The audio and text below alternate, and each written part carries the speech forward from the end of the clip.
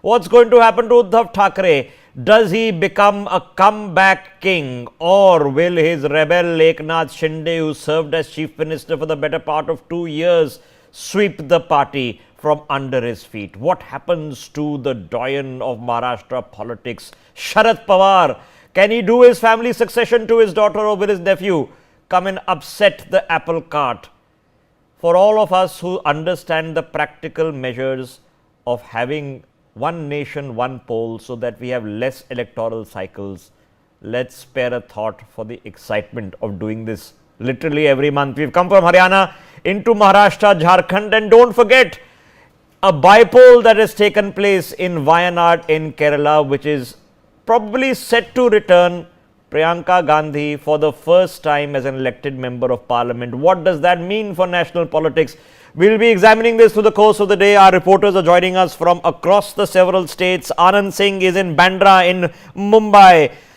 Sambhav is in Ranchi tracking the election results out of Jharkhand. Belly, my colleague, is in Wayanad tracking the developments of what happens with Priyanka Gandhi, and our guests are joining us this morning as well. I'm expecting Milind Deora with us very, very shortly. We have T.S. Singh Deo, the former Chhattisgarh Deputy Chief Minister, joining us very shortly. Rao Sahib Danve, a former Union Minister, will be joining us also. Avinash Pandey, General Secretary of the Congress. And I also have with me Himanshu Bhatt joining us this morning. Let's start off with our reporters on the ground in the main epic battleground of Mumbai. Anand, what's the gossip from last night? How are the political parties preparing for today?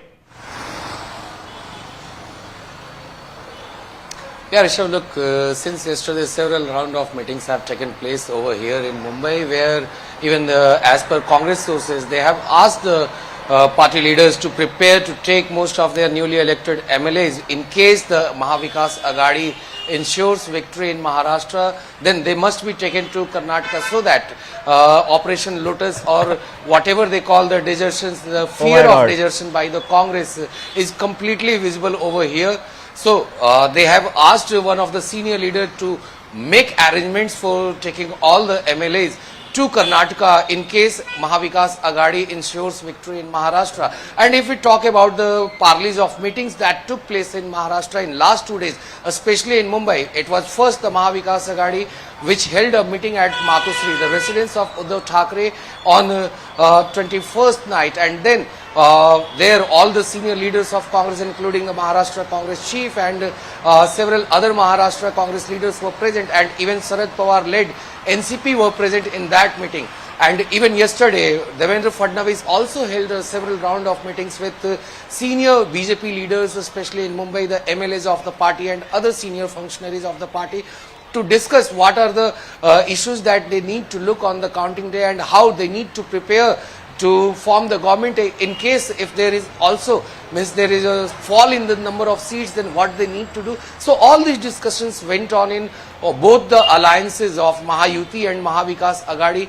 We have seen several of the senior leaders leaving from Mumbai, like Ajit Pawar leaving for Baramati last night in itself, that because he is contesting from there and he is facing once again Pawar versus Pawar battle in Baramati, which is the strong turf, home turf of Sharad Pawar as well as Ajit Pawar, because Ajit Pawar this time he is facing his nephew Yugendra Pawar over there, who is backed by Sharad Pawar over there. So these are the equations that are coming up, and even if we talk about this electoral battle in Maharashtra, this election is crucial for all the 6 political parties, because this is a fight for survival, especially for the 2 big regional satraps who have now split, especially the Shiv, Sena and NCP faction. So it's a question of survival for both the factions of these 2 parties in the state. Back to you, Rishabh. Okay, for people watching the broadcast, this has been the most confusing election in Maharashtra for the better part of 2 decades. So pretty much since the beginning of my career, nobody's seen it. Not even the politicians we've been speaking to know exactly how this is playing out.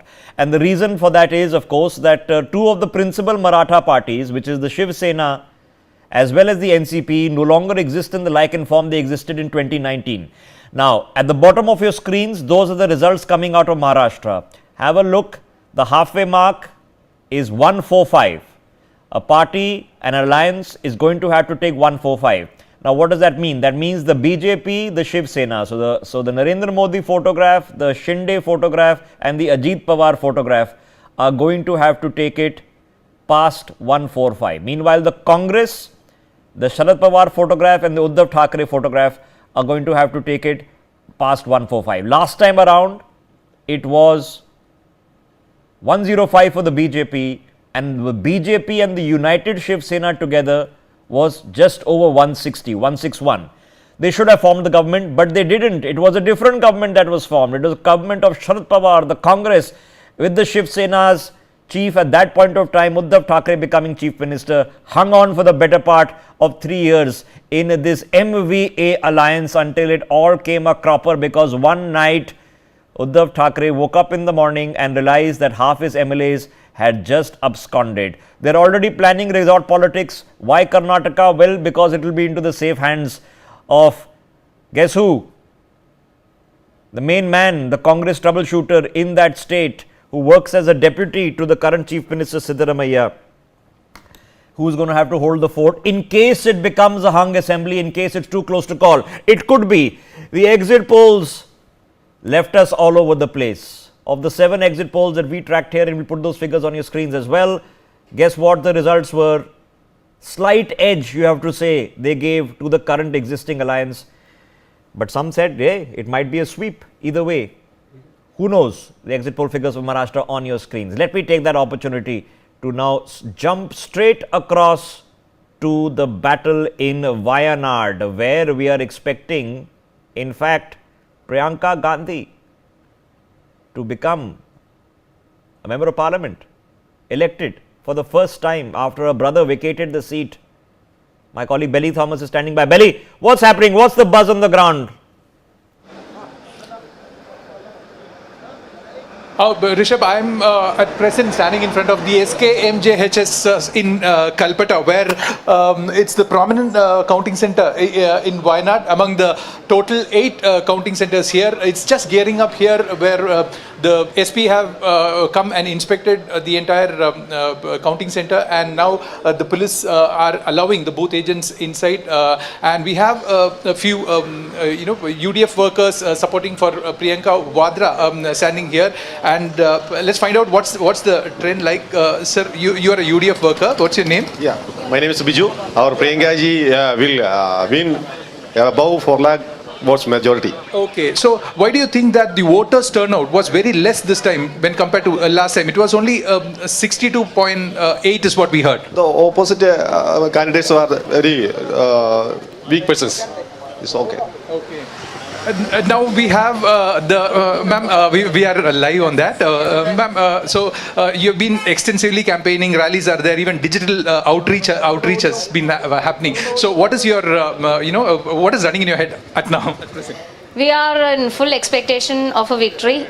The election campaign was throughout like for the next coming 5 years, what we can implement in this Wayanad Mandal for the development was set forward by the NDA.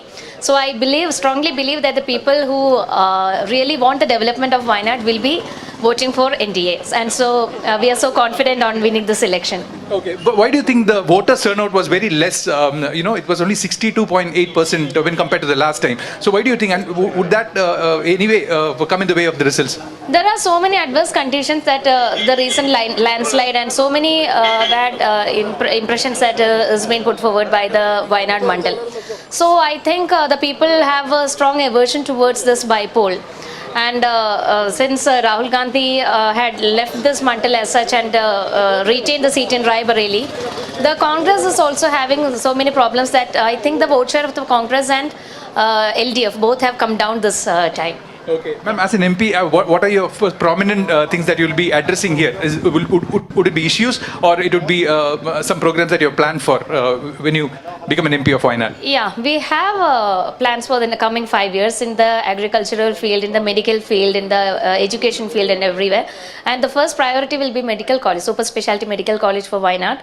And then coming to agriculture also, we know that 90% of the people belong to this, they are farmers in different sectors like rubber, tea, coffee plantations like that. So the upliftment of them, and 10% of SC/ST is also of a high priority, because they are they are living in such a pathetic condition, such an underdeveloped society. So they need to be bring up. Their upliftment is also of a high priority. And there are so many issues like in the field of infrastructure and the tourism also. We have a plan for the coming 5 years. Okay. Thank you so much for that. So that was the NDA candidate, Navya Harris, who had just come to the counting center here. So her priorities are, addressing issues, infrastructure issues, and bringing in a medical college, along with empowering trades like the cash crops, Rishabh. Fascinating. Nice to see that there are still issues being discussed over there. Others would argue that this is a straightforward personality contest, is a one-way street. It's not really the Congress versus the BJP. Here in Wayanad is the Congress versus the left parties, who gave a run for the money by putting a pretty stalwart candidate against Rahul Gandhi to take him on in Wayanad just 4 months ago. Well, this time around, Priyanka Gandhi should take it, and we're going to examine this. But before we do, let's take the opportunity of touching base in Jharkhand, where again at the top of your screens, 81 seats with 41 being the halfway mark. We'll see the results coming in very, very shortly, because the postal ballot counting has begun just a few minutes ago. My colleague Sambhav Sharma standing by in Ranchi. Sambhav, क्या चल रहा है वहाँ पर? कैसा माहौल है? शांति लग रही है वहाँ पर ठंड में?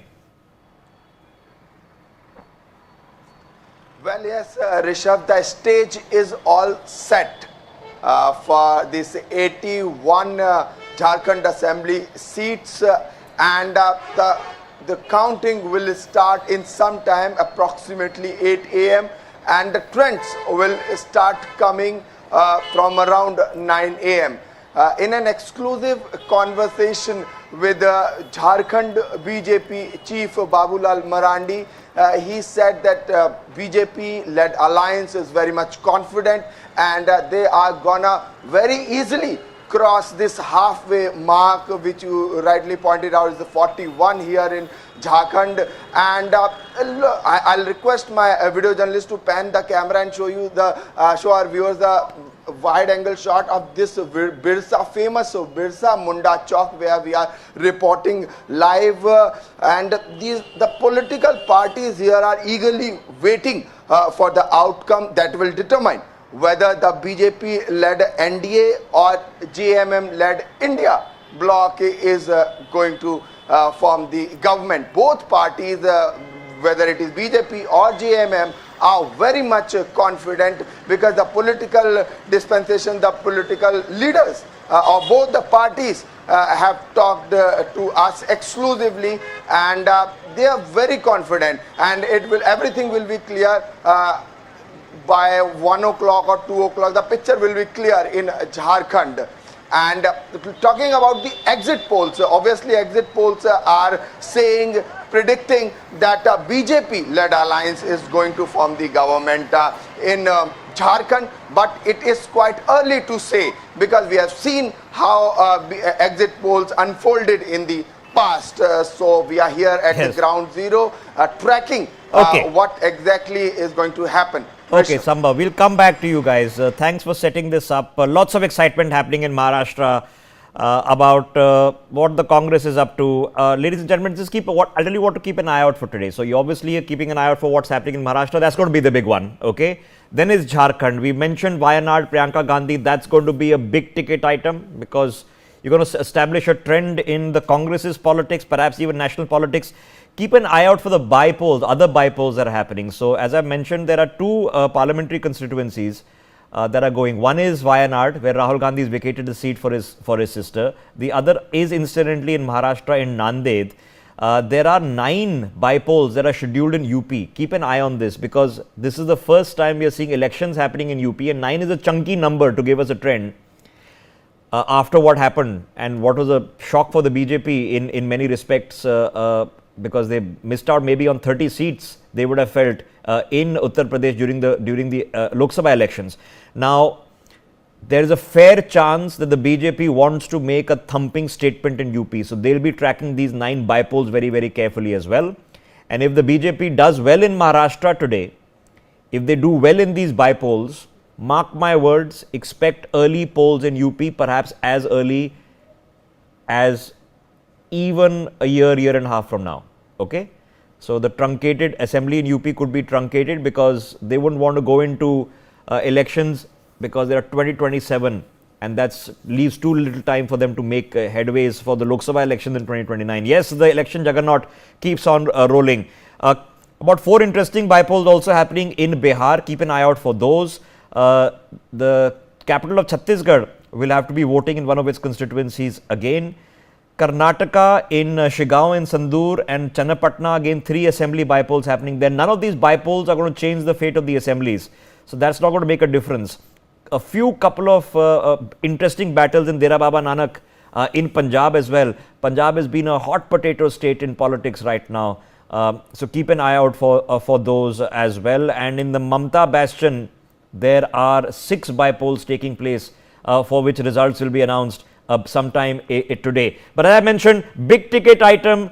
Look at the right side of your screens, high profile faces, all up in the air of what happens and what the people decide. I'm going to thank my reporters in Ranchi. I'm going to hop across to Worli. Meanwhile, in Mumbai, once again, a constituency which Milind Deora, the son of a former union minister, is trying to win for his newly adopted party. Remember, he has quit the Congress to join the Shiv Sena.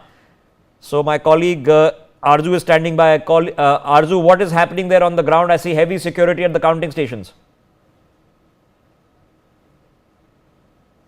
Well, Worli is one of the most dynamic constituency and also it is very important, and this time it will not be easy for the Aditya Thackeray to win. Like in 2019, if we talk about, he won by 60,000 votes, but this time it will be very tough fight between, because this time it is a triangular fight. And first of all, going to that, we would like to show you the visuals from the counting center, and as you can see, the heavy police force have been deployed here. All the EVMs and the VVPAT devices used in the Mumbai during the Maharashtra polls have been stored in the strong room, one each in the city's 36 constituency. Also, election to the 28 member state assembly were held in a single phase on 20th November. And also, if we talk about 10,000 personnel from the CRPF, CAPF and also SRPF have been deployed also along with the local police for the arrangement, security arrangement at the counting center. These strong rooms are under the strong CCTV surveillance. Also across Mumbai,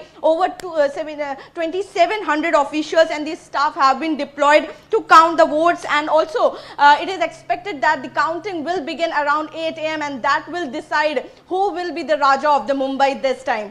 Okay, yes, believe it or not, ladies and gentlemen, for those of you who witnessed with us, watched along with us the counting in the US elections, where nearly 50% of the votes are early votes in postal ballots. In our case, it's just 3 or 4% that is coming in postal ballots. People have lined up just 2 days ago in Maharashtra.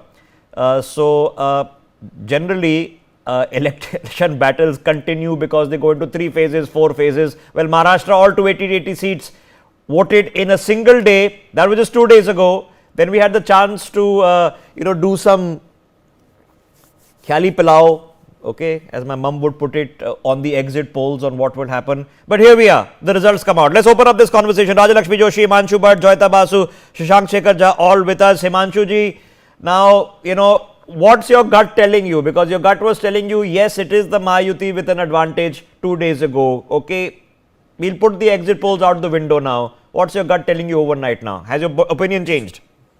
Not changed yet. It's basically an undercurrent, and I'm substantiated after the polling day in 24 hours by that 65% figure of voting. Because Maharashtra in last 3 assembly elections have never seen more than 63% votes.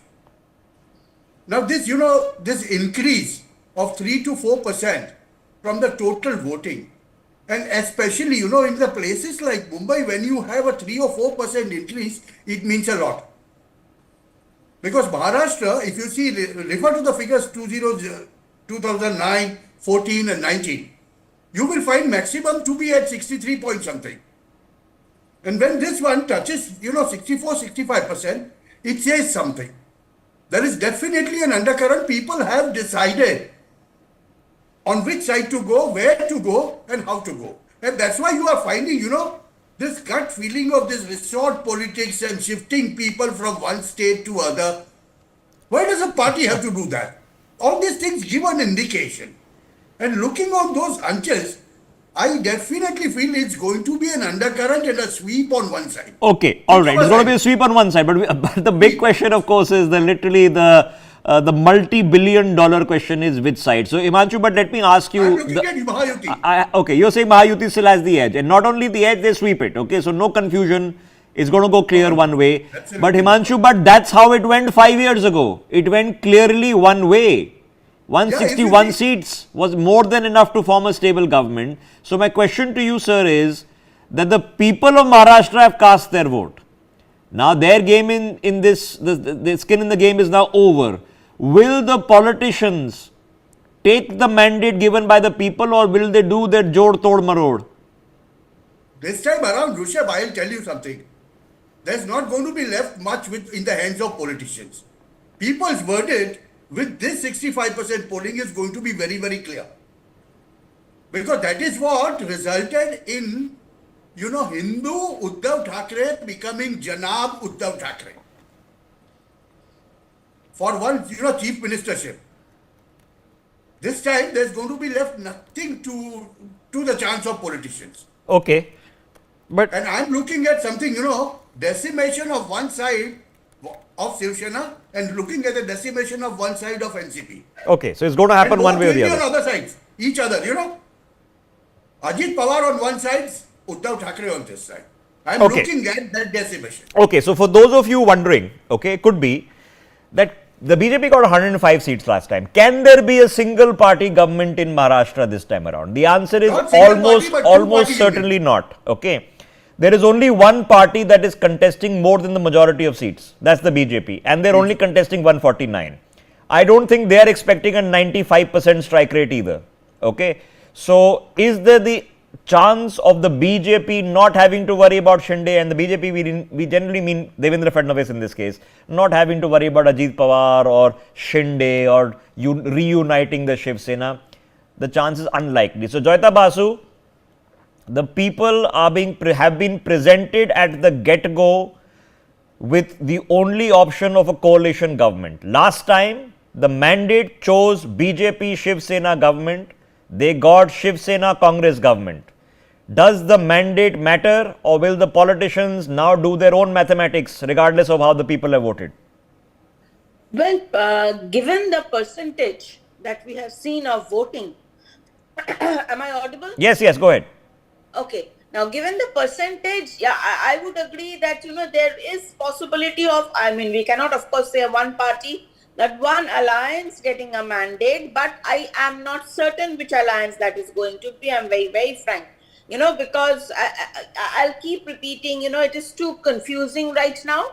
Although BJP may seem to have an advantage, but at the same time, when you actually, it all depends on how you are going to look at the elections in the context of the 2019 Assembly elections or the Lok Sabha elections of 2024, because those two verdicts were completely, swung from one side to another. So if you are looking at that, frankly, whatever I might have said on the day of exit poll, right now, I do not know which way things are going. But yes, it's going to be a coalition. But I have a strong feeling that one side is going to do reasonably well, and it may not be as close as we had thought it will be. Okay.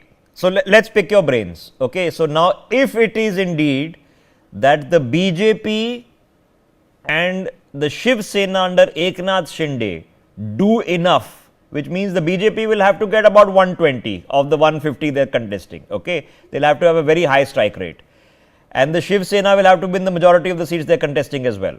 But Joyita, if they did enough and they don't require Ajit Pawar, do they keep Ajit Pawar? It is not a question of do they keep Ajit Pawar. It's a question of does Ajit Pawar stay or not. If they do not do well enough, I think that Ajit Pawar is the main baggage. If you go by the Lok Sabha election results, it's Ajit Pawar who is the bigger baggage than Eknath Shinde. So and if they do not perform well, will this alliance last? I have my doubts about it, because there is a possibility that Pawar will be Ajit Pawar will be the first person to desert the alliance. I would not be surprised if he cuts a deal with his uncle and goes back to that, Mahavikas Agadi. Because remember, for certain people, the chair is more important. Of course, the thing is that if he goes back, he's not going to be deputy chief minister.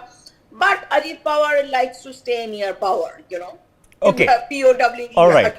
Now, ladies and gentlemen, I'm still in my 30s, believe it or not. Okay. So, this grey hair has come from late nights figuring this out. So, now let me put a question to Rajalakshmi Joshi. Rajalakshmi Joshi, exactly 5 years ago, okay, we ended results day. And at the end of results day, we were all looking at, here we are, there's a pre-poll alliance. It's been there for 30 years between the Shiv Sena and the BJP. They won a comfortable majority at 161. Now it's a matter of time that, a chief minister is decided.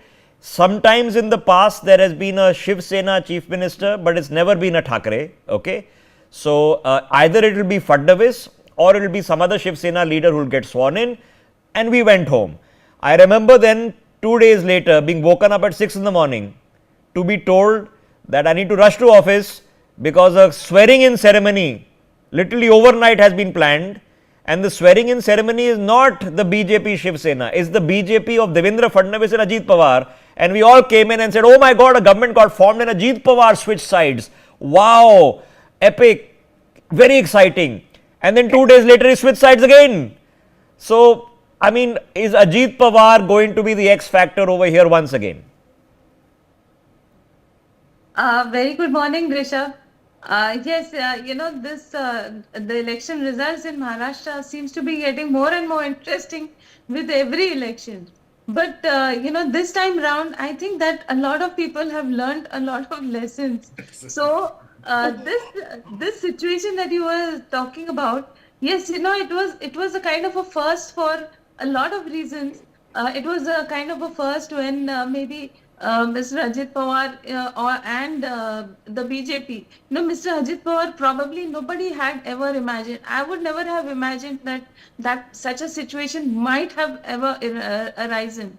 And later, a few months later, I think that nobody would have imagined that Mr. Eknath Shinde would break away from the Shiv Sena. So that those kind of flip-flops that happened in Maharashtra, I think that kind of a turmoil that you can say that was something unimaginable. I think maybe 10 years ago. So this time around, I hope that the results will be very starkly in your face. Something that people cannot switch sides, or they will not want to switch sides or want to make. But that is a mathematical impossibility. It's nearly a mathematical impossibility, because if you wanted a situation where a pre-poll alliance had won a clear majority, you had that situation 5 years ago. Shashank, now my problem is that, I'm a practical man. Okay, at the end of the work day, I want to go home, okay, have my meal and take a nap. Okay. Unfortunately, the Maharashtra elections last night did not allow us anybody to do so, because everything was in the air. Since it's a mathematical impossibility for a single party government to take charge, which will have to mean that either Fadnavis and Shinde do so well that they don't need Ajit Pawar, and that makes it a bit easier. In which case also it's complicated, because Shinde would want to stay on as chief minister, and let's be practical, Fadnavis has waited 5 years. He could feel it, he could taste it when he was being sworn in 5 years ago. He had thought he had done it. But he's been waiting in the wings, and I can imagine he also wants to be chief minister again. So that's also an uncomfortable alliance, Shashank. Namaste, Rishabh ji, my fellow panelists and the viewers. Rishabh ji, one thing is very clear. And that would be the reason why BJP is so confident, and it will answer your question as well. There are 76 seats on which there is a direct fight between BJP and Congress. So we have seen it in since year 2014. Whenever there is a direct fight between BJP and Congress, BJP has an edge. Even the alliance with Congress, the parties, they also mention this time and again that the Congress is the weak party in the alliance, India alliance, what they formed. So that is something, I guess, which have given a very practical impression as to who is getting an upper hand. Now this is a 288 member house. So if you have 76 seats against Congress, in which you are expecting a 50 to 60 seats, I guess that will give you a very good high there. Secondly, I guess there's a difference between Lok Sabha elections 24 and this Vidhan Sabha elections of Maharashtra. At that last time of Lok Sabha, we have got this information that RSS cadre did not come out. RSS was not happy with BJP because of the statements made by the party. This time the condition is very different, and the same thing we have seen in Haryana as well. The third aspect, I guess, and it is again a very practical one. In Haryana, what we have seen is the parties, especially the Congress, they tried to do the caste-based politics and the counting of the numbers, the survey, the numerous statements made by Rahul Gandhi as to caste-based surveys, etc. And on the contrary, BJP came with non-Jat alliance and non-Jat voters, and it gave them a very big good result in Haryana. The same thing, I guess, can happen in Maharashtra, because now we have seen statements from Yogi Adityanath to Narendra Modi, from batenge to katenge to ek rahenge to safe rahenge, and everyone got impacted with that as well. So these three aspects, I guess, will be very okay, crucial. all right. So here's the analysis, a generalized analysis out of Haryana. Okay, it was felt on two ways. How did the BJP manage to do what it did? Number one, that the mobilization of the RSS in Haryana was a lot more in sync with the party than it was in the Lok Sabha polls. Okay, why is an internal dynamics for which the history books are written. Okay, but that's the practicality. Number two, that there was a voter sentiment saying that 5 of the seats of Haryana were sent to the opposition in the Lok Sabha. So a correction was made in favor of the BJP and Modi. Okay, that's the rough estimate. Well, my producers are playing around with their screens a little bit. I wonder what they're doing. But that was roughly the estimate of what happened in Haryana. Now, meanwhile, the issue in Maharashtra is that along trends in the Lok Sabha, the Congress won the most number of seats, 13. The BJP only got 9. And between them, the Uddhav Thackeray's Shiv Sena, Sharad Pawar, Congress, they did a decent job. They got about 36, 37, 38 seats out of the 48. Okay, so the vast majority of seats were won by them. But what is different this time around? Okay, joining us now on the broadcast is the candidate from Worli, Milind Deora. He's taking on Aditya Thackeray. Milind, thanks so much for joining us this morning. I know you're in a rush, so I'm going to keep it as quick and brief as possible. Highest voter turnout is what we're discussing in several decades. In your favor or against you? I don't buy into these theories that higher turnout means it's pro-incumbency, anti-incumbency. I'm confident, based on the feedback we received on the ground, that people want to support the government. They want the schemes to continue. Okay. And based on which I'm confident that... Okay, but let's come to the issues, because one of the threads of Uddhav Thackeray and the erstwhile Shiv Sena now under him was that, listen, that the BJP is coming and you guys as their allies under Eknath Shinde are coming and you're changing the identity of Maharashtra. These are all distractions. Ultimately, the fact remains that their 2.5 years versus our 2.5 years was for all to compare and see. And that will be the basis on which people will decide. Okay. So what about the issues? Women, youth, is there a Modi factor? What are the issues here in this election? Because we're still trying to figure them out, even though the results are now upon us. Certainly, Prime Minister's popularity certainly plays a part. But of course, in an assembly election, local factors also have an important... Okay, I have to ask you, sorry, we are having a connection issue there, but I have to ask you, if you can still hear me. When we talk about Uddhav Thackeray, okay, is it reasonable for you to say now that he is still going against the ideals of the party that was founded by his father, of Bala Sahib?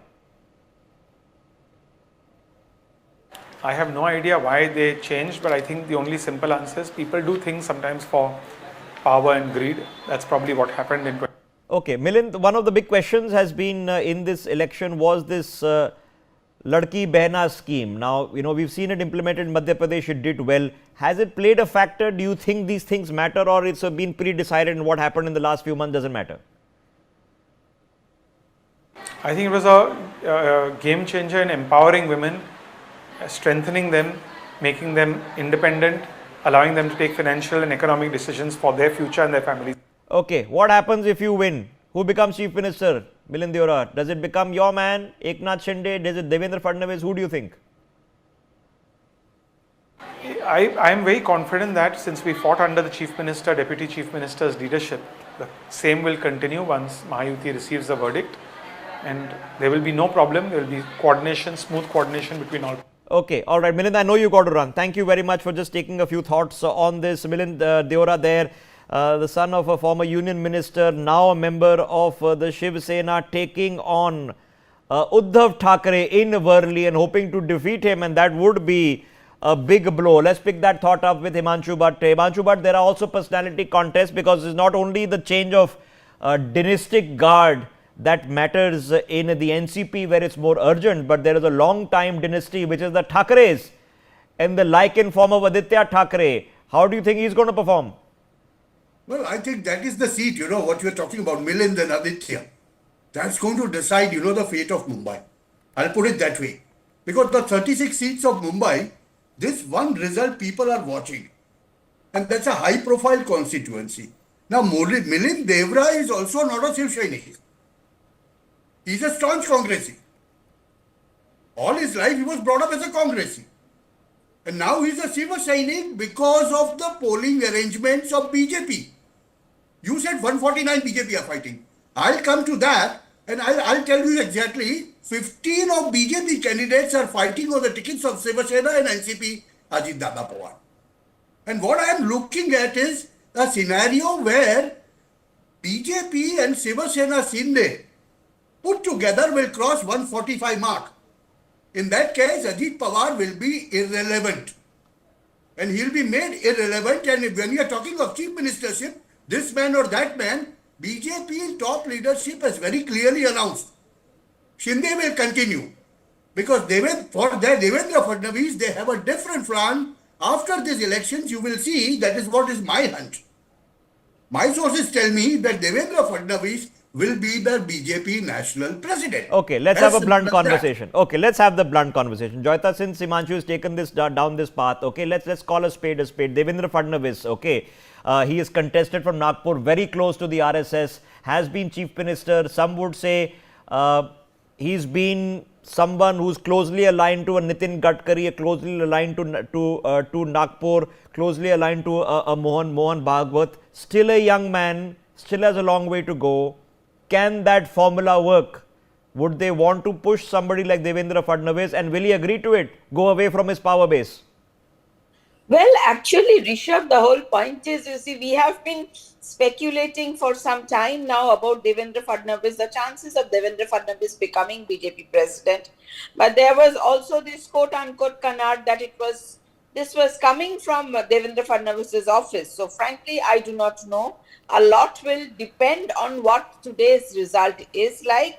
Because you see, if, of course, because you see, there are other names also that are floating for BJP president's office. I mean, there is the case of, for example, Mr. Khattar from Haryana. So it all will depend on, but there will be, when you're talking about BJP president, obviously Mr. Modi, it will ultimately be decided by Mr. Modi and Mr. Bhagwat, perhaps they're sitting together and they're finally taking that call. So, and we know how the surprises that can come from this, Mr. Modi in particular. So let us not get ahead of ourselves and speculate Devendra Fadnavis as as BJP president. First, let us see the results, how it comes, and then perhaps, okay, if we see that BJP has done, very well, not so much Eknath Shinde. Okay. Then what happens? That factor also we have to take into account. No, but that's, the majority of the MLAs that in the existing government are provided by the BJP. So now, ladies and gentlemen, this is the practicality. Okay, the practicality is that if you are a politician, you don't want to necessarily become a union minister. all right. A union, you get promoted upwards and outwards, okay. The reason you don't want to become a union minister primarily is because you, as the popular face, want to stay close to your electoral base. You can send some people from your party to become union ministers, but if you are spending most of your time in Delhi, you get disconnected, especially if you come from faraway states like Maharashtra, which is a distance from Delhi. You want to stay close to your power base. Now, that's for the politician. Then there is the complexities of what's happening in the larger picture. Now, you have to understand that Narendra Modi worked with the RSS for a long period of time. That's where he did his Sangharsh, that's where he did his Manthan, that's where his emergence into politics happened. Then, of course, with Vajpayee and LK Advani, and finally he became the Chief Minister of Gujarat without becoming an MLA. Okay, that was the faith that Vajpayee and Advani put into him. So, in the subsequent years, you have seen the BJP trying to establish more of its own roots. Okay, they've been conducting membership drives, now 11, 10 crore members, 12 crore members, 14 crore members, to try to become and have their own identity, not aside from the RSS, but despite that. Okay.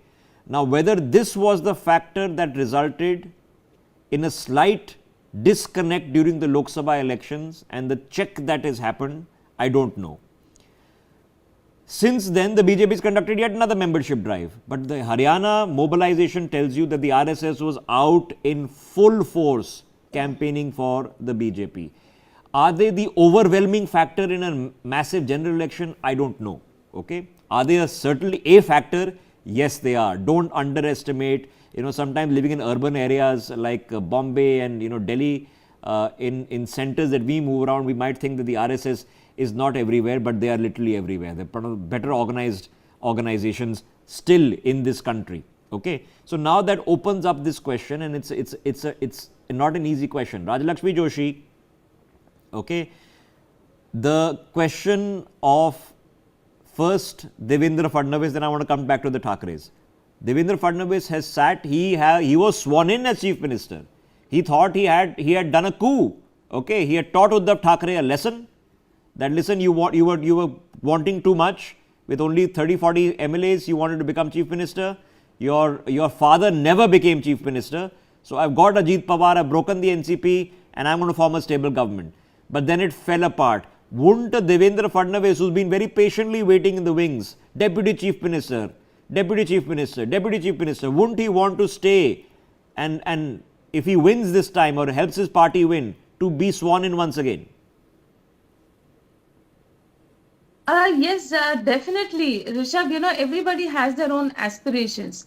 But then there is one striking feature that you can see among the BJP, that is, and especially the people who have come from the RSS, that, they are extremely disciplined. And even if they have some disappointments and they may be having some differences, they don't come out in the open.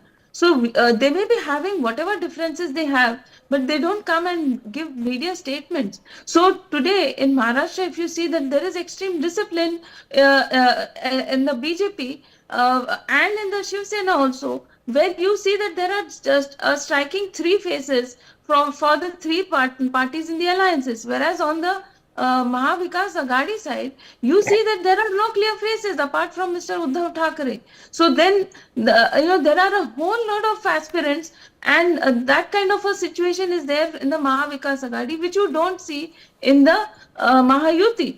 And especially in the BJP, there is this situation where if it comes to that kind of a situation, then they will happily take on whatever responsibility they may be given by the higher up commands. So that is a kind of a situation, and it is definitely a cadre based party. And I would just want to add. So are we saying that will Devendra Fadnavis decide for himself? Absolutely not. Okay, so will somebody else be part of the decision making process? Yes, they will be, for sure. For people watching the broadcast who think that there are the voters are told ideologies and issues, I promise you the brass tacks of politics is, once you have voted, nobody cares about the ideologies. Nobody cares about the issues. Nobody cares about whose side they were on. Nobody cares. You only care about being in power. Being in power makes you relevant. Why would the Shiv Sena and the Congress work together?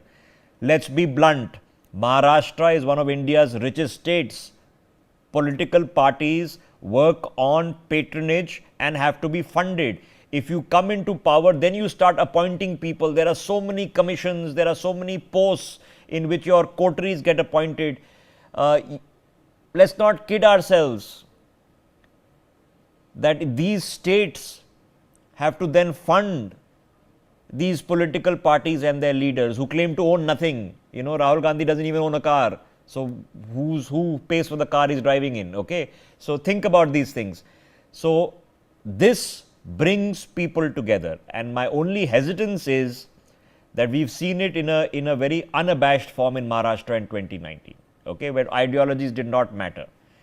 The voters get a chance to have a comeback, but that's 5 years later. And do they still remember what happened, or are they being swayed by the emotion of Uddhav Thackeray, you know, leaving the CM's residence and going back to his father's residence in Matoshri, you know, and heralding the Thackeray name, but the same Uddhav Thackeray not finding the time or the inclination to go to Ayodhya. Can you imagine that? It's been 1 year since the temple was made and Uddhav Thackeray still hasn't been. It's for a person who's been following the Thackeray's for a long period of time, you would find that shocking. Let me get Shashank into this conversation. Shashank, let's pick up the Thackeray's, okay? Uddhav and then Aditya. I want to start with Uddhav.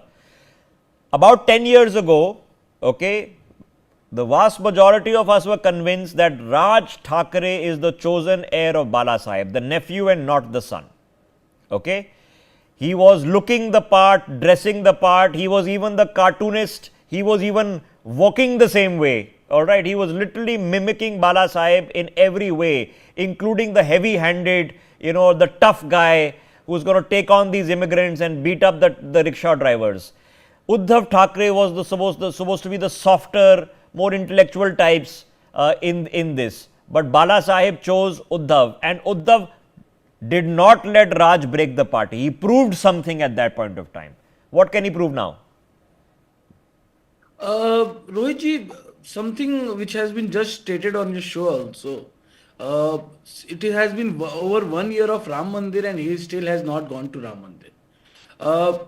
Just few days before the voting, Uddhav Thackeray specifically said that he is sorry for 1992 riots, for which even Bala Sahib always throughout his life took credit of.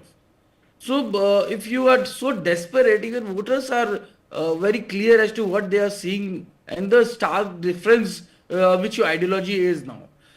We have seen how earlier people used to go to Matoshri to meet Thackeray's, versus now how Thackeray's have to travel to Delhi to meet their alliance leaders. Because when they were with BJP, the entire BJP, including Amit Shah and all, they used to actually go to Matoshri, but the scene is very different. So the hold which Thackeray's were having, and this time because you talked especially about the Bal Thackeray's son, we also need to understand that he is responsible himself for denting that thing, and the most of the voters or most of the seats which Shiv Sena usually get is from BJP, the larger Mumbai. So this time I guess it will be very tough task for the Thackeray's to gain. As far as Aditya Thackeray's question is concerned, I guess last time when he fought the election, it was very easy for him because, you know, ideological stuff,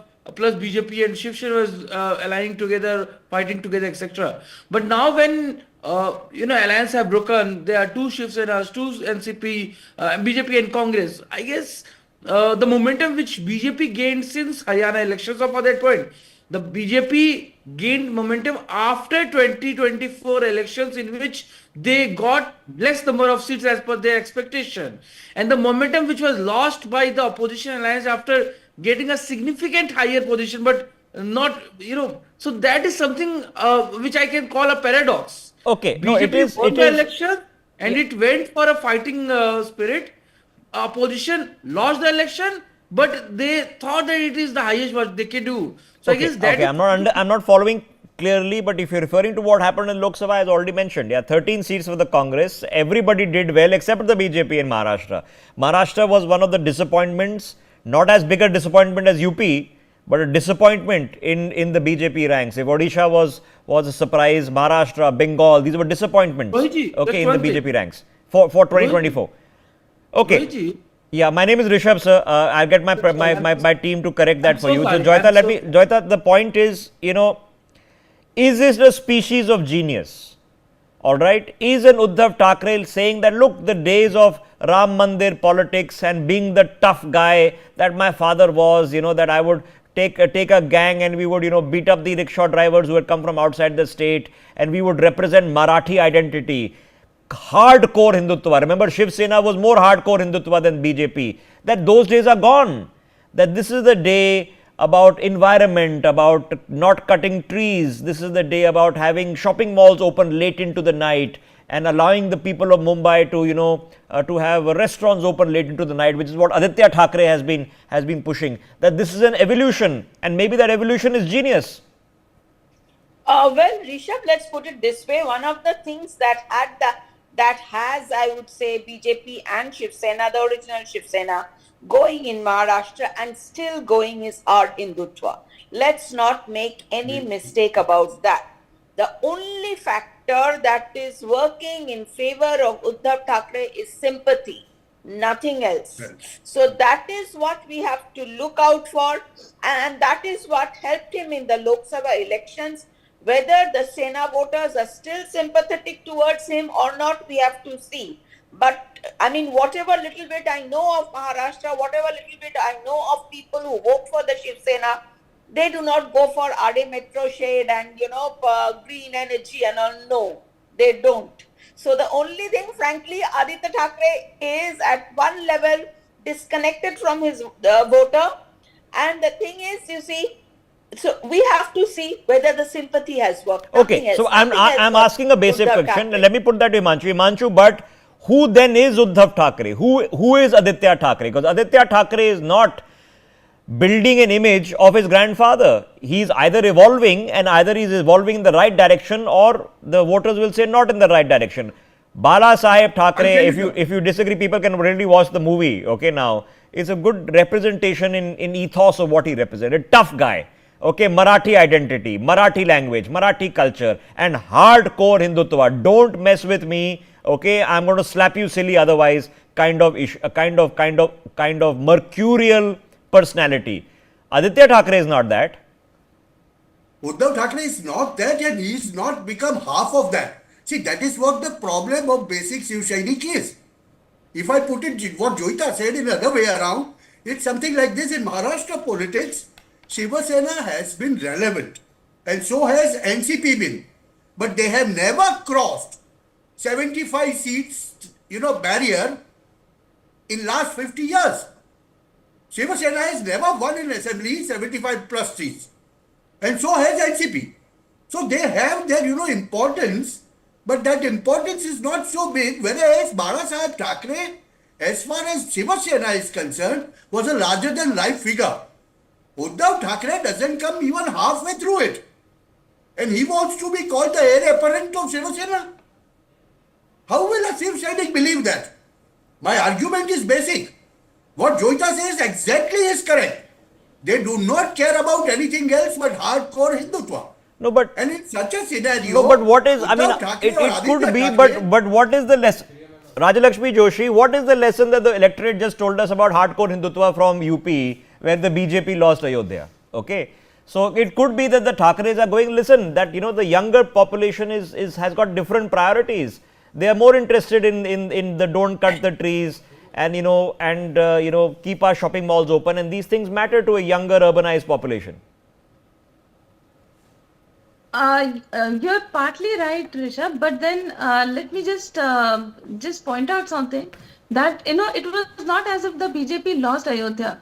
It was that there were some 5 or 6 constituencies, out of which one constituency or 2 constituencies voted with the Muslim population voted overwhelmingly against the BJP, because of which the BJP lost in a totality.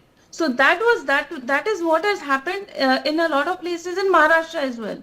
And now today, when the ulemas, they say that if you don't vote for the Maha Vikas Aghadi, then you will be banished from being a Muslim. That is something that goes completely against the Shiv Sainiks. So the Shiv Sainiks have actually traditionally, they have very strongly voted, they have actually stood for this Hindutva, which I think, it has been completely neutralized by Mr. Uddhav Thackeray. So, when he talks about his lineage, or when he talks about his line of Hindutva, which he says that, he talks very lowly about Gomatra, he talks very lowly about a lot of things about Hindutva, that goes completely against him. And only people who would have been very staunch followers of Balasaheb Thackeray, they would still be a little hesitant, they would be so if you want to step away about this. You would think so. So if you want to step away from what we hope politics is about, which is about development and vikas and sending people to the moon, and what it often becomes about is identity and religion and all sorts of other things. In that case, will Muslim people in Maharashtra vote for a hardcore Hindutva party like the Shiv Sena? We are about to find out by the end of the day whether that happened or not, believe it or not. I take a break. We're back in a couple of minutes. We carry on this conversation and the numbers start rising on your screens, because by 8 o'clock is when the voting machines start getting opened up. See you in a minute.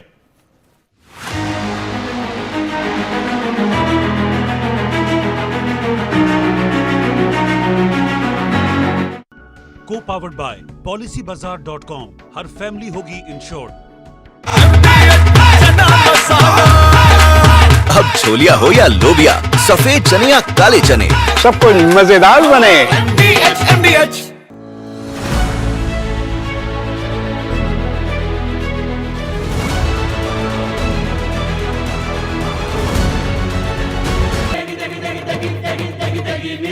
MDH की देगी मिर्च, देगी मिर्च का तड़का, अंग अंग फड़का। MDH की देगी मिर्च। NPS वात्सल्य, ये किसने दिया? ये हमने दिया है। सभी चाहते हैं अपने बच्चों की आज की नहीं, कल की जरूरतों को भी पूरा करें। इसीलिए हमने चुना है NPS वात्सल्य, जो सालाना 1000 रुपए के निवेश से भी शुरू हो जाता है। NPS वात्सल्य आप 18 वर्ष तक के बच्चों के लिए ले सकते हैं, जो 18 वर्ष बाद खुद ही NPS अकाउंट में कन्वर्ट हो जाएगा। इसीलिए कहता हूँ, हर उम्र के लिए NPS जरूरी है।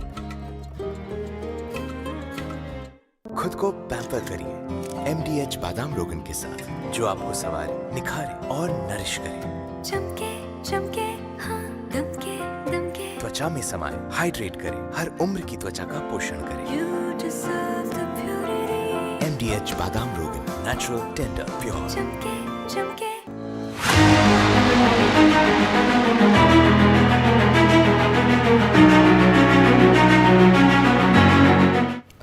Welcome back, ladies and gentlemen. It's now where it begins. Okay, we're going to see results. It is exciting, no doubt, because we've come from a Lok Sabha battle. We have gone into Haryana. What an upset there. We've gone into US elections, which were heck really interesting for us as well, and gone straight into Maharashtra, into Jharkhand. In Wayanad, Priyanka Gandhi is about to become a member of parliament for the first time. Meanwhile, in UP, 9 of the assembly constituencies are up for grabs. How's that going to play out? Because the BJP was well-nigh disappointed with what happened in the Lok Sabha in Uttar Pradesh just a few months ago. They'll be testing the waters there. Lots of interesting battles happening in Bengal, there's a Y-poll even happening in Gujarat to keep us fully occupied for the rest of the day in trying to figure out what is the message that the voter has once again given to us and to the politicians who have to form the government. Now, the tricky thing in Maharashtra is we don't know if what the voter is indicating actually then forms a stable government, because 5 years ago we would have left result day thinking a BJP Shiv Sena government pre-poll alliance been there for about 30 years is pretty sorted. We are done. Okay. But then the absolute opposite took place, an upset took place, and this is one of the most confusing elections because some of the party men themselves are finding it difficult to remember who they work for, because if you were in Baramati, for example, you have Dada, which is Ajit Pawar, who is the nephew of Sharad Pawar, who is contesting against his own nephew, which is his brother's son, who is also a Pawar. Now, if you are the NCP worker there in Baramati, you're highly confused. What's going on? Okay, because Dada is still Dada. He's still the main man. He was your mentor a few months ago, and now he's the enemy. It's really confusing. Politics is often like that. Let's open up this conversation and take it piece by piece as the numbers start trickling in, and we'll be able to educate this conversation maybe in a couple of hours to where the trends are establishing themselves. On the broadcast with us, we have SS Man from the Congress, Himanshu Bhatt is still with us, and Priya Sagar, editorial director of NewsX, joining us on the broadcast. Priya, here we are. Let's start with Maharashtra. How's it going, you think? I think you chose the best state to talk about. Maharashtra is really the most exciting state for all the reasons that you mentioned and more, because also we don't know which alliance is forming the government, and also who's going to be the chief minister. I think that's going to be the huge bargaining point if the numbers don't add up. I think if the numbers add up, I think this time around all the partners are going to stay where they are in the boxes that they've been allotted, because the only confusion that's going to really happen is between the Shiv Sena, Shinde and the BJP, because although they've gone in with Eknath Shinde as the CM face, it's not clear, they've left it to the numbers, but within the BJP also there are those who don't want Devendra Fadnavis as the CM, so there's going to be a lot of maneuvering there. Uddhav Thackeray might see his chance and come in, as deputy CM or something, and just try to edge Shinde out. So there's going to be, as you said, the more fun, and the games have just begun once the numbers are in. So let's look at scenarios. All right, most unpredictable person for some reason is an Ajit Pawar. Okay. Yes. So last year we wake up one morning and he's become deputy chief minister under Fadnavis. 2 days later he's deputy chief minister under Uddhav Thackeray. Okay. He's remained deputy chief minister for the entire 5 years. He was sworn in as deputy chief minister 3 times in the last 5 years. Okay, believe it or not. I'm sorry, but it is funny. Okay, because it's unpredictable what the heck is going on there. So now scenario number 1 is there is no party. Only the BJP is contesting 149 seats, and I don't think they'll win 100%. Okay, so there's no party they can form a single party government in Maharashtra. It is mathematically impossible. Correct. So there has to be a combination, Priya. Okay, now the combination can be anything. It can be BJP, Shinde and Ajit. It can be BJP and Shinde only. It can be BJP and Uddhav and Shinde back together. Who knows? It can happen. It can be BJP and Uddhav back together and Shinde cut out. Who knows? It can be that Ajit goes back to Sharad Pawar and comes back with Uddhav Thackeray and the Congress. All the options are on the table. Now, how is it that the voters have voted and still we don't know what options are on the table? Because of the very reasons you just told us, because the leaders don't know which side they are on. So the voters, and ditto for ideology, who's the custodian of Hindutva, who's the custodian of welfare scheme, whose scheme will give you more, who is there for the farmers. Early on, it was pretty clear, Sharad Pawar in the Vidarbha region, Congress, going in for the welfare schemes. Now, Shinde is talking welfareism. Reforms was something the BJP was known for, but Congress is alleging that all the reforms and all the big ticket projects are going to Gujarat with this government. Maharashtra is getting nothing.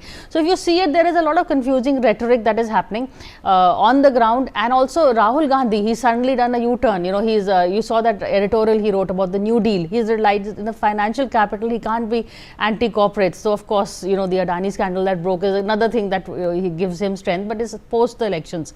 So that won't matter. At the end of the day, everybody is reinvented himself, even the Congress, as I said. So there is reinventions. We don't know who's standing for what. Nobody is sticking to the ideology.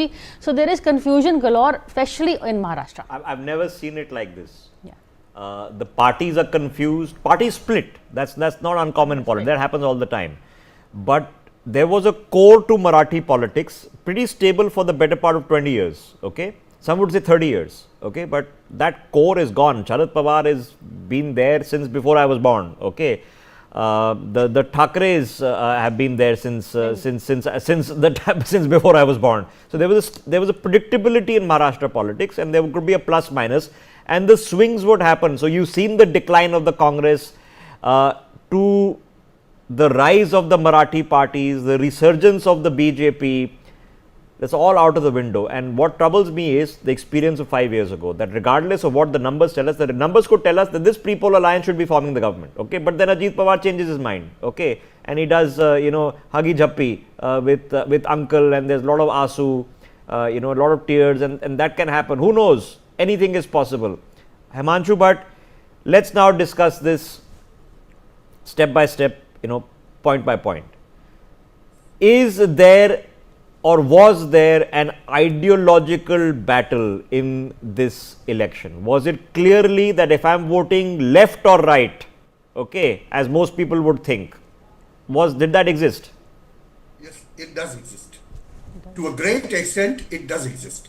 And that is the reason you are having, two Shiva Senas fighting their own battle and two NCPs fighting their own battle. Irrespective of the fact, as you said, 5 years experience. But I'll tell you, 50 years of experience of Maharashtra politics tells us that these Maratha parties, nobody, I'll reiterate this point, none of these parties, NCPs or Shiv Senas, they never won more than 70 seats. I was just checking through some facts.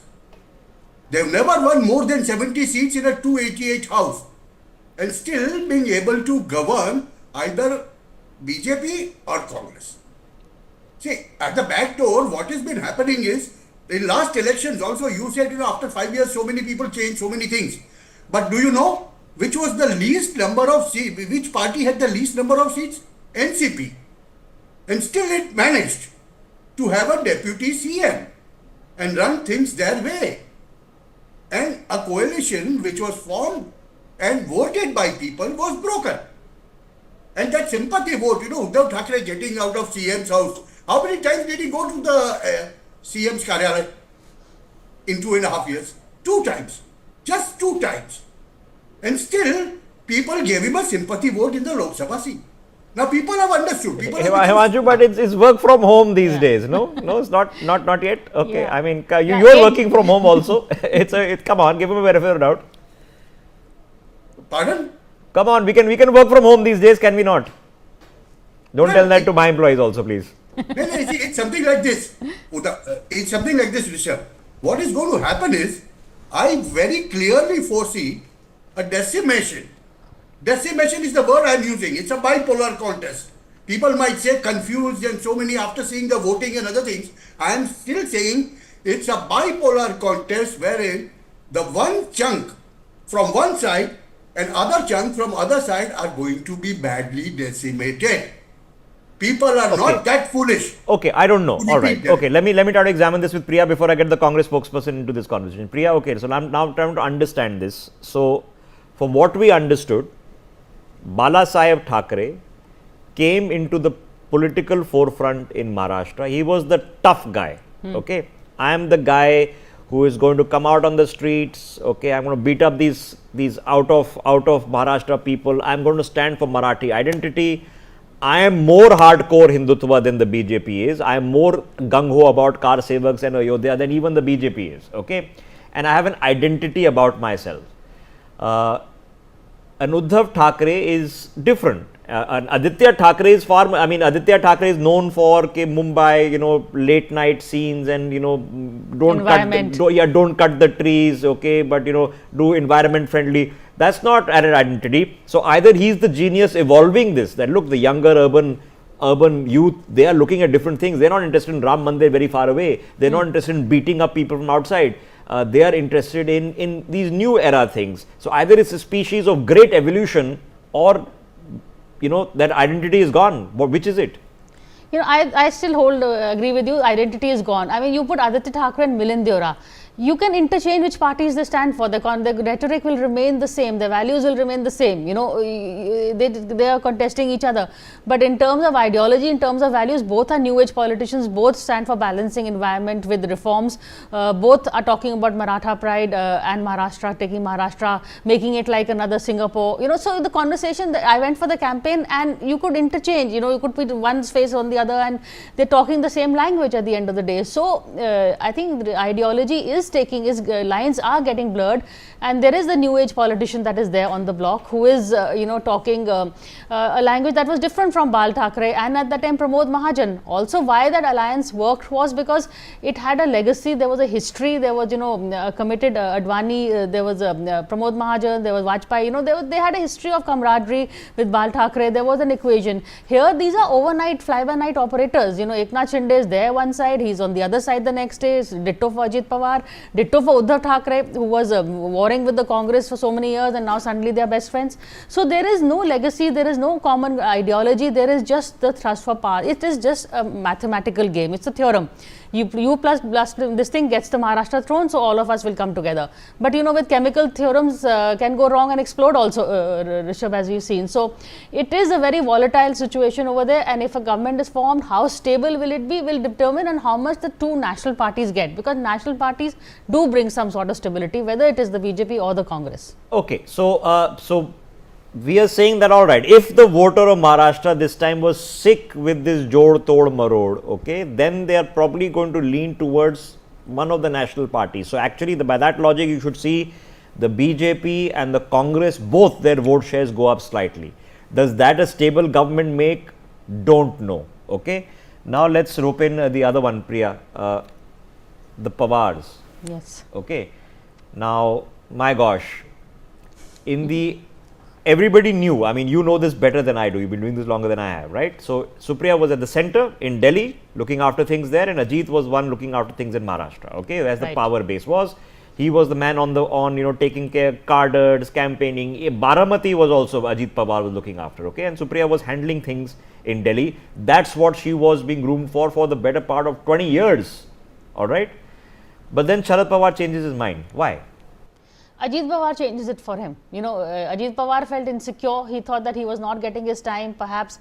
Also, look at what happened. There were coalition governments. There was a lesser chance of, NCP really getting a toe in the center. So, Sharad Pawar, as all the opposition parties have now seen that their best bet is at the state level.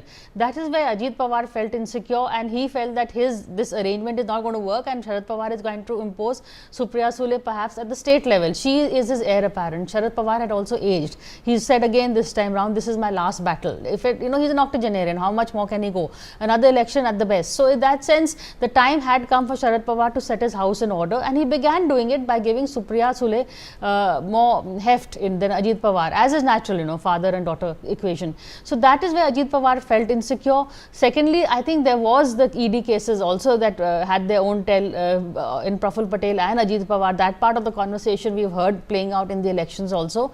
So that also had its fair share of play, I think, in terms of the NCP. Okay. And thirdly, without Sharad Pawar, Rishabh, there is no NCP. Supriya Sule is very good, but she is there because of Sharad Pawar. Yes. While Ajit Pawar, without Sharad Pawar, can still make a difference or not, this is the election that will tell us. Yes, so Ajit Pawar can probably hang in. He can hold on a few seats even without Sharad Pawar. Supriya Sule cannot. Let's be realistic. Okay.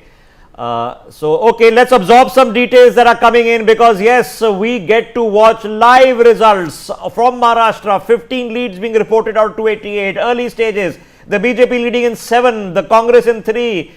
Eknath Shinde himself is leading in his constituency. Aditya Thackeray meanwhile is leading in Worli, where he's taking on of course Milind Deora of the other side of the Shiv Sena. In Zishan Siddiqui, after having joined the new party, is leading in Vandre, also known as Bandra. The NCP of Ajit Pawar leading in 2, the NCP of Sharad Pawar leading in 1, the Shiv Sena UBT leading in 1. On the top of your screens, in Jharkhand, it is the JMM that has taken the early 2 leads. The reporting feedback from there might be a bit slower, even though there are less votes and less EVMs to count in Jharkhand. Meanwhile, there's an epic battle going on in Wayanad, where Priyanka Gandhi is hoping to become Member of Parliament for the first time. Let's open this up to the Congress spokesperson joining us on the broadcast. And I want to pick up with that thought, because Priyanka Gandhi, no surprises, is leading from Wayanad. She is expected to win that very, very shortly. SS Man with us. SS Man, let me pick up the contest in Wayanad before I bring you to Maharashtra. Now, she's going to win that seat. I'm pretty sure you're very confident of a clean win there. Priyanka Gandhi entering Parliament. First question is, why now? she has had a lot of experience with the party. She has worked with the party. She has worked with the organization, and then she has gone into the electoral battle. And she has the voice of the party, and now she's bringing voice to the people, to the parliament. So it's very wise, matured, and it has taken a lot of experience in Indian politics before she has taken this call. And that what we would expect from a seasoned politician. Okay, that's it. That's the excitement for Priyanka Gandhi entering parliament for the first time. I think there should be a lot of fear with the NDA, with the BJP, of her entering the parliament. We have seen over the years how people have followed her. People have seen her as a leader in Uttar Pradesh. In many states, she has been one of the most demanded campaigners for the Congress across India for so many years, for decades. And she coming into the parliament, she bringing the voice of people of Wayanad, she bringing the voice of people of India. I think it's a very, very big milestone for Congress. And BJP is going to face a very tough challenge with her inside the parliament. She, with Mr. Rahul Gandhi leading the charge on BJP has a lot to fear. Okay, Priya, I mean, let's face it, we've been waiting, predicting, wondering about this day because it will be remembered for Maharashtra, but I think in history it will probably be remembered more for Priyanka. Okay, so Member of Parliament Priyanka, what does that now mean for Indian politics? And this is a debut that has taken so long to come, but that is, I think, happening with Rahul Gandhi. It's happened with Priyanka Gandhi. Finally, there will be Priyanka and Rahul both on the floor of the House. I think there's going to be a very interesting, all three of them in Parliament, Sonia also, but there's going to be a very interesting interplay in the Lok Sabha, I think, with Priyanka joining in. I do agree with the Congress spokesperson that in terms of the Congress, there is going to be a lot of enthusiasm and excitement. She will do more for the Congress rather than for the politics as a whole, because she will be, of course, taking cue from Rahul Gandhi. But say if an Anurag Thakur is talking, or any of the next gen leaders, Priyanka would be a good counter for them. Now Rahul has placed himself as he will be taking on the Prime Minister and Amit Shah. Priyanka can take on anyone. She has no problems, and she has it. She has that Hazir Zawabi. She knows how to give it back, and she can get away by saying something that is slightly risky, which Rahul Gandhi, I think, now is trying to, let's see, Rahul, no one knows, but he should be trying to portray himself as Prime Ministerial, as someone who will not, go into the no joke. So for that, Priyanka Gandhi is going to be a very good asset for him. And of course, let's see how this plays out in terms of the equation between the two siblings, because everybody will be watching. Here will be the next heir apparent of the Congress. Will it Rahul stick to his guns, or will Priyanka Gandhi take over? It's going to be very interesting. Okay, for people watching the broadcast, for all those who will try to convince you that Rahul and Priyanka don't get along and they, there's a contest between the two of them for the leadership of the Congress, that is bald bunkum. Okay. They get along thick as thieves, all right? They get along really well. They are pretty closer than most people can understand or imagine. Yes, there are coteries who might pit each other against each other, but there is no difference of opinion between Rahul Gandhi and Priyanka Gandhi. A large aspect of Rahul Gandhi's political career shaping has been done by his sister. Now, why she entered politics now? There were many pretexts for Priyanka Gandhi not entering politics. There was the fact that she was making space for Rahul to establish his identity. There was a personal logic that her, children were still in school and she wanted to wait for them to go off to college. Lots of considerations were put in place. Whether they were excuses or good reasons, you can decide. But now she's here. She's going to win that seat in Wayanad. She's going to enter parliament, and she's going to now be playing a factor in the 2029 elections, where the BJP will have to still decide whether there will be a generational change in 2029 or not. We don't yet know. Meanwhile, let me take you through the big ticket items of how the counting is progressing before I rope in Jasmine Sandhyawala of the BJP. Aditya Thackeray leading in Worli. Shaina NCE of the BJP trailing. Prithviraj Chavan of the Congress is leading. Priyanka Gandhi leading in Wayanad. That's a Lok Sabha battle, remember. Mahua Manji meanwhile leading in Ranchi. Babulal Marandi meanwhile is leading. Amit Thackeray is also leading. Let me open this up to Jasmine ji from the BJP. Jasmine ji, let me take you to a battle in which you do not have skin in the game in Wayanad, but that is going to be something I'm sure you're tracking very carefully yourself. Priyanka Gandhi is going to be in parliament. How will you take her on? Well, we welcome that Priyanka Gandhi, the early trends are predicting that she is going to win. in the BJP. We are mature enough and seasoned enough to welcome, and this is a democracy, and she will be a good voice for the people of India. And in a democracy, you have to appreciate your opponents also, because then only a democracy is vibrant. And it has taken a long time for the Gandhis to decide to pitch her and send her to the parliament, but I hope that she plays a constructive role in the parliament and is not very, very destructive. And we wish her the very best, and we hope that she brings up issues which relate to the people of India and not just personal ones. Okay, quick updates. Okay, okay, all right. That's reasonable. That's decent of you to say so. That we wish her the best and see you later. And I'm sure the ugly political fights will come. Quick updates. Zishan Siddiqui, whose father was brutally assassinated just 1 month ago, has switched sides. He used to be a congressman. He is now leading from Bandra East, also now known as Vandre East. Devendra Fadnavis, meanwhile, in Nagpur, is leading in his seat. Forgive me, because this is how incestuous these elections have become. Shaina NC, of course, is of the Shiv Sena and not of the BJP, as I remember her for all these years. And one wonders that Milind Deora, who's quit the Congress, has also joined the Shiv Sena, not the BJP, believe it or not. Those are the details that are coming in on your screens. She, of course, is contesting for Mumba Devi and is currently trailing. On the bottom of your screens in Maharashtra, 29 seats now reporting. The BJP leading in 20, the Congress is leading in 3, the Shiv Sena of Shinde leading in 2, Ajit Pawar leading in 2, Sharad Pawar leading in 1, and Uddhav Thackeray leading in 1. The total on the top of your screens is telling you that the BJP is now leading in 4 seats in Jharkhand, the Congress in 1, and the JMM, that's an alliance, remember, that's the India alliance that is continuing of the Congress and JMM. That total is what matters in government formation. The BJP would like to take it pretty much on their own. These are how things are standing. SS Man of the Congress wants to make an interjection. Go ahead, sir. About ideologies, as you earlier discussing, Congress has been the anchor of the ideology. If you even see the Maharashtra Alliance, the Congress has stood by its ideology from the beginning, for the constitution, for the backward, for OBCs, SCs, STs, for youth, for farmers. You see our manifesto. Yes, BJP tried to copy, the government tried to implement some agendas from Nyay Patra. They tried to take some ideas. We were very happy with that. They are doing if it is good for the people. But Congress has stood by its idea. BJP is trying to protect Ek, which is Adani, and we are trying to fight for all the people of Maharashtra and Jharkhand. I think that anchoring Congress has done, and Rahul Gandhi and Congress party has stood by that ideology. So it's very clear. We can't say that there have been two different there are so many ideologies. There's a mix. I think it's very clear that Congress is anchoring one side of the ideology and BJP is anchoring the other side of ideology. And how we go to the people.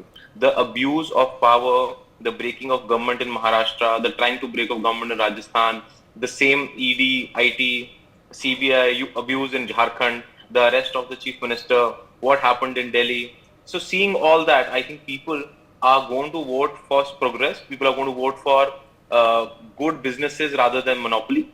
People are going for welfare schemes for the fair farmers, enough. But Mr. Maan, I'm sure you were aware of the fact that you formed a government in Maharashtra and you ran it successfully, to your credit, for the better part of half its term with the Shiv Sena. Now, what is your ideological alignment with the Shiv Sena? That's what, when I say that Congress is anchoring its ideology, it is the abuse of power by BJP. It is the destruction of India's constitution. The going against the minorities, going against the SCs, STs, OBCs, basically dividing every community, basically dividing everyone that BJP was doing. And Shiv Sena realized that it is better to be with the Congress for the progress of India. It is better. It is right to stand with the constitution, because that is a core idea of any political party working in India, to stand for the protection of constitution. You cannot allow a political party that is breaking parties, dividing. Okay, all right. So it is reasonable. It's not unreasonable what you are saying. Priya Sehgal, is not unreasonable what the Congress is now telling us, that actually the Shiv Sena under Uddhav Thackeray more closely represents the Congress's worldview rather than Bala Sahib's worldview. Actually, you're right. We've been discussing since how Uddhav Thackeray hasn't yet made it to Ayodhya. He's been accused by the BJP and the other Shiv Sena for also switching ideology. So yes, I would say in that sense, the Congress is right when they are alleging that they are, in terms of as he used the word, anchoring ideology, but kind of there is some kind of narrative setting that is happening, which is going the Congress way, moving this Uddhav Thackeray Sena more to the left of centre, not totally left, but towards the centre really, rather than totally on the right. And Sharad Pawar has always been there. So, where Sharad Pawar stands today, he's not going to stand tomorrow. But today, at least, he is there with them. So, in that sense, I would agree, give him that point. Okay, Nana Patole leading in Sakoli against the BJP's Avinash Pandey, who I'm hoping will be joining us very shortly. Who will be joining us very, very shortly. Updates, Ajit Pawar, meanwhile, in Baramati is leading against his own nephew, Yugendra, who's contesting. Aditya Thackeray, meanwhile, leading in Worli. Kalpana Soren, wife of Hemant Soren, now leading. Shaina NC has taken the lead in Mumba Devi.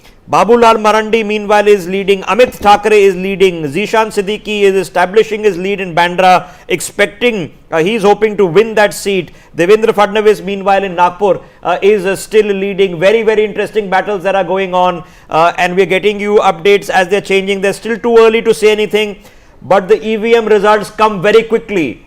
In an hour and a half, we will have a clear trend, at least in many of the seats. Whether we'll have a clear trend in the states, we don't yet know. It might go down to the wire. Himanshu Bhatt disagrees. Himanshu Bhatt says this is going to be an undercurrent. It's going to be a wave election. Himanshu Bhatt, are you still sticking to that?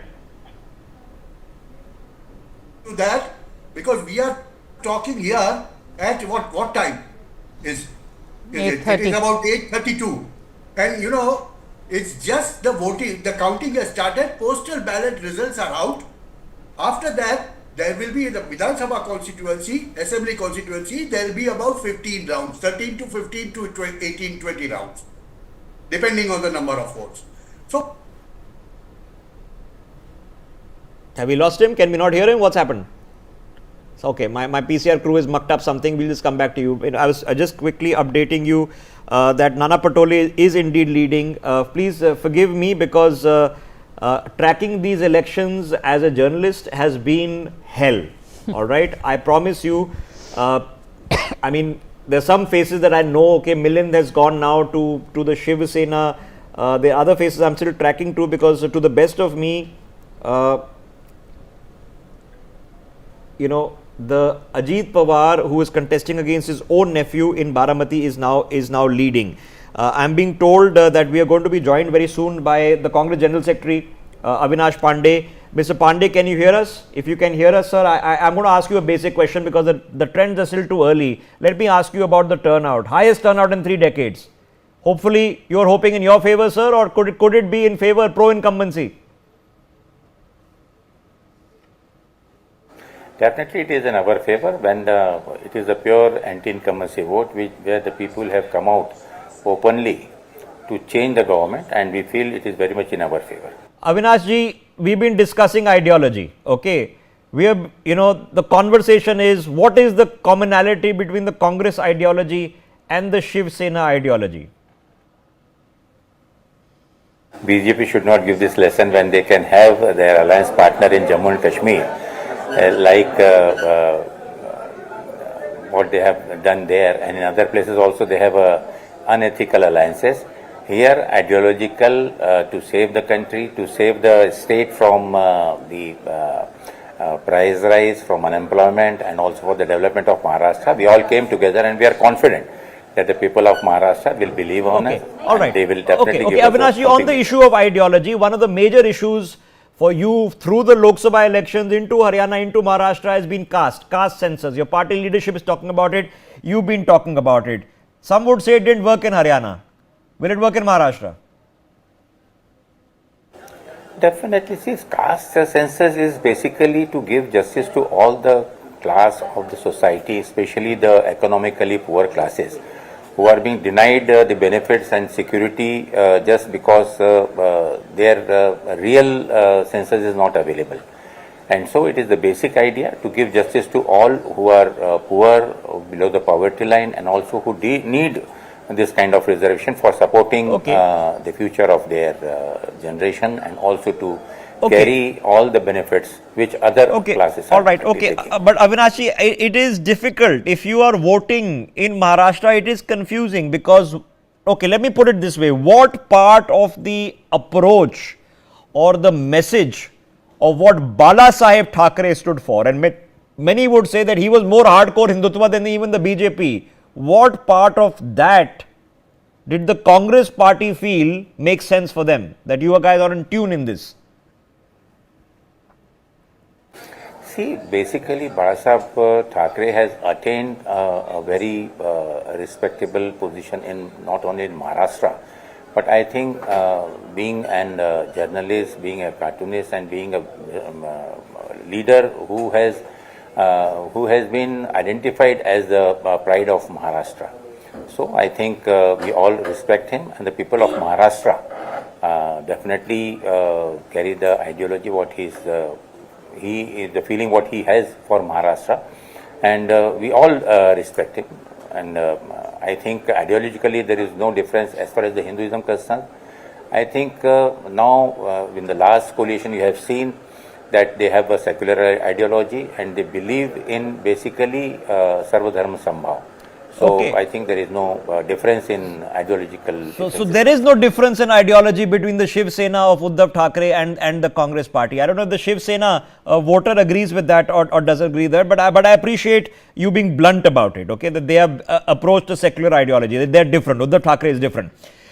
Here's now Avinash, in Karnataka, coming out with those 5 promises worked for you. Okay, that's what your assessment is of the party, that it worked for us. You can argue that for the BJP in Madhya Pradesh, this Ladli Behna scheme worked. They've come up with a similar scheme in Maharashtra. I know it's only been 3 months, but are you worried that that could have swung some women votes away from you? See, Ladki Behan Yojana, sincerely speaking, we are all there for the upliftment of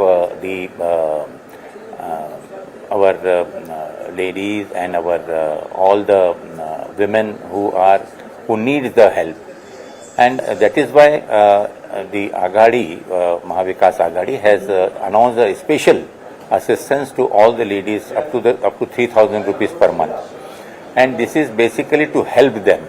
As far as Ladli Behan Yojana, if you just see in other places, and we have given the successful model of Karnataka and Telangana. Okay. Whereas if you see in Madhya Pradesh, the earlier scheme announced by Madhya Pradesh government, now if you find hardly any women are getting this benefit of Ladli Behna Yojana. So their slogan is just, I can say, election stunt, whereas we are going to make a proper provision in our budget to ensure the continuity of this benefit in future also. Okay, some would say that the budgetary provisions in Karnataka haven't worked out well, sir, and it really hasn't happened. Okay, before I let you go, if your alliance wins, who's going to be Chief Minister? Is it going to be Uddhav Thackeray? This is one thing where we are sure that Mahavikas Aghadi is going to form the government. And as far as this election of Chief Minister is concerned, all the senior leaders, they are very much matured enough and they know what is good for the state, stability, and also for the development of state.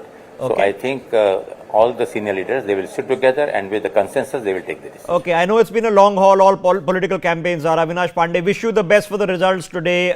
Thank you very much for joining us. Quick update for our people watching the broadcast. Amit Thackeray now leading from Mahim. Keep an eye on the right side of your screens because Ajit Pawar is trailing from Baramati. He should win that seat. If he loses that seat to his first-timer debut-making nephew, that will be a shock to the system and pretty much seal the fate for the NCP as it stands right now. So that's a big development. It's still early, but keep an eye out on that. Meanwhile, more good news for Sharad Pawar because in Islampur, his candidate is leading. That is Jayant Patil is leading in that constituency. No surprises there. I'm being told that police security outside Matoshri has now been increased. Why that is, we are going to find out very, very shortly. Eknath Shinde, meanwhile, is leading. in his constituency. No surprises there. He should be hoping to take it. Ajit Pawar in Baramati is where the big battle is shifting as we speak. In Sakoli, Nana Patole is now trailing in that constituency. Milind Deora, as we know, is trailing. Shaina NC is now back to trailing. Prithviraj Chavan now trailing. Tanaji Sawant, who's an existing minister, trailing in his seat.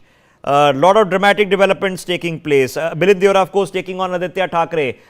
It is interesting. It's going to go down to the wire, and that's going to keep us pretty much entertained. Let me quickly get Himanshu back into this. Priya wants to make a point. Priya, go ahead, then I'll get Himanshu ji. On our screens, if you look at the Maharashtra, out of 58 leads, 35 are for the BJP. You know, that's a huge, if you look at the other numbers, they're all within 10, 4, 2. But BJP 35 at this early stage, I think that shows indication of the wave that Himanshu had, I think, detected perhaps. Okay, I'm going to have to ask to be me briefed about a review on what are these seats, because it depends on which seats are counting first. If they were from BJP strongholds, yeah, then it doesn't matter. But if there is across the state, then who knows? Yes, it is. Priyanka Gandhi is leading in Wayanad.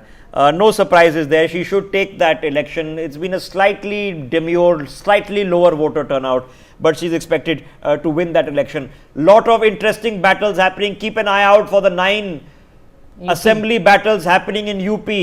I promise you, if the BJP does well in Maharashtra, does well in UP, there will be an early election in the state of UP. Mark my words, we'll come back, make a promo of it if it happens a couple of years later. I want to get Himanshu Bhatt back into this conversation. Himanshu Bhatt, your take on the numbers. No party in Maharashtra can form a single party government. Right now, as we stand, it is 55 for the existing incumbent Mahayuti. Where do you see this going? I'm seeing, no single party will form the government. Fine, I agree. But I foresee BJP and Sena Shinde, both of them, minus Ajit Pawar, crossing this 145, 150. I am seeing this type of an undercurrent in the entire state. And right now, I am not going to call anything because it's just very, very early. Maybe 1 or 2 rounds of counting has taken place. So, whatever leads are coming now are not important.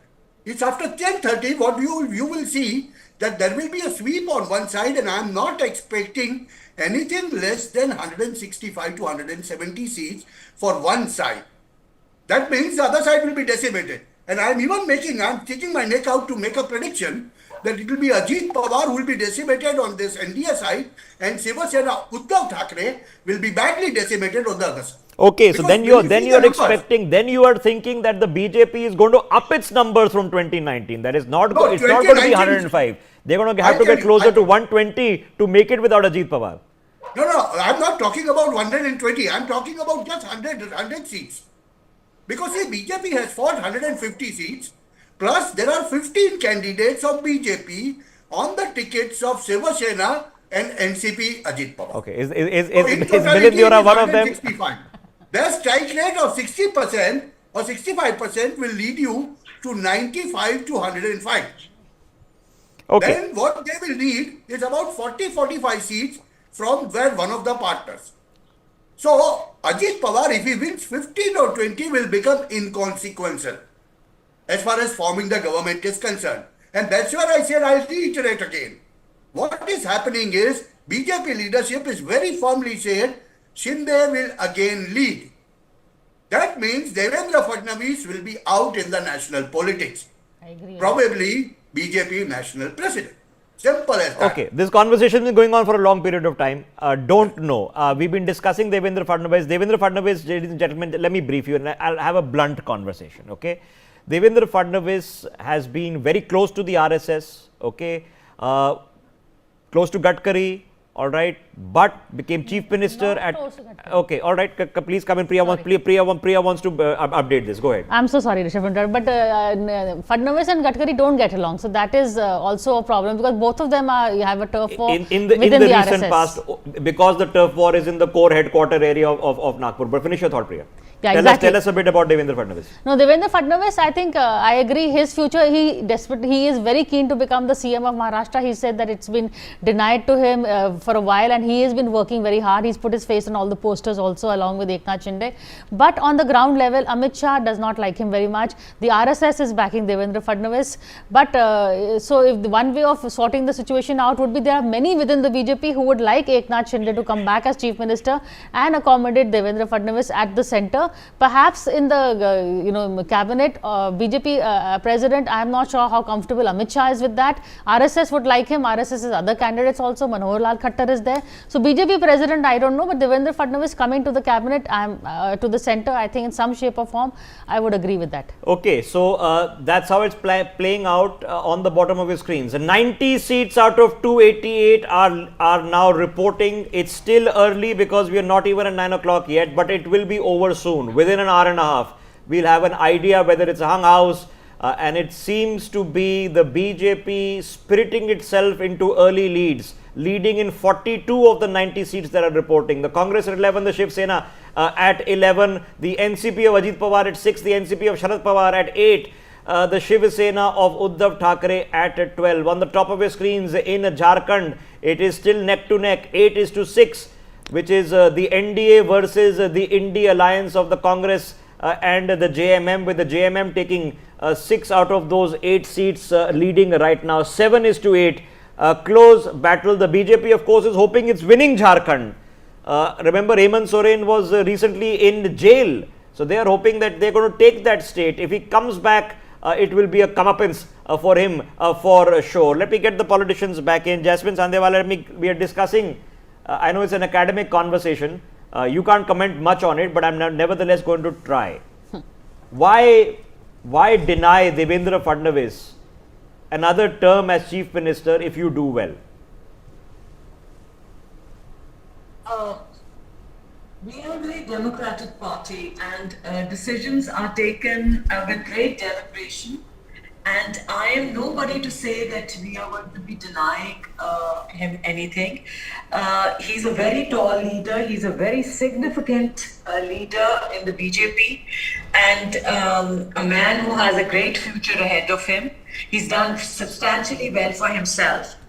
The central leadership will decide what his role will be in Maharashtra, and I am sure our central leadership will play a very righteous role for him, and he is very committed to the party, and the party is very committed to him. Okay, thank you for the diplomatic answer. I appreciate it. Let me update our viewers. In Mumbai Devi, it is the Congress leading against the Shiv Sena's Shaina NC. That's Amin Patel is leading. In Ghatkopar, Parag Shah of the BJP is leading. In Karjal, it is Rohit Pawar who is leading. In Borivali, the BJP is leading. In Nasik East, the BJP's Rahul Dikale is leading. Meanwhile, in Kamti, the BJP is once again leading, is established itself. In Chandrapur, it is the Congress, the candidate that is leading. Meanwhile, in Latur, Amit Deshmukh is currently leading. Amit Thackeray, meanwhile, is consistently leading from the Mahim constituency. A flip is now happened in Baramati, where I am being told that Ajit Pawar has now once again taken the lead. So this is going to go upwards and downwards. Be ready for it. It's live reporting. How the system works is that at the end of one round of EVM counting, the electoral officers physically paste the results outside the counting booth. Okay, that's the rule. Then they submit the results to the Election Commission of India. Then they update it on the website. I'm tracking both. So the Election Commission of India right now is only reporting 2 seats out of Maharashtra, of which the Shiv Sena is leading 1 and the BJP is leading 1. I'll keep updating you as more of the results come from there. Finally, a Form 20 is filed at the end of the evening for the official results. Meanwhile, Priyanka Gandhi leading now by just under 4,000 votes. That vote margin is expected to increase across the course of the day. Chhagan Bhujbal, meanwhile, is trailing. Amit Thackeray has now fallen into the trail. Ram Kadam is now leading in his seat, as Ajit Pawar updates on your screens, is leading in Baramati. Have a look at the totals at the bottom of the screen. 114 seats now reporting. The BJP at 42, the Congress at 23, the Shiv Sena at 11. Beware of the mathematics in this case. I know it's confusing because it will be 42 plus 11, which is 53 seats for the existing alliance plus the 6 of Ajit Pawar, so 59. They need to make it all the way till 145. On the other side, Sharad Pawar, Uddhav Thackeray is already leading in 18.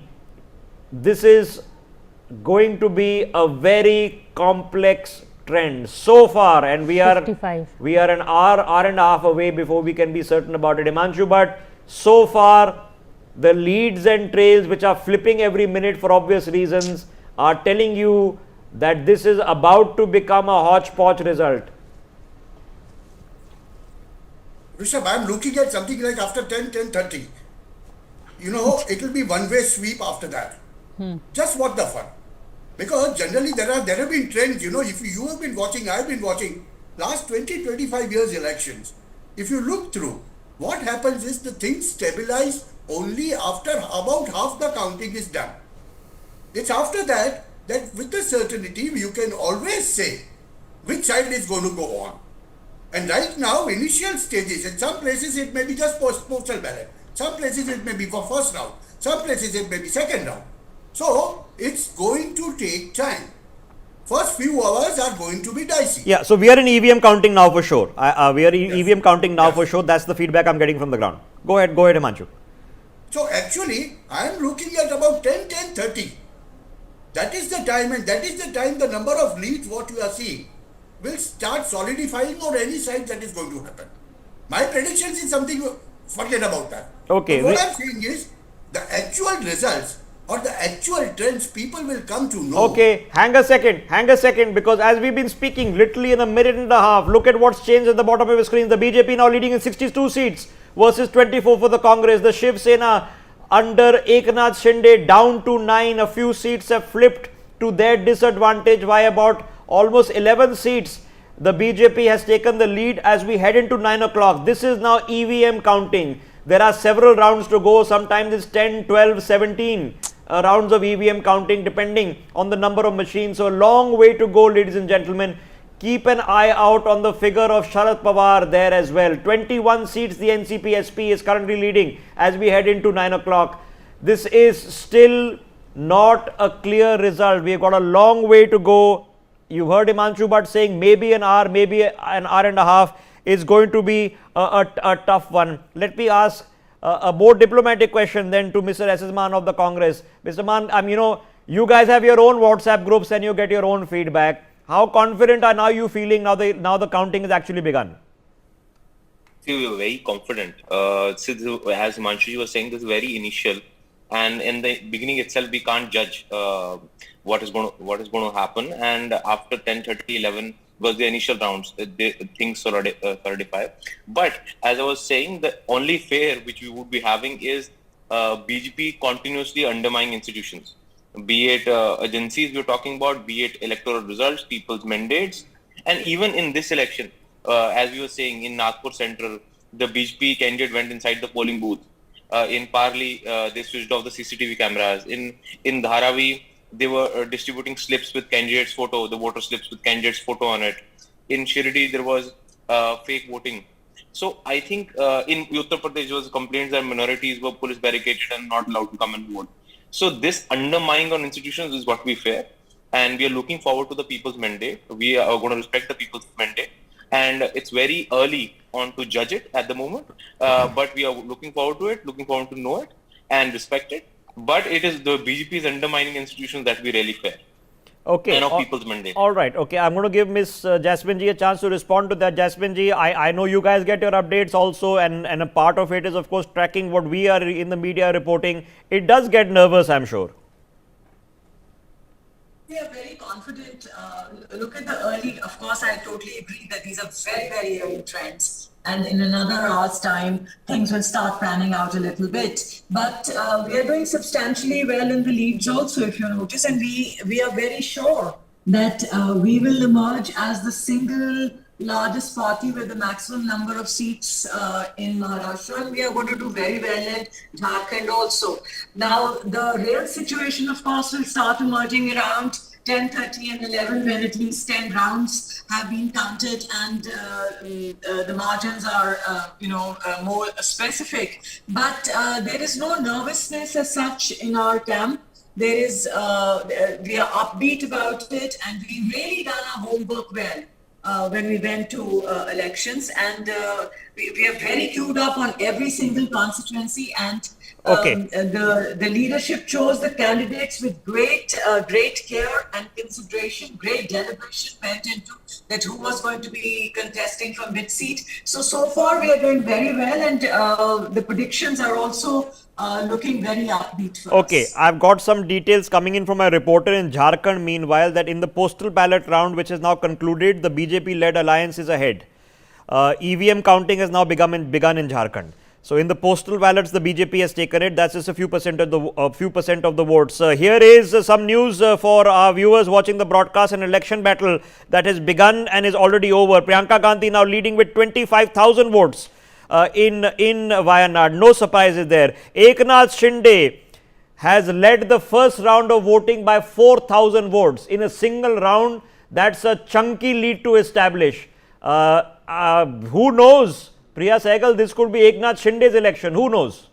No, if you go, on the ground also, it had been Eknath Shinde's election, because the whole narrative for the Mahayuti was Eknath Shinde's delivery, his welfare schemes, which very interestingly, Rishabh, he waited till after the Lok Sabha and then he announced that Ladli Behna scheme. He wanted the effect to happen only in the assembly elections and not in the Lok Sabha. It was on Rakhi that the first tranche went out. So he, they were talking about his delivery, his governance record, his stint as chief minister, how he gets everybody together in terms of, even the BJP people want him back. So it has been Eknath Shinde's narrative. Prime Minister Modi, yes, but it has been in Shinde's on the ground. It's been a very local election, and it was Shinde's track record, not Devendra Fadnavis, not Modi's. That was really on the conversation over there. So that's why I'm saying, even if they come back, even if for Devendra Fadnavis to become CM again, he will have to get at least 125. I know it's going to be very difficult. His people will make a pitch for it. The numbers that are notching up close to 100, it will be difficult to deny him. But I think Eknath Shinde again is going to argue the way Uddhav Thackeray did earlier, that it's his track record that is at stake over here. The reason I'm mentioning this is because the seat that Eknath Shinde is contesting should be a safe Shiv Sena seat, but safe which Shiv Sena? That's the question. So this is the first time it's actually being tested. Lok Sabha elections can be a completely different matter when it comes to assembly elections. That was more about Modi, this is more about Shinde. Yes. Let me get Himanshu Bhatt into this. Himanshu Bhatt, I don't know what seats this will translate into, but Eknath Shinde already has a thumping lead. A lead this strong, this early becomes very difficult to overturn. So at least somewhere the people are giving him the personal thumbs up, even though they might not give it to his party men. Then it will happen that way, because Eknath Shinde, when he was in United Shiv Sena also, Rishabh, you must know that he is a ground worker. He's a basic ground worker, and his connection with the Shiva Sainiks has been maximum. And after Bala Sahab Thackeray's death, I would say Eknath Shinde was the glue man. We have been talking so much about in media about Uddhav Thackeray or this Sanjay Raut and other people, but Eknath Shinde was the one who kept Shiva Sena alive after Bala Sahab was gone. And that is the time, that when he rebelled, basically. He rebelled on the account of what? He rebelled on the account of, ideological differences. And out of 56, 40 came out with him. That says a lot. That says a lot. See, whether people accept it or not, that you will know in the election results. But basically, a man's conviction was very correct when he came out with the 40 people. And that has paid him rich dividends after that. BJP made him the chief minister, putting Devendra Fadnavis aside. Why? Okay, I'm sorry to interrupt you, because as we speak, the Mahayuti, which is the BJP-led incumbent alliance in Maharashtra, is edging closer to the 100 leads mark. 71 and 9 and 16. There are 96 leads as we stand. BJP's Ram Kadam has just taken the lead in Ghatkopar, and we are now well into EVM counting as we are now speaking. I'm trying to get you as rapid fire updates as we can, but the man of the moment right now at about 9 o'clock is Eknath Shinde. Priya Sehgal, just come in on this. Eknath Shinde, who is he going to be if he personally does well? His alliance comes back to power. Is he then the no-brainer Chief Minister of Maharashtra now? Well, no-brainer, perhaps not, because the numbers, the BJP is going to be crossing 100 on its own. It's going to be a fight. He is going to have a tough time proving that it is his track record and not so much the BJP worker on the ground. So there will be that conversation and that debate that will take place. But I have a feeling that although it's not official, unofficially, he does have the backing of the big two in Delhi, and that is going to work in his favor. Perhaps he will be the titular head, and they will keep all the big ticket ministries to keep the BJP cadre happy. Some arrangement of that sort perhaps will be worked out, but I do see him coming back, even though his numbers are not stacking up as much as of now. Uddhav Thackeray's Sena is doing better than his Sena, even though he's sweeping his own seat. Okay. So he'll have a tough one. All right, SS Man, before I let you go, and either you've gotten very lucky by being here early or you missed out by being here early, so you couldn't celebrate with us, but there is going to be one celebration for sure in Wayanad. How's that shaping up? What are plans for celebrating Priyanka Gandhi? I think that every Congress worker across India is going to celebrate this. See, if you look from the Congress workers' perspective, they have been waiting for this for decades. India has been waiting, but Congress workers have been waiting. And even in my constituency, I normally hear people asking this, ki wo leader hai, we should bring her. And so I think across India, there are going to be celebrations. They were hoping for this, and there's going to be a lot of upbeat. As you earlier once mentioned, that this could be Priyanka Gandhi's election. So I also have a feeling, regardless of what happened in the two states, for the Congress workers, this is going to be a very big thing to hope for, to look forward to, because this is a big shift. This is a big improvement. This is like adding 1+1 in the parliament for us. A big voice is going to come in the parliament in national politics. She's going to be elected MP. So that's we're all looking forward to it. Okay, so Jasmine Sandewala, even if you win Maharashtra, it's still Priyanka Gandhi's day. Maharashtra has another significance. Priyanka Gandhi has a totally different charisma. And like I said, that in a democracy, the wise leaders will always welcome the opposition also to come and be there, participants in the parliament. And we are happy that finally the Congress has projected her, and she's been working in the Congress in the back door, and finally an entry has been made. And we wish her the very best, and I'm sure, I'm hoping that she's a very intelligent woman and she will play a constructive role in the parliament. We wish her the very best. All right, okay, appreciate that. Jitendra Awad, meanwhile, has taken the lead in Kalwa in Mumbra as well. Have a look at this. Eknath Shinde still holding on to that lead of 4,000. The battle in Wayanad is also over. Can I ask my producers to track the UP constituencies also, please? It'll be educative while we track the big battle. But the main battle for today, on this date in November, ladies and gentlemen, is happening in Maharashtra. And the main numbers that will be remembered are at the bottom of your screens, where the BJP is now leading 71 of the 152 seats that are currently reporting. The Congress in 25, the Shiv Sena in just 10. One of them is Eknath Shinde himself, who's taken a thumping lead in his constituency. Ajit Pawar holding on to 9, including his seat in Baramati. The NCP SP, which is under Sharad Pawar, leading in 21 seats, and Uddhav Thackeray's UBT is leading in 16. The totals are what are going to matter, and the totals are now telling you that as we speak, it is just under the 100 mark for the existing government led by the BJP. They are sitting at just about the seats that they will require to cross the 100 mark. It's got a long way to go, and it's looking like Himanshu Bhatt might be right an hour later, but it's looking like right now that this is going to be a bit of a mixed bag. We'll have to see, wait and watch. EVM counting is well and truly underway.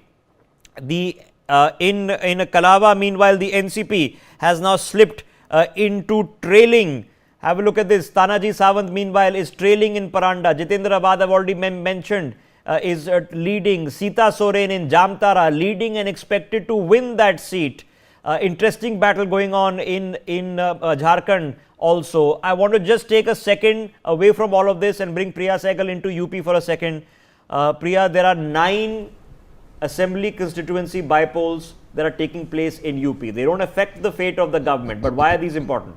No, these are very important because, as you mentioned earlier, also these affect the fate of national politics, because if Yogi Adityanath manages to wrest a large chunk of these, that means the Lok Sabha election was an aberration. In terms of the state elections, he still holds sway, and that UP is going to be going in for polls for 2027. So there was a buzz that in case they don't get the number of seats, Yogi Adityanath is losing his hold in the state and he could be changed. But if he manages to get a big chunk, then Yogi Adityanath stays. They could even prepone the elections. And what does this say about for Akhilesh Yadav? Because he did a very good showing during the Lok Sabha. He is contesting the elections alone without the Congress. This time the India alliance is only on paper. It's Samajwadi Party versus Yogi Adityanath. This is the I think the forerunner to the battle for Uttar Pradesh that will take place in 2027. That's why it is very crucial, these elections. I would say almost as crucial as Maharashtra in terms of the national narrative. Okay, crucial, very crucial, so crucial. Trust me, every battle is facing out like that, because it is today. I mean, what we'll be discussing Priyanka Gandhi for sure. We'll be discussing what happened in Maharashtra. Jharkhand matters. These by-polls matters. Interesting battles are taking place all over the country. I would say not only UP, but the 4 assembly battles that are taking place in Punjab are also going to tell their own side story. So be ready to be fascinated on developments that are taking place. Let me bring Joyita Basu back into this conversation. Joyita, here we are. We have some leads. It's still too early, too close to call, but we are seeing that the BJP's performance initially is looking pretty strong. Now, if this establishes itself, who knows, there could be a strong showing for the incumbent. But I want to take you to the election which is started and pretty much concluded. In Wayanad, Priyanka Gandhi is winning, no surprises. What next for her? Well, obviously she is going to enter parliament, and after that, whether they are going to lead the charge in parliament, both brother and sister, has to be seen. Because you see here, Rahul Gandhi's own ambitions are also concerned when it comes to Congress. Rahul Gandhi is the boss, even though Kharge is quote unquote the titular head.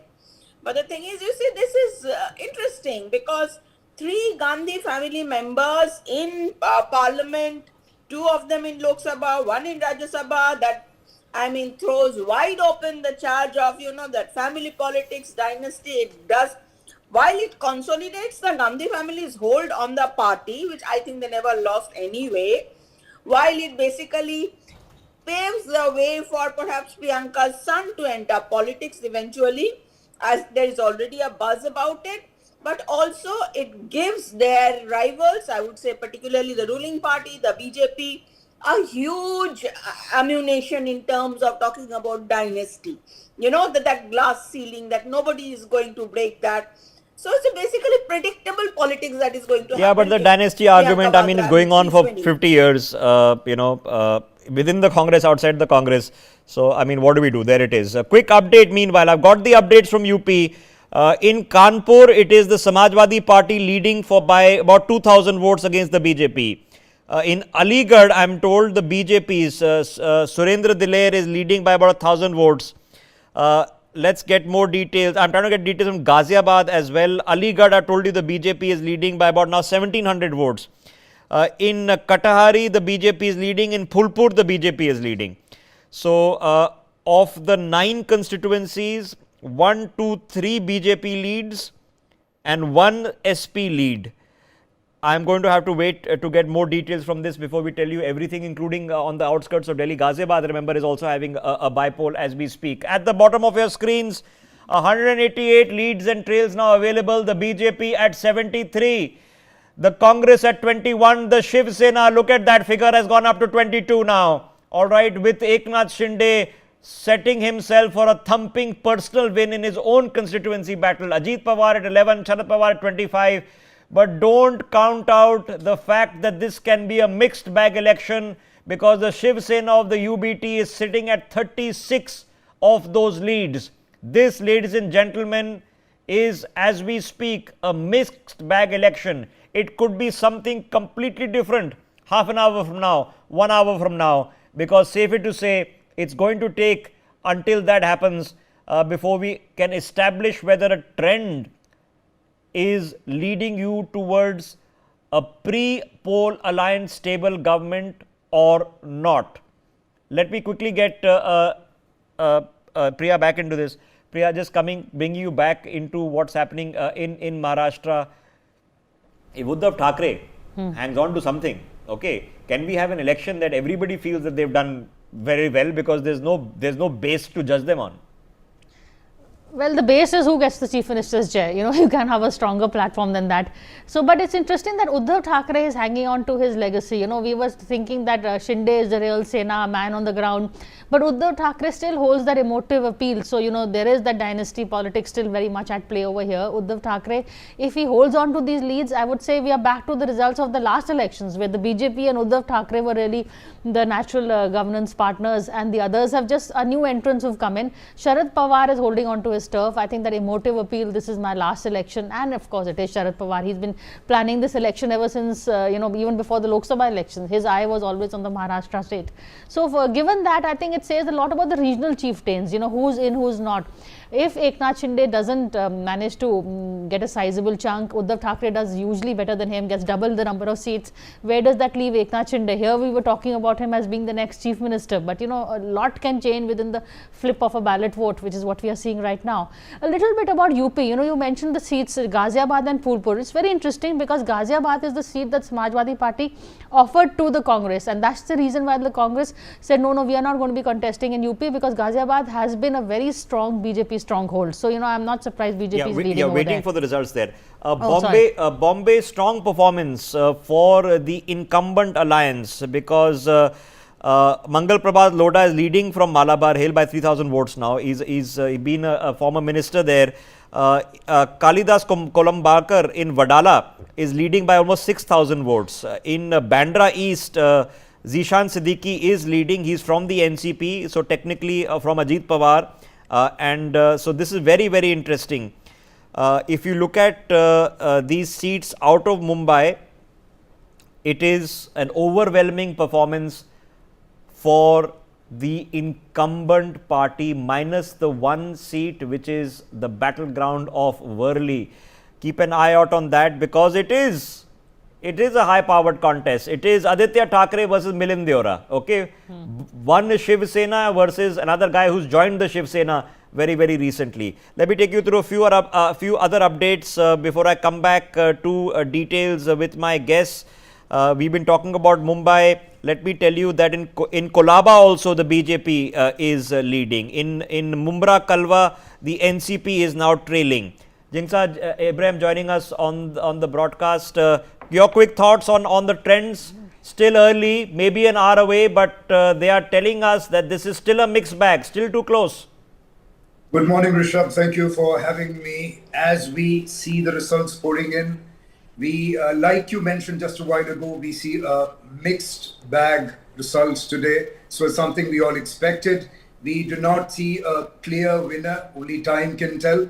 But one thing to take note of is, from all the constituencies around India, there is no clear upper hand for the BJP yet. As in, we do not see a wave. Now, if we go to Kerala, we know that there are 3 seats up and back. One in Palakkad. This used to be a stronghold of the BJP in Kerala. In fact, the Janata Party used to have an MLA from as early as 1969. So we see a major vote dip in the urban areas where the BJP holds sway. So in all, we see a good day for democracy. We do not see a clear winner yet, but let's hope that the best party wins. I'm trying to track the other bypolls as well, but the one bypoll that is concluded is, of course, not over in terms of counting, but over in terms of numbers. Priyanka Gandhi is going to have to now contest how many votes she wins by and whether that matters. So here we have Priya, Wayanad is now a Gandhi family bastion. What do you know? South has always been kind to the Gandhi family, even in terms when the chips were down, the rest of the country voted against them. Indira Gandhi held her own. South is a bastion which the Gandhi family was very keen to develop, especially now with the BJP coming and, having a strongholds in the north. Apart from that, it's very interesting. We are saying, yes, it is Priyanka Gandhi's moment, she's come in. But look at the way it's been choreographed. It's a seat that Rahul Gandhi has given to her. It's not a seat that she has won on her own. There is a lot of difference because the whole choreograph, I know you said there's no turf war between them, I agree with you, but in terms of positioning, it's very clear he's allowing his sister to come in. Here's an easy seat, I have done all the hard work, I have won it, and now here I'm giving it to you.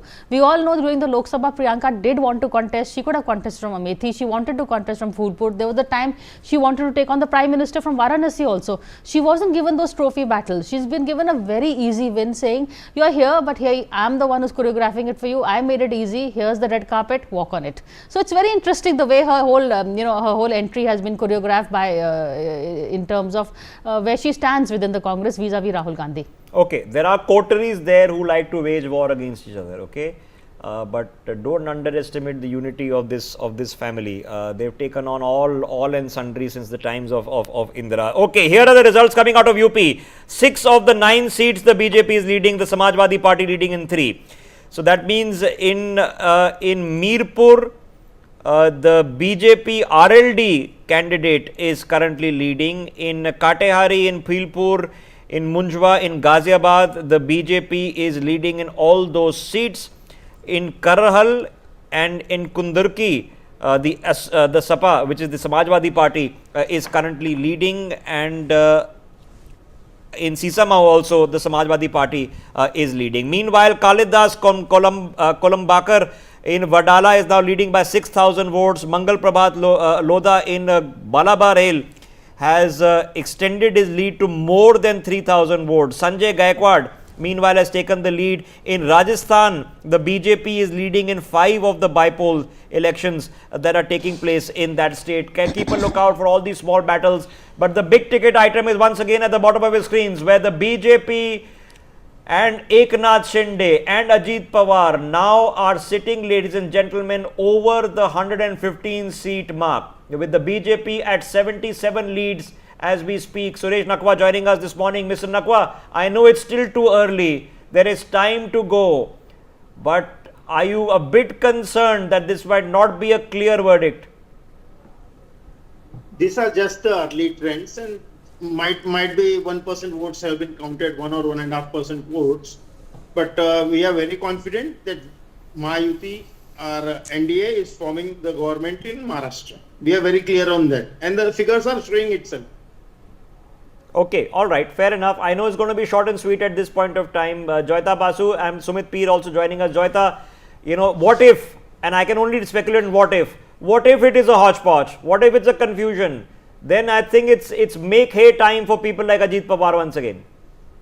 Well, if you are looking at the results right now, the first thing that strikes me most is the underperformance compared to what the Congress had done in Lok Sabha. It is underperforming majorly, massively. It is just 24 seats. Now we have to see in terms of how many of these seats that the Congress is ahead. And these numbers, from where these numbers are coming, because if you are looking at BJP and Congress, they are directly contesting against each other on 76 seats. So are these 24 seats coming from against the BJP or from the others? This is something we have to see. BJP is doing pretty well, I would say, and Rishabh, I was just talking to someone and that person was saying that the RSS wants Devendra Fadnavis as Chief Minister. Okay, now if that is the case, if BJP is unable to pull off a large number of seats on its own, then what is going to happen? The Shiv Sena factor comes into play. What does Eknath Shinde do? Because you see, then what's going to, BJP will need Shinde and obviously Pawar to, and obviously the claim of Shinde will be first to become Chief Minister. So that is where, and the last time also, 2019, if you see, this is the reason why the alliance fell apart, because one particular person in BJP, I would say, and I think everybody knows who, in Maharashtra, did not want to give up the Chief Minister's chair to Uddhav Thackeray. That is the reason, sole reason why the alliance fell apart. And that same particular person, thought he had got Ajit Pawar, that he had performed the biggest coup with Ajit Pawar. So if you are Ajit Pawar right now, Joyita Basu, you are hoping that it's a confused verdict and it's a hung house. That's your best bet. Yeah. Joyita. Okay, maybe she can't hear us. Yeah, take that, Priya, take that thought. If you're Ajit Pawar right now, you're hoping it's a bit confused. So you keep your options open. What both, yeah, let's get the connection sorted. He's Let's get the getting only connection sorted, 60. please. Okay, we'll wait for the connection to stabilize. Priya, take that thought. Absolutely, Rishabh. I agree with you. Ajit Pawar's best bet is that there is a hung thing, and the Shiv Sena, Shinde and BJP's numbers don't add up without him. They need him. Otherwise, they will very happily, they've already been given signs that they've had enough with Ajit Pawar. He also fielded a candidate, they haven't supported Nawab Malik, for instance. He was not given the same amount of seats as the other two parties. So he has been shown the side door. He's been carrying on a huge turf war with Eknath Shinde over the Ladli Behna scheme. All the posters had him. They didn't have Devendra Fadnavis or Shinde, considering that one is the chief minister and deputy chief minister. It had only the finance minister and Ajit Pawar's face on it, his own face. So in that sense, he's been undergoing a turf war of sorts, but there is nowhere else he can go. Sharad Pawar has made it clear he won't take it back. He may take the rest of the party workers back, but not Ajit Pawar himself. For him, it is a do and die election, and for him to win, he needs the alliance to fall just short of the halfway mark. So they need him over there. Somebody's got to need him, and he's going to be open on both sides. And I won't take him back. And we've seen the battles between Mulayam and Akhilesh, between HDK and Deva Gowda, and somehow family does come back. Peace can be made. Anything is possible. That's the bottom line. The voters now are irrelevant, guys. Sorry to break your hearts, but now you're irrelevant. Now it's these guys who are going to sit down and figure out who forms the government, and they're going to decide. Anything is possible. I've just been told that they're already ready to send the Congress MLAs to Karnataka under the good hands of the veteran deputy chief minister there, who's handled the resort politics, owns a few resorts, so it makes it convenient for him. Sumit P joining us on the broadcast. Quick updates before I come to you, Sumit. In Mainpuri, in the Vidhan Sabha contest, it is, I'm told, the SP Tej Pratap Yadav is leading only by 800 votes. Not a surprise that he's leading in Mainpuri. But here is an interesting twist of fate. The Samajwadi Party is now leading in 5 out of the 9 UP by polls. Okay. Now this may not stick, but the BJP should be hoping to win at least 6 of the 9. So that will be a trend change which will be disturbing for the BJP, because that would tell them that the trend from Haryana is not sticking in UP, which means no early elections in UP at any point of time. Very, very interesting. Let me take you through a few more details that are coming in as we speak about Maharashtra, where in Sakoli, the Congress, Nana Patole is behind. He's trailing. I'm told Chhagan Bhujbal is also trailing. Quick thought, Sumit Peer, as we track the results. Rishabh ji, good morning. Pleasure to be on election result day. Well, looks like that Maharashtra is going on expected lines, that UT is going to make it, and I think that the number which I said, that 145 to 155, looks well within the reach as per the trends right now. If you look at Jharkhand, they are kind of heading towards that kind of a number. UP will be interesting to see, because UP BJP is expecting to make 6 out of 9. That is what Yogi ji is at least expecting. So far on the expected lines. But if Maharashtra, what you were rightly saying, comes to a close finish, then, and if the numbers matter, I swear to God, nothing matters. Everybody might have said whatever they have said. We won't be surprised if Ajit Pawar goes back to Sharad Pawar and all kind of things happen. And resort politics, what you were rightly saying, is upon the cards. But I think that won't be required, because MVA, in the UT on its own, BJP-led alliance will be easily able to steer through the numbers, because what Joyita ji rightly pointed out, the performance of Congress, what I was saying that day also on the exportometer, the performance of the Congress is still doubtable. Yeah, the Congress won 13 Lok Sabha seats, ladies and gentlemen. Okay, so you do the mathematics into 6. They should win at least 70 or 80 assembly seats to be at par with their Lok Sabha performance. Okay. So anything less than 70 or 80 would be a disappointment, and currently sitting at 21 will be a shocking disappointment. Now let's just judge it, Sumit, for a second. Yeah. Eknath Shinde versus Uddhav Thackeray. Now they have to split the Shiv Sena vote, maybe gain a point here or there, but in the end, in principle, they are splitting the Shiv Sena vote. If Eknath Shinde can do a 50-50 split, good enough. Is that good enough?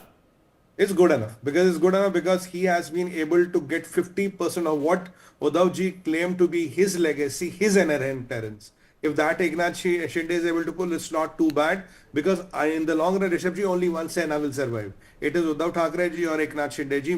Two cannot be there, because now it will determine if Eknath Shinde ji is able to pull, let's say 60-40, then Bala Saab's legacy and Bala Saab's heritage and Bala Saab's blessings have shifted to Eknath Shinde, not to Uddhav Thackeray. And Uddhav Thackeray has a problem that people say that he has given up with the Hinduism, that he has given up all the Hindu image, he has given up all the Bala Saab's legacy.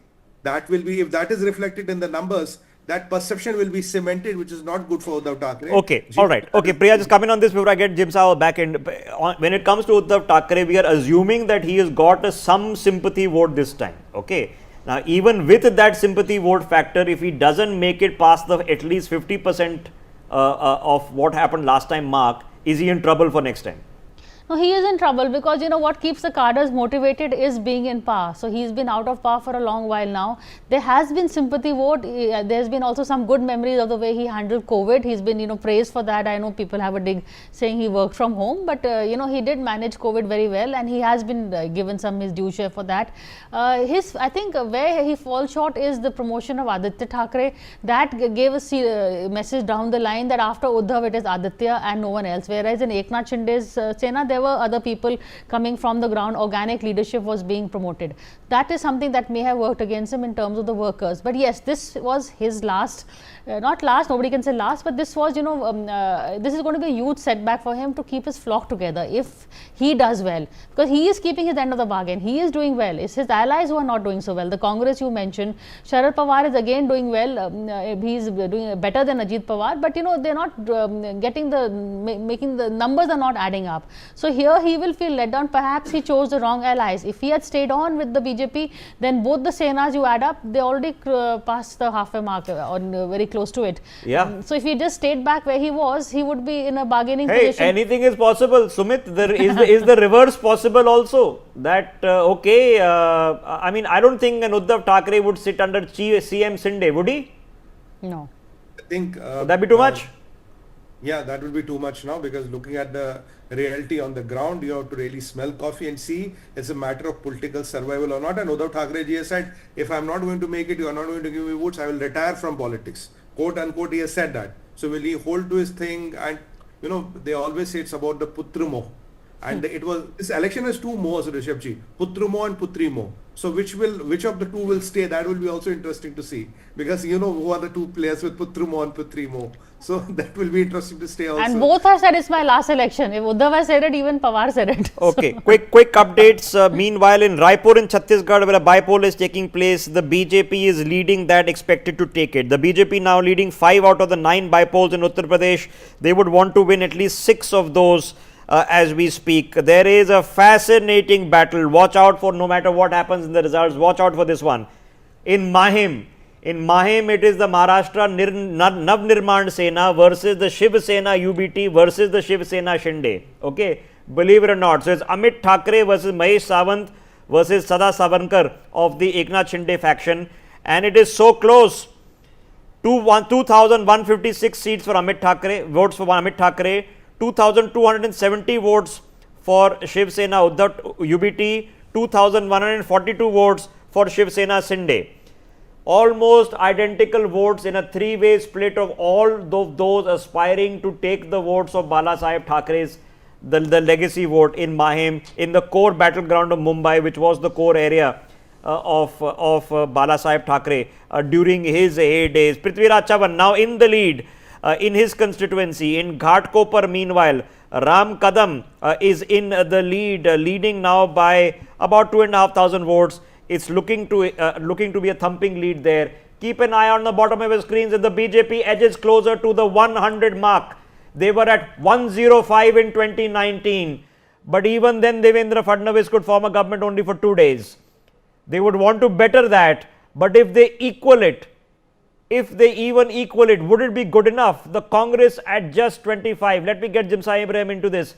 Jimsa, it's difficult to say what's going to happen right now, but what is marked is that as we head into 10 o'clock, the Congress is not in good shape. They're not reflective of what they did in the Lok Sabha just a few months ago.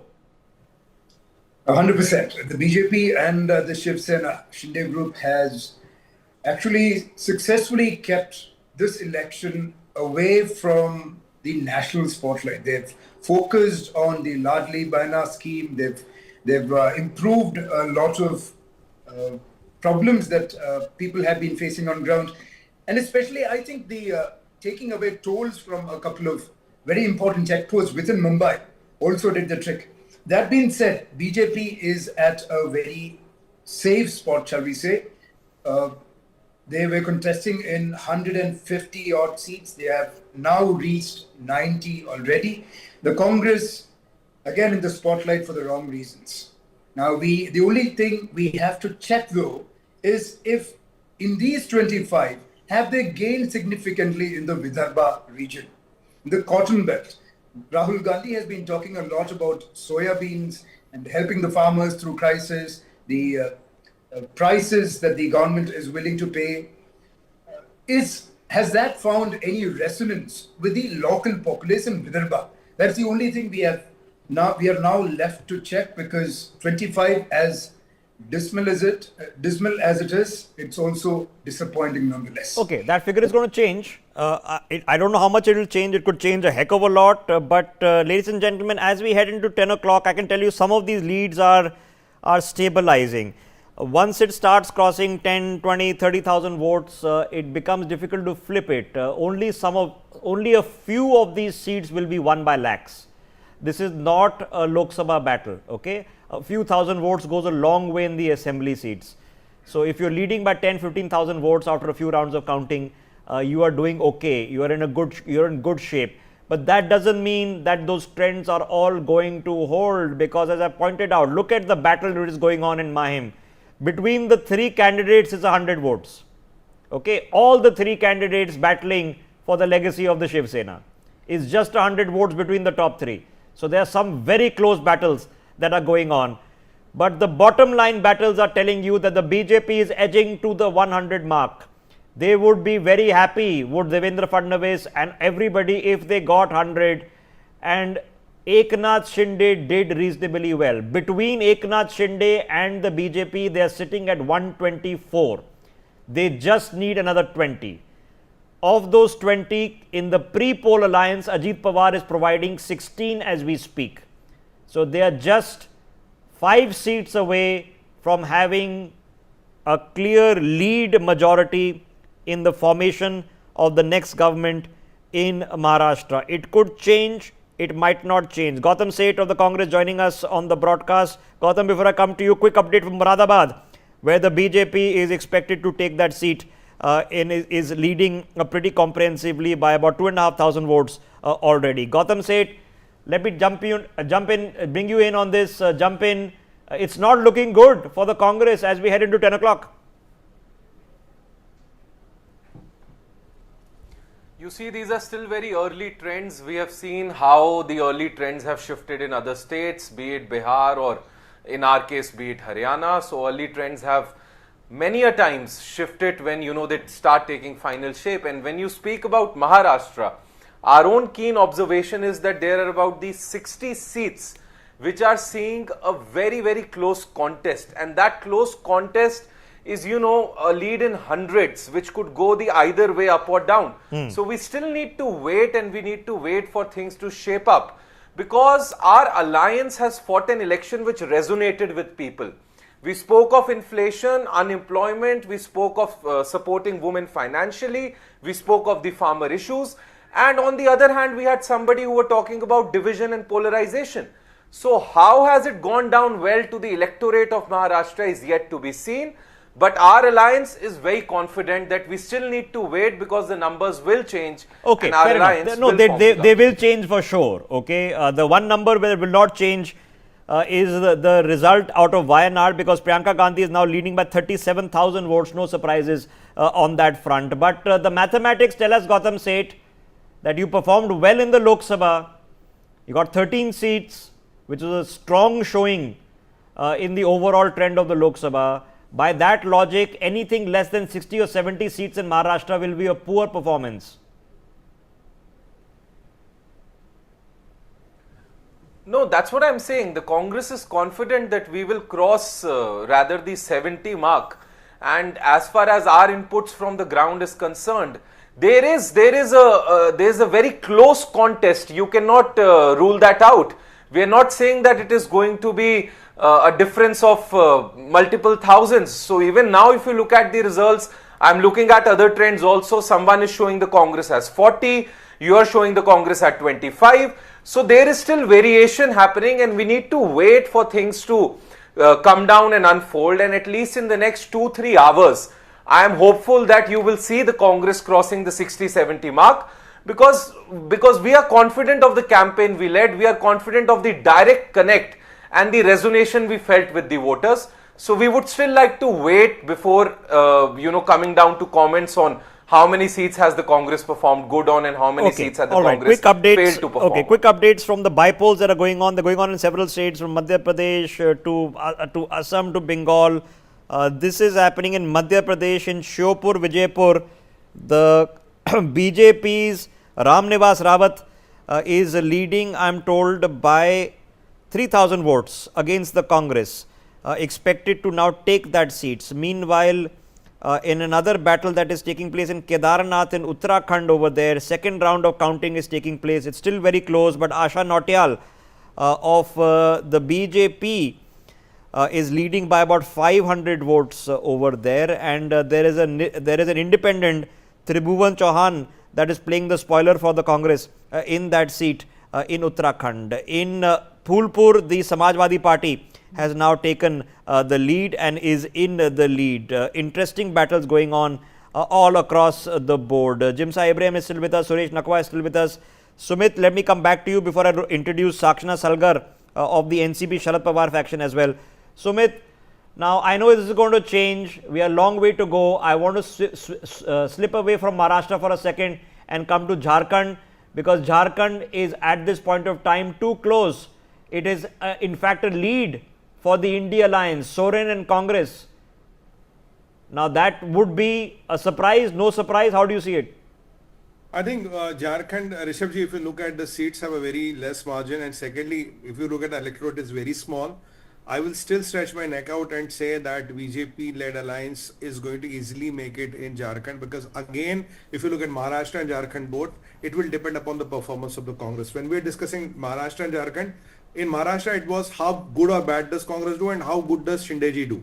Here Congress doesn't look to be doing good and Shinde ji looks to be doing pretty good. So even if you look at Maharashtra, these Shinde ji and BJP is doing fantastically well. Devendra Fadnavis ji, they put together can cross the halfway mark. That is a possibility. We can't rule that out. But if you look in Jharkhand, I think Soren ji will do his part wherever he is strong. But overall, BJP will be able to pull it up. I think it is too early, because if I'm looking at some other, through on my mobile phone, if I'm looking at my some things, they are showing a very clear edge for. Okay, Sumit, sorry to interrupt. Priya, nice one happening in Worli. Aditya Thackeray versus Milind Deora.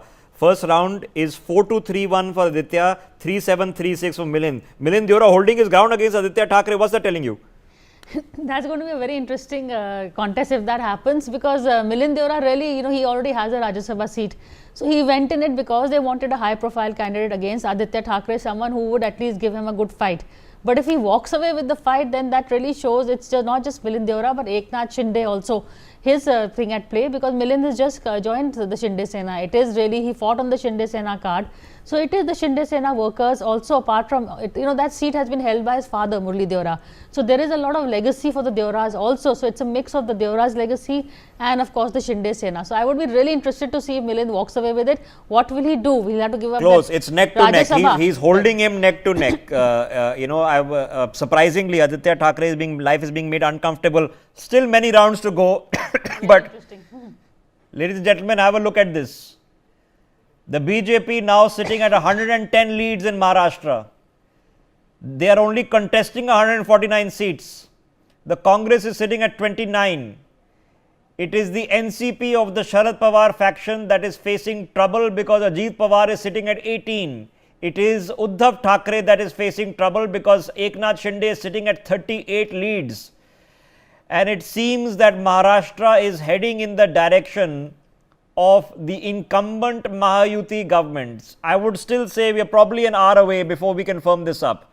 But have a look at the top of your screens, because the leads from Jharkhand are telling the exact opposite story. They are saying that Hemant Soren is going to return as Chief Minister of Jharkhand.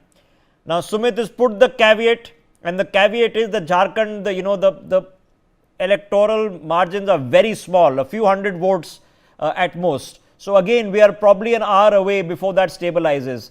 But 45 is what is required for a government formation in Jharkhand. The India alliance between the Congress and the JMM are currently leading in 45, with the BJP-led NDA only at 26.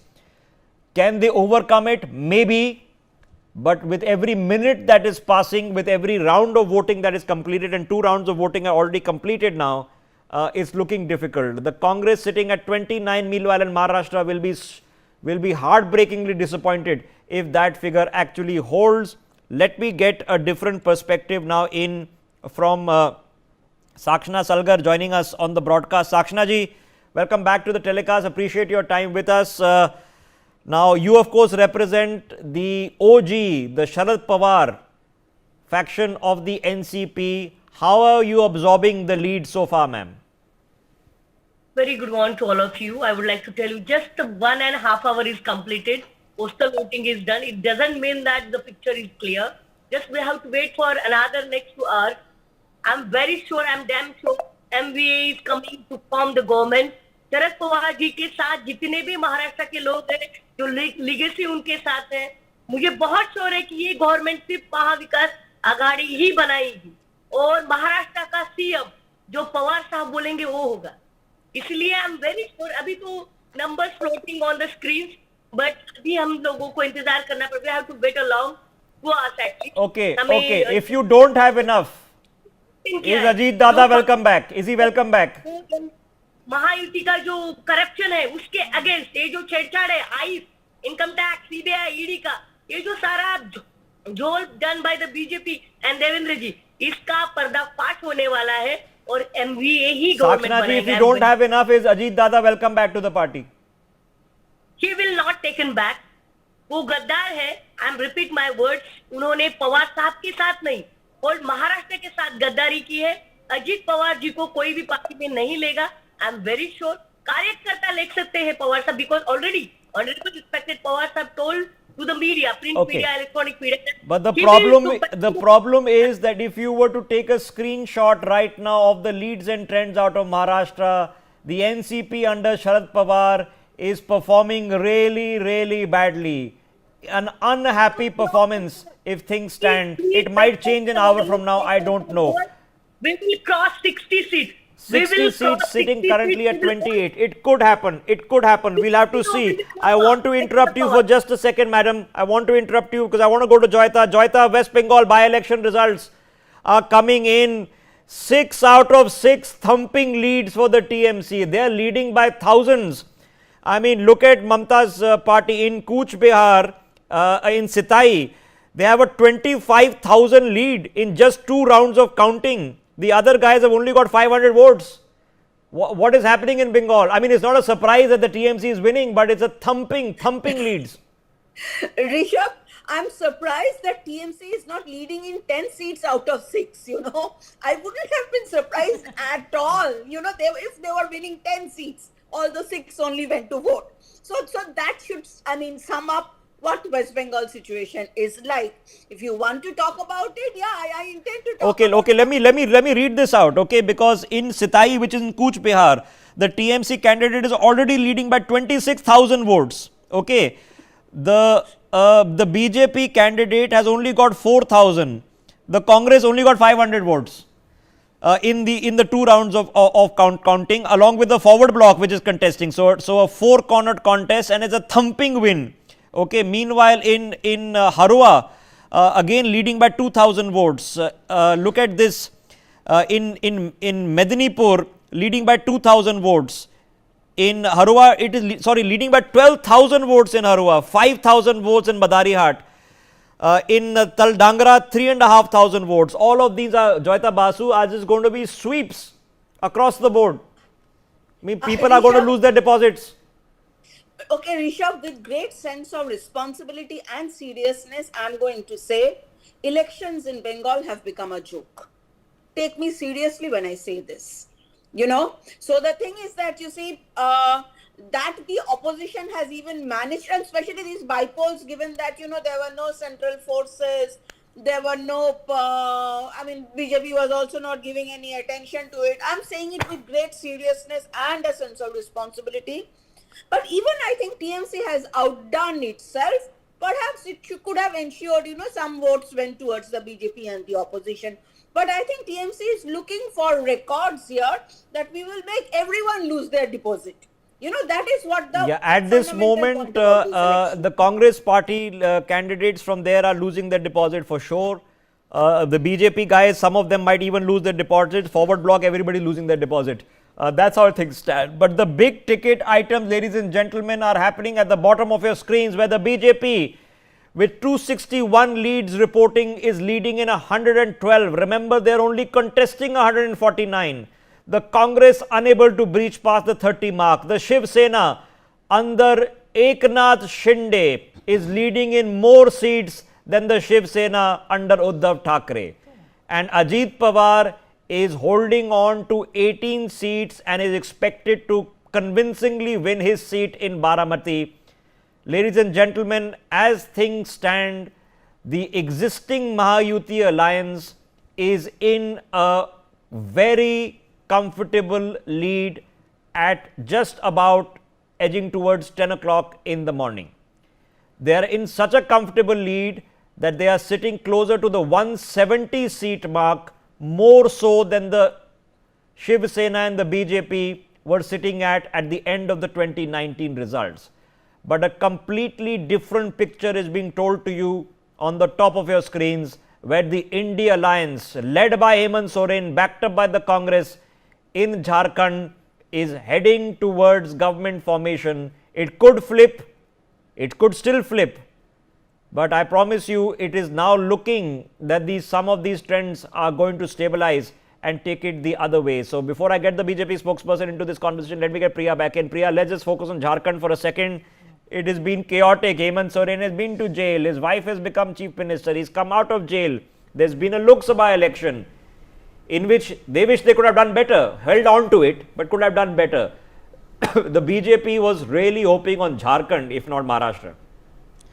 BJP, yes. BJP was hoping to turn Jharkhand around because, you know, Amit Shah is always on the quest for uncharted territory and new lands to conquer.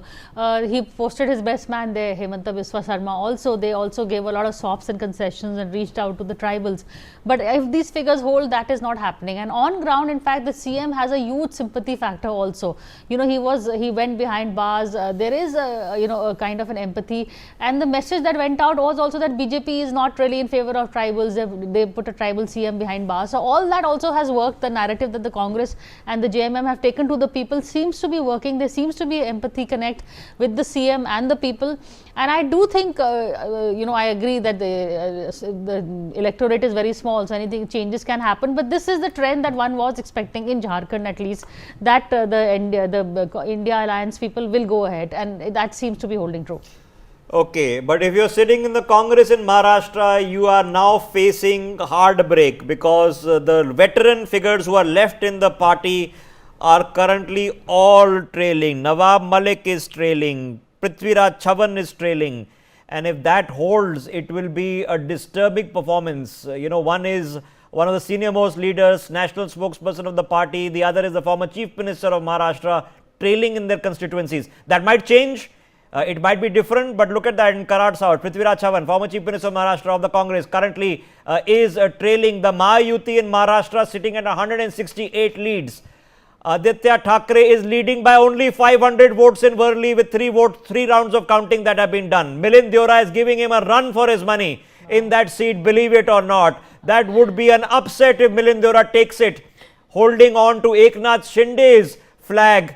And defeats Aditya Thackeray. It's still too close, but 500 votes. If Aditya Thackeray does not win by thousands in the heartland of Mumbai, in Worli, the place where he is pretty much started his politics and will continue his politics. It's going to be a massive heartbreak. Let me get Mukesh Tyagi of the BJP into this conversation. Mr. Tyagi, good morning to you. I know it's still early. It's looking good in Maharashtra. In fact, it's looking very good in Maharashtra. It's looking good in UP also now, where the BJP is leading in 8 out of 9 seats. But it's looking not so good in Jharkhand, sir. No, actually, it's a beautiful sunrise in the dawn of 23rd of Sir, not in North India, sir. It's very smoggy outside. Not in North India. Anywhere else but North India. In Uttar Pradesh also, we are doing pretty well, much contrary to the predictions earlier that this was dominated by Samajwadi Party. And I think Yogi Adityanath is doing pretty well looking at Uttar Pradesh by-elections results. But Jharkhand is certainly surprising me. But as you rightly said, there are still more rounds to come. But I don't know, maybe the demographic alteration because of huge infiltration and voters' spurious entitlement has perhaps led to this kind of a change. But we were all sure, including all the exit polls, that Bharatiya Janata Party is forming the government in Jharkhand. And it was held in two, I think, sessions. And so let's wait and see. But I think rest of the, in Maharashtra, which was the most challenging, Rishabh, in terms of our positioning there, and including anti-incumbency and also a renewed consolidation by Maha Vikas Agadi, which I rechristened. It may not be an anecdotal hyperbole. It has become Maha Vinash Pichhadi.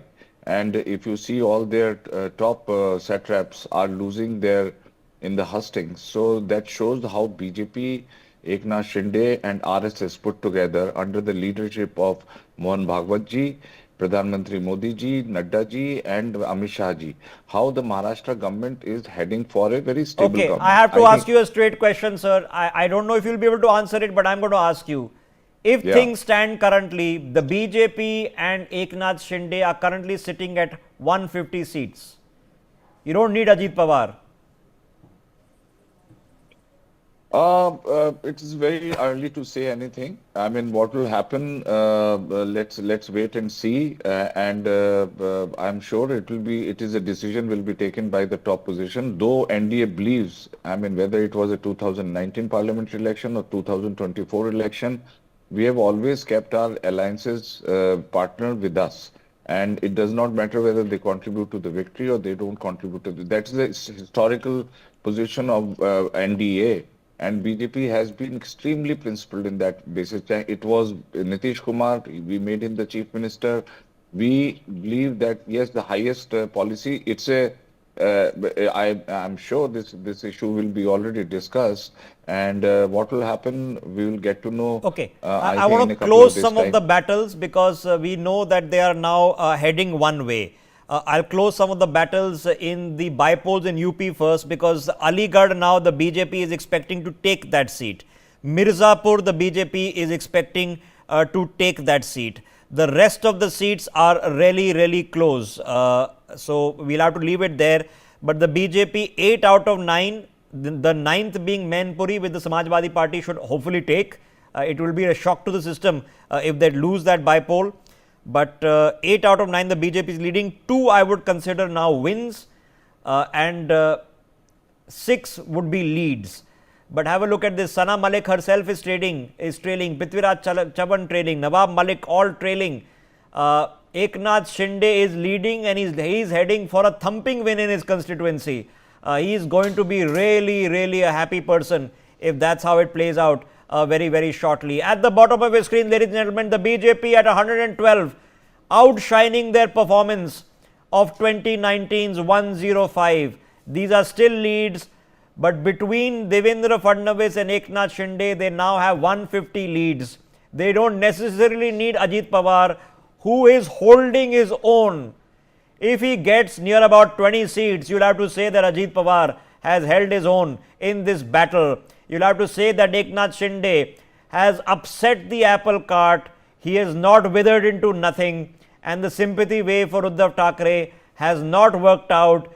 And this puts a serious question mark because with the immediate sympathy wave with a reasonable showing in Lok Sabha. If then also in the assembly it didn't work out for Uddhav and Aditya, they are going to be in trouble, because backtracking at this stage is going to be a long haul. Priya Sehgal, if they realize that, oh my God, what did we do? We now need to head to Ayodhya. Are they going to be able to, regain their old ways? No, I don't think they can head to Ayodhya now. They're too committed on this other path. But even if you, supposing they get Ajit Pawar to break and join them, the other Mahavikas Aghadi doesn't have the numbers. They won't even cross 111 and BJP is 112. So in that sense, Uddhav Thackeray is will Just have look at the figure on your screens. Eknath Shinde leading by 14,000 votes after 4 rounds of counting only. Eknath, it should have been a Shiv Sena comfortable seat. So had this been the same Shiv Sena and Eknath Shinde was winning a Shiv Sena bastion seat, nobody would have been surprised. But this is not the Shiv Sena, Priya Sehgal. Eknath Shinde is turning out to be a man of the moment. He is a man of the moment. And if Milind Deora, as you said, I was just checking the numbers, Aditya Thackeray 4231, Milind Deora 3736. So there is just a 500 gap between the two. Aditya Thackeray, for all intents and purposes, is the face of the Uddhav Thackeray family in this election. For him to lose would be a huge blow. The fact that Milind Deora can even give him a few rough moments during the campaign shows how much the sympathy wave is not working for the Uddhav Thackeray and family. So that itself is a telling moment. I don't think Uddhav Thackeray is committed. Only if the numbers fall short, he can do a deal with the BJP and the Sena Shinde, but he will have to play second fiddle to Eknath Shinde, who now will represent the real Sena and will decide what seats will be Ajit Pawar about to beat his own brother's son, his own nephew in Baramati, after his wife Sunetra lost to Supriya Sule by 2 lakh votes in the Lok Sabha elections. This is of course an assembly constituency which is 1/6 of the electorate. But he is now leading by 4,000 votes after 3 rounds of counting and is expected to take that seat. Very, very interesting battles going on across the board. Let me quickly rope in Sumit back into this conversation when we come back to Jimsa. Sumit, now we are now stabilizing in Maharashtra, and there are still about 20 odd seats where we are still to hear from what those leads will be. But it is a trend that is establishing itself, and the trend is telling you that it is the BJP's day, it is Eknath Shinde's day so far. Correct. I mean, goes without us saying, Rishabh ji, BJP outperforming itself, Eknath Shinde ji doing exceedingly well, and Ajit holding to what he is expected to hold. But if BJP does well, they will want to keep Eknath, they will want to keep Ajit with them, Ajit Pawar ji, because that will make sure that the other side doesn't even remotely have a chance in any way whatsoever for next 5 years to even try of forming a government. And by the end of 5 years, you will have Sharad Pawar ji, unfortunately out of politics. You will have Uddhav ji not going to Ayodhya but going to Haridwar because for a pilgrimage, and maybe Aditya Thackeray will also go to Haridwar for a pilgrimage, because now what they have done, the classical mistake they did, they let that Hindutva plan go. The moment they let that Hindutva plan go, the bedrock of their politics is Hindutva. Balasaheb Thackeray ji, Chhatrapati Shivaji Maharaj ji, it's all about Hindutva. You let that go, you have diminished, you have been reduced, and you are literally getting decimated from politics. That is the unfortunate part for Uddhav Thackeray ji, which he never realized. And all these statements which he has been giving right and left have been all working against him. And if he and his son are, kind of put in a box, I don't think after 5 years, God knows who will be what relevant. The things would have really, really shifted. I think they have missed the bus permanently. I agree with Priya ji. Now going to Ayodhya is not going to help. They had a time to go to Ayodhya, but now going to Ayodhya will not help. It's all gone, because now if you look of Balasaheb's legacy, it is Shinde ji. It is Shinde ji who has taken that legacy. Unfortunately, Uddhav Bhau has lost it. He has given it out on his own hands. Sumit, I'm coming to you in a second. I just want to close some results, because Mainpuri now seems to be going, the UP by-poll is going the way of the Samajwadi Party, leading by 6,000 votes, expected to take that seat. Interesting battle going on in the heart of Marathwada in Beed, which is Dhananjay Munde is leading by 3,500 votes. He is, of course, in the Ajit Pawar faction of the NCP. The numbers there changing on the bottom of your screens, but changing on the bottom of your screens in favor of the alliance, if not in favor of the BJP. The BJP at where they left off in 2019 at 105. Look at the number of leads for the Shiv Sena Shinde, crossing 50. Look at the number of leads for Ajit Pawar, crossing 30. Ajit Pawar, for the first time since counting began this morning, is currently leading in more seats than Sharad Pawar is. Believe it or not. Now that could change. It probably will change in the course of the next half an hour, 45 minutes. But with every minute that passes, we are getting an established trend. And the established trend is telling you that in Maharashtra, it is the BJP-led alliance that has done reasonably well, probably very well. That in Jharkhand, the BJP has given a fair shot, but they have not been able to make a dent on the local boy Hemant Soren despite everything. That in the polls that are taking place in other parts of the country, Priyanka Gandhi is about to enter as a victor in electoral politics for the first time. Mamata Banerjee is still sweeping Bengal no matter what happens. And in UP, the BJP might take 8 out of 9 of the by-polls. They will be thrilled if that takes place. 2 out of the 9, I think they've already won. Mainpuri, they will not win. So now the battle is for the remaining 6 seats. Zishan Siddiqui, meanwhile, remember, the son of a man brutally assassinated just last month, is trailing in his seat. He is fighting with Ajit Pawar there, is trailing. That may change, but he's currently trailing. Let me take thoughts now. Alok Mehta joining us this morning. Alok ji, good morning. Let's take your first thoughts. How are you observing the patterns and trends that you can see on your screen right now? Good morning, Rishabh ji. I think this is the very interesting, because in Jharkhand, the tribal area, they are losing. BJP is surprising at the moment. Sorry to interrupt you, sir. Sorry to interrupt you. Aditya Thackeray now trailing. Aditya Thackeray is now trailing in Worli. Milind Deora has taken the lead after the third round of counting. This is, this could change. There are still 10 rounds of counting to go. But Milind Deora giving a run to the money to Aditya Thackeray. Quickly, Alok ji, carry on. This shows how the Milind Deora was working for the party all the time. And now Congress is losing there, or even the Uddhav Thackeray family, they are also losing. So in Sharad Pawar, game is over in Maharashtra. You remember earlier also we were discussing 2 days back, and I said in Maharashtra is a last chance for the Sharad Pawar and Congress party, especially for Rahul Gandhi, because in Maharashtra they are losing badly still, and I think the NDA, they are in a very, very good position, and BJP is also gaining a lot. So I think the Ajit Pawar, what we were discussing earlier, but he will be with the BJP. He is not going to be Sharad Pawar now, because they were fighting so much. Rishabh ji, have you noticed Pratibha Pawar, first time she appeared for against Ajit Pawar there for their nephew.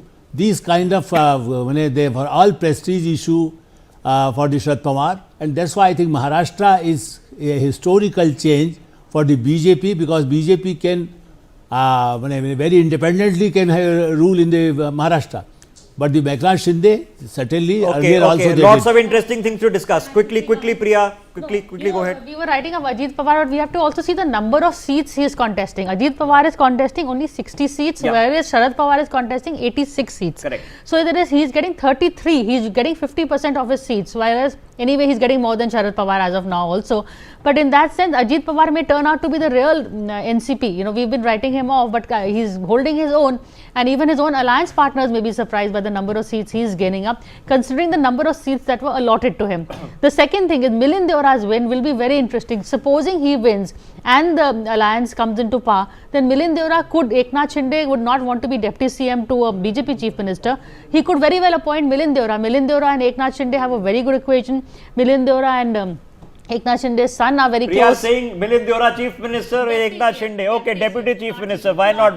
Yeah, why not? Why not flip it around? BJP chief minister. Why if not? BJP wants So Devendra Fadnavis to the centre, Milind Deora as deputy chief minister gives up his Rajya Sabha seat. Anything is possible, but that is, of course, if he wins, that will be hell of an upset. CS Jha is with us. He is a Uddhav Thackeray loyalist. Mr. Jha, it's not being a good morning so far, sir. We don't rely on this right now, but eventually, if you see, the afternoon will show the results clearly what will be the situation.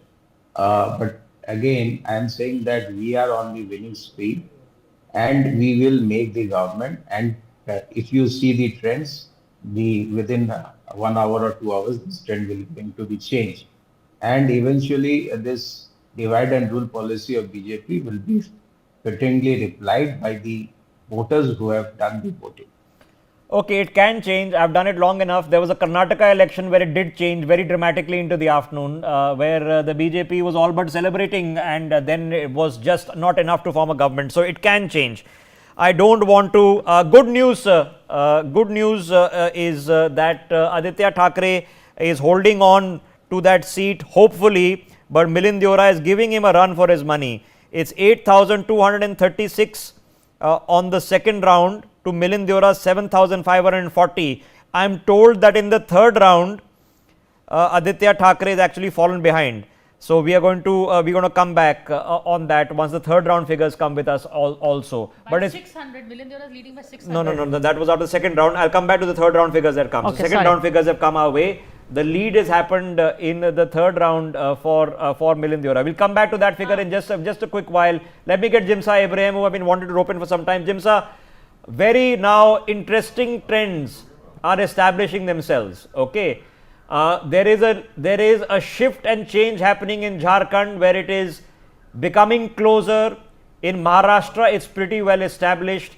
Lots of bypolls happening. What is your perception now of results day 23rd November? Right. Primarily, I've been staying put in Maharashtra for the last 2 months, and I've been very keenly keeping a watch on how the campaign process was going on. So from my vantage point, it was clear that the BJP and the Shiv Sena led by Shinde had caught up from a very dismal place in the last 2 months. They've had a lot of people-friendly schemes, and honestly, they hit the ground running. Like I said earlier, now, though the mandate is mightily in BJP's favor, it's too early to say that it's only because it's BJP and it's a vote for Narendra Modi. Like we see in Jharkhand. You know, ironically, now that you mentioned it, Jimsa, we've been sitting here since 7 in the morning. None of us have discussed Narendra Modi for a second until you brought him up, which is very strange. I want to hold your thought on that. Alok Mehta, how is that? In the last 11 years, that's never happened. We are discussing Shinde and Uddhav and all these people. Why are we not discussing Modi? I think we should discuss because they are all gaining because of the double engine Sarkar, especially in Maharashtra. What Narendra Modi was doing in the meetings, when he went there in different areas, and especially for the woman power. Certainly, there is the RSS also there, and the Prime Minister Narendra Modi campaigning and the Amit Shah. You see, this time the meetings, the corners meetings also there, and they all organized by this high command. They were monitoring since long, and even then in Nagpur, you see, you will surprise. Even people will ask, don't go anywhere. If you are in charge for this area, you have to be there. These kind of, I think, calculation was there. And that's why the Prime Minister Narendra Modi was monitoring, even I have been told that when he was out of country, even then he was monitoring what is happening there, what kind of development, because he worked almost 18 hours a day. Okay. Eknath Shinde leading by 14,000 votes in his constituency. Priya, quick interjection, go ahead. No, it's okay, very well to give Prime Minister Modi the credit, but over here on ground, it was Eknath Shinde's scheme. It was the RSS workers who worked hard in this election and in Haryana election. Prime Minister Modi only addressed 9 rallies in Maharashtra, and he came up with the Ek Hai to Safe Hai slogan. That is about just about all that happened on the ground. On the ground, it was the local issues, local candidates, local faces by the RSS worker on the ground. So we have to give, which is why today's discussion has been about local faces. Okay, Dhananjay Munde, meanwhile, yes, it has been. Dhananjay Munde, meanwhile, taking his seat in the Beed area of Marathwada. Devendra Fadnavis in Nagpur leading by 4,000 votes now. Some of these leads, ladies and gentlemen, are stabilizing. And they are telling you that the BJP has already equaled its leads tally where they stood in 2019 at 105. The Congress has not been able to so far make it past the 30 mark even once since this morning. Eknath Shinde is the man of the moment in Maharashtra. I don't know if Devendra Fadnavis will be thrilled with that because he'll think 105 will be a damn thumping performance. But Eknath Shinde was up against it. It is trouble stations for Uddhav Thackeray. It is trouble stations. I wouldn't say for Sharad Pawar because he can go into a glorious retirement. He's done his bit in Indian politics, but it is trouble stations for Supriya for sure if the results like this hold. Now, holding on to this thought, let me rope in Sumit. Sumit, now what happens if, let's assume for a second that this is the screenshot and this is where it ends, okay? Do we then just assume that more of these elected MLAs, even those who won under UBT, are going to switch sides and the coup will now be completed? It is a very, very strong possibility because they don't see a lot of political future with Uddhavji and Aditya Thackeray. That is the... So no, there will be loyalists. There will be some loyalists who will never leave, but there will be other pragmatists. Yeah, majority of them will not see. Some of them will still hold on because, you know, there's a lot of stake for Uddhav Thackeray and Aditya Thackeray. Looking at the numbers, I think Shinde ji has taken what was the legacy of legendary Bala Sahib Thackeray ji, Hindu Hriday Samrat, that Hindutva icon, that Hindu legacy is now with Shinde ji. Unfortunately, Uddhav Bhau has lost it and now his MLAs will be reconsidering. Look at Milan Devra, you know, if people like him are what they are doing, if they could join Shinde Sena and do fantastically well, why do you think other MLAs cannot do it? Because they have to also look at the political future, because with Uddhavji, they are getting that, you know, impression anti-Hindu, not pro-Hindu. That will be something very difficult for them to handle and, you know, go on with. This is a risk which Uddhav Thackeray took and unfortunately it has not worked for him. And Rishabhji, in Jharkhand, I still don't believe that you know, BJP-led alliance is not going to make it. I'm still optimistic on that. Let's see in an hour or so. It's close. It's 33 to 39 now for India Alliance versus NDA. So it's close. But Jharkhand is a few hundred votes are going to decide the constituency. A few tens of thousands of votes are going to decide the state. So it can still go either way. If it goes that the BJP wins Maharashtra, I don't think they'll sweat it out if their Jharkhand performance is slightly better than last time and they lose. Jharkhand was supposed to be the upset. Maharashtra was required. Okay.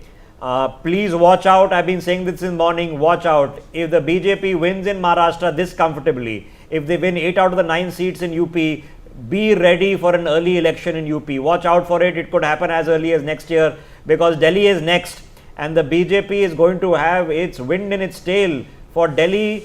Rope in a new candidate. Who knows? It could be Sushma Swaraj's daughter to be a CM face, and you could give Arvind Kejriwal a run for his money in Delhi as well. Very, very interesting battles taking him. Before I get in the BJP to speak on this, let me get Jimsa back into this conversation. Jimsa, now there's a national battle going on, and they're in the national stakes. I have to ask you for a second about Priyanka because it's a no contest in Wayanad. It's for some reason become a Gandhi bastion now in Kerala. But what do we make about Priyanka Gandhi's entry into politics? Or electoral politics rather? Well, we are not expecting her to make much noises to begin with. Like somebody, a panelist a while ago mentioned. Her brother is very active in the parliament. He is the leader of opposition. I would be surprised if she makes it to the front benches actually. I think she would rather put the limelight on her brother and lead from behind, if you see what I mean. We are not going to see many ripples, but of course a few fiery debates in the parliament is in the offing. And Priyanka Gandhi would look to better her brother's record of 3.5 lakh victory margin in Wayanad this time around. I mean, less of a contest this time around, but nonetheless, she's going to win it by lakhs of votes. It might be 3.56 lakh, it might be 2.95 lakhs, who knows. Sana Malik, meanwhile, the daughter of Nawab Malik has taken the lead. So some good news coming in for the opposition ranks in Maharashtra. But overall, the picture let's correct that for a second, please. Just correct that for a second. On Aditya Thackeray, Sid, just be careful. Wait for the actual result to come out because I don't think it's gone from 500 to 8,000 very quickly. It could have, but I don't think so. Just keep a note on that. Okay, ladies and gentlemen, here we are. It is now past 10 o'clock. We are at 10:15. The numbers in Maharashtra have stabilized. I can't say the numbers in Jharkhand have stabilized because the margins are too slim. There are still about 50 seats in Maharashtra where the margins are so slim that we cannot call it. and there are still about 8 or 9 seats in which we don't have a trend yet. I'm trying to find out why that is, whether we have a reporting issue or simply we don't have boots on the ground. It could be either of those two things. So there are still about 60 seats which can go either way. 60 seats in an assembly of just about 288 is a lot of seats. So be careful. We have sat here in other elections. I remember Karnataka the last time around, where it seemed like it was going the BJP way and it did not. The BJP thought it was going the BJP way and it did not. So let's be slightly careful on how this is panning out. But it has been a fascinating morning, as it is every single time. Let me get Alok Mehta back in. Alok ji, I want to take a quick thought on Priyanka Gandhi before I come back to Maharashtra. So here it is, Member of Parliament Priyanka Gandhi, Member of Parliament Rahul Gandhi, Member of Parliament Sonia Gandhi. And Robert is still in the waiting list because he said last time he wants to contest. Yeah, and maybe he will again come from the Rajya Sabha, because then the 2 and 2 here and 2 there. Because he said that I can come also. Last time in NewsX interview also he spoke about, and I think few. But is he serious about it? Do you think he's really serious, or he just making a monkey of all of us? Rishabh, I think he just throws it in there just to keep us guessing. From the very beginning, you see, I was following Menka Gandhi when she married to Sanjay Gandhi. Since then, I was following them, and that's why Robert Vadra also very ambitious, more ambitious even than the Rahul Gandhi. Rahul Gandhi was reluctant in the beginning, which Sonia Gandhi herself was telling me at that time. And now Rahul Gandhi will work more in the field for next election. Priyanka Gandhi will hold in the parliament, and maybe Rahul Gandhi suffer something and go to jail because of number of cases is there. Then that's why this is a backup plan, like in any strategy in the politics or in the battlefield. I think that's why the Gandhi family is very sick. Should it be the opposite? Should it be Priyanka Gandhi on the field and Rahul Gandhi in parliament? What is better for the Congress in your view? I think because in the parliament also Priyanka Gandhi looks to some extent, and she is also trying to do what, remembering Mrs. Indira Gandhi. That's why she is in advantage, and maybe election time certainly whenever she go out of in a different area. But I think the Rahul Gandhi, because he like going in the field nowadays and he want to show that I'm a man of masses. Okay. All right. Priya, quick thoughts on Priyanka, because that, I mean, today the Congress, are they going to be sweating Maharashtra and thereby crimping the celebration of Priyanka? I think not. I think they'll be celebrating Priyanka and trying to forget Maharashtra. They'll try and forget, but you can't lose a state if these numbers hold and just celebrate one candidate, even though it is the high profile candidate Priyanka Gandhi, for winning what was a very sure seat. So in terms of within the Congress, within the party workers, yes, but the India alliance or the whole, they're not going to take this as a consolation prize. No, so what, we lost Maharashtra, but Priyanka won. That's not going to work with the alliance partners at all. In terms of party morale, I think they would be looking at the Congress tally in Maharashtra also coming after Haryana. Congress didn't do as well in Haryana. Congress is not doing so well in Maharashtra. The allies are going to raise the cry, is Congress an handicap? Congress, should we keep the alliance going with the Congress? Akhilesh Yadav already decided in UP in the by-polls. He just announced the candidates without the Congress. So Congress is going to have its own existential turmoil, and no matter, yes, it will celebrate Priyanka, of course. Her win, and a spectacular win, her coming in the floor of the House, will give a morale booster. But opposition politics, I think they will be looking at a slightly better win. Maybe Jharkhand will help, But again, the question will come, where Congress has little stake, the alliances do well. Where Congress has larger states, the alliances don't do well. So this is the debate that is going to now start. Okay, a debate as going to start, and it's going to cut across all sorts of confusions. A very interesting battle, as I mentioned, is going on in Mahim. Watch out for that. It is the Sena versus the Sena versus the Sena. MNS versus Shiv Sena UBT versus I'm sorry, I've lost track now. How many was it? It was Shiv Sena UBT and just the Shiv Sena. Yes. There is no other soubriquet to be added. That laddus have arrived at the BJP office, I've been told by my reporter in Delhi. They're not distributing them yet for good reason. Let's keep it safe. Okay, Raipur, I just wanted to close this election battle because the BJP is going to win that by-poll in Chhattisgarh pretty well. If you had asked them 2 years ago if they would win things in Chhattisgarh pretty well, they wouldn't have been as convinced, but Chhattisgarh is going their way. In Moradabad, the battle is over. The BJP is going to win that seat. Incidentally, Vadra's hometown. Okay, but the BJP is winning that seat. The Sapa is only being able to cough up a few thousand votes there, not doing very well. Oh. So, Dausa, meanwhile, which is very interesting, there's another battle, remember, going on. There's battle going on in Tonk as well. This is Rajasthan. Tonk, expect the BJP to take that very, very easily. So that's good news for the BJP. Not for pilot. And Tonk also. So Yes. not going to do well for pilot. Not Okay, good news. not for him. Okay. I don't know what's happening with Sana Malik. Sid, can you please check with Sana Malik here, because I'm being told she's now leading. Okay. Just check this so that we can update this. The figure at the bottom of your screen, ladies and gentlemen, has changed in the last 3 or 4 minutes while we've been talking. The BJP is now sitting at 113. The Congress has inched past the 30 mark for the first time, and it is the Shiv Sena UBT which is now facing decimation in Maharashtra, down to less than 20 leads, with Shiv Sena under Shinde at 56. The NCP of Ajit Pawar leading in 32 seats as opposed to Sharad Pawar leading on only 23.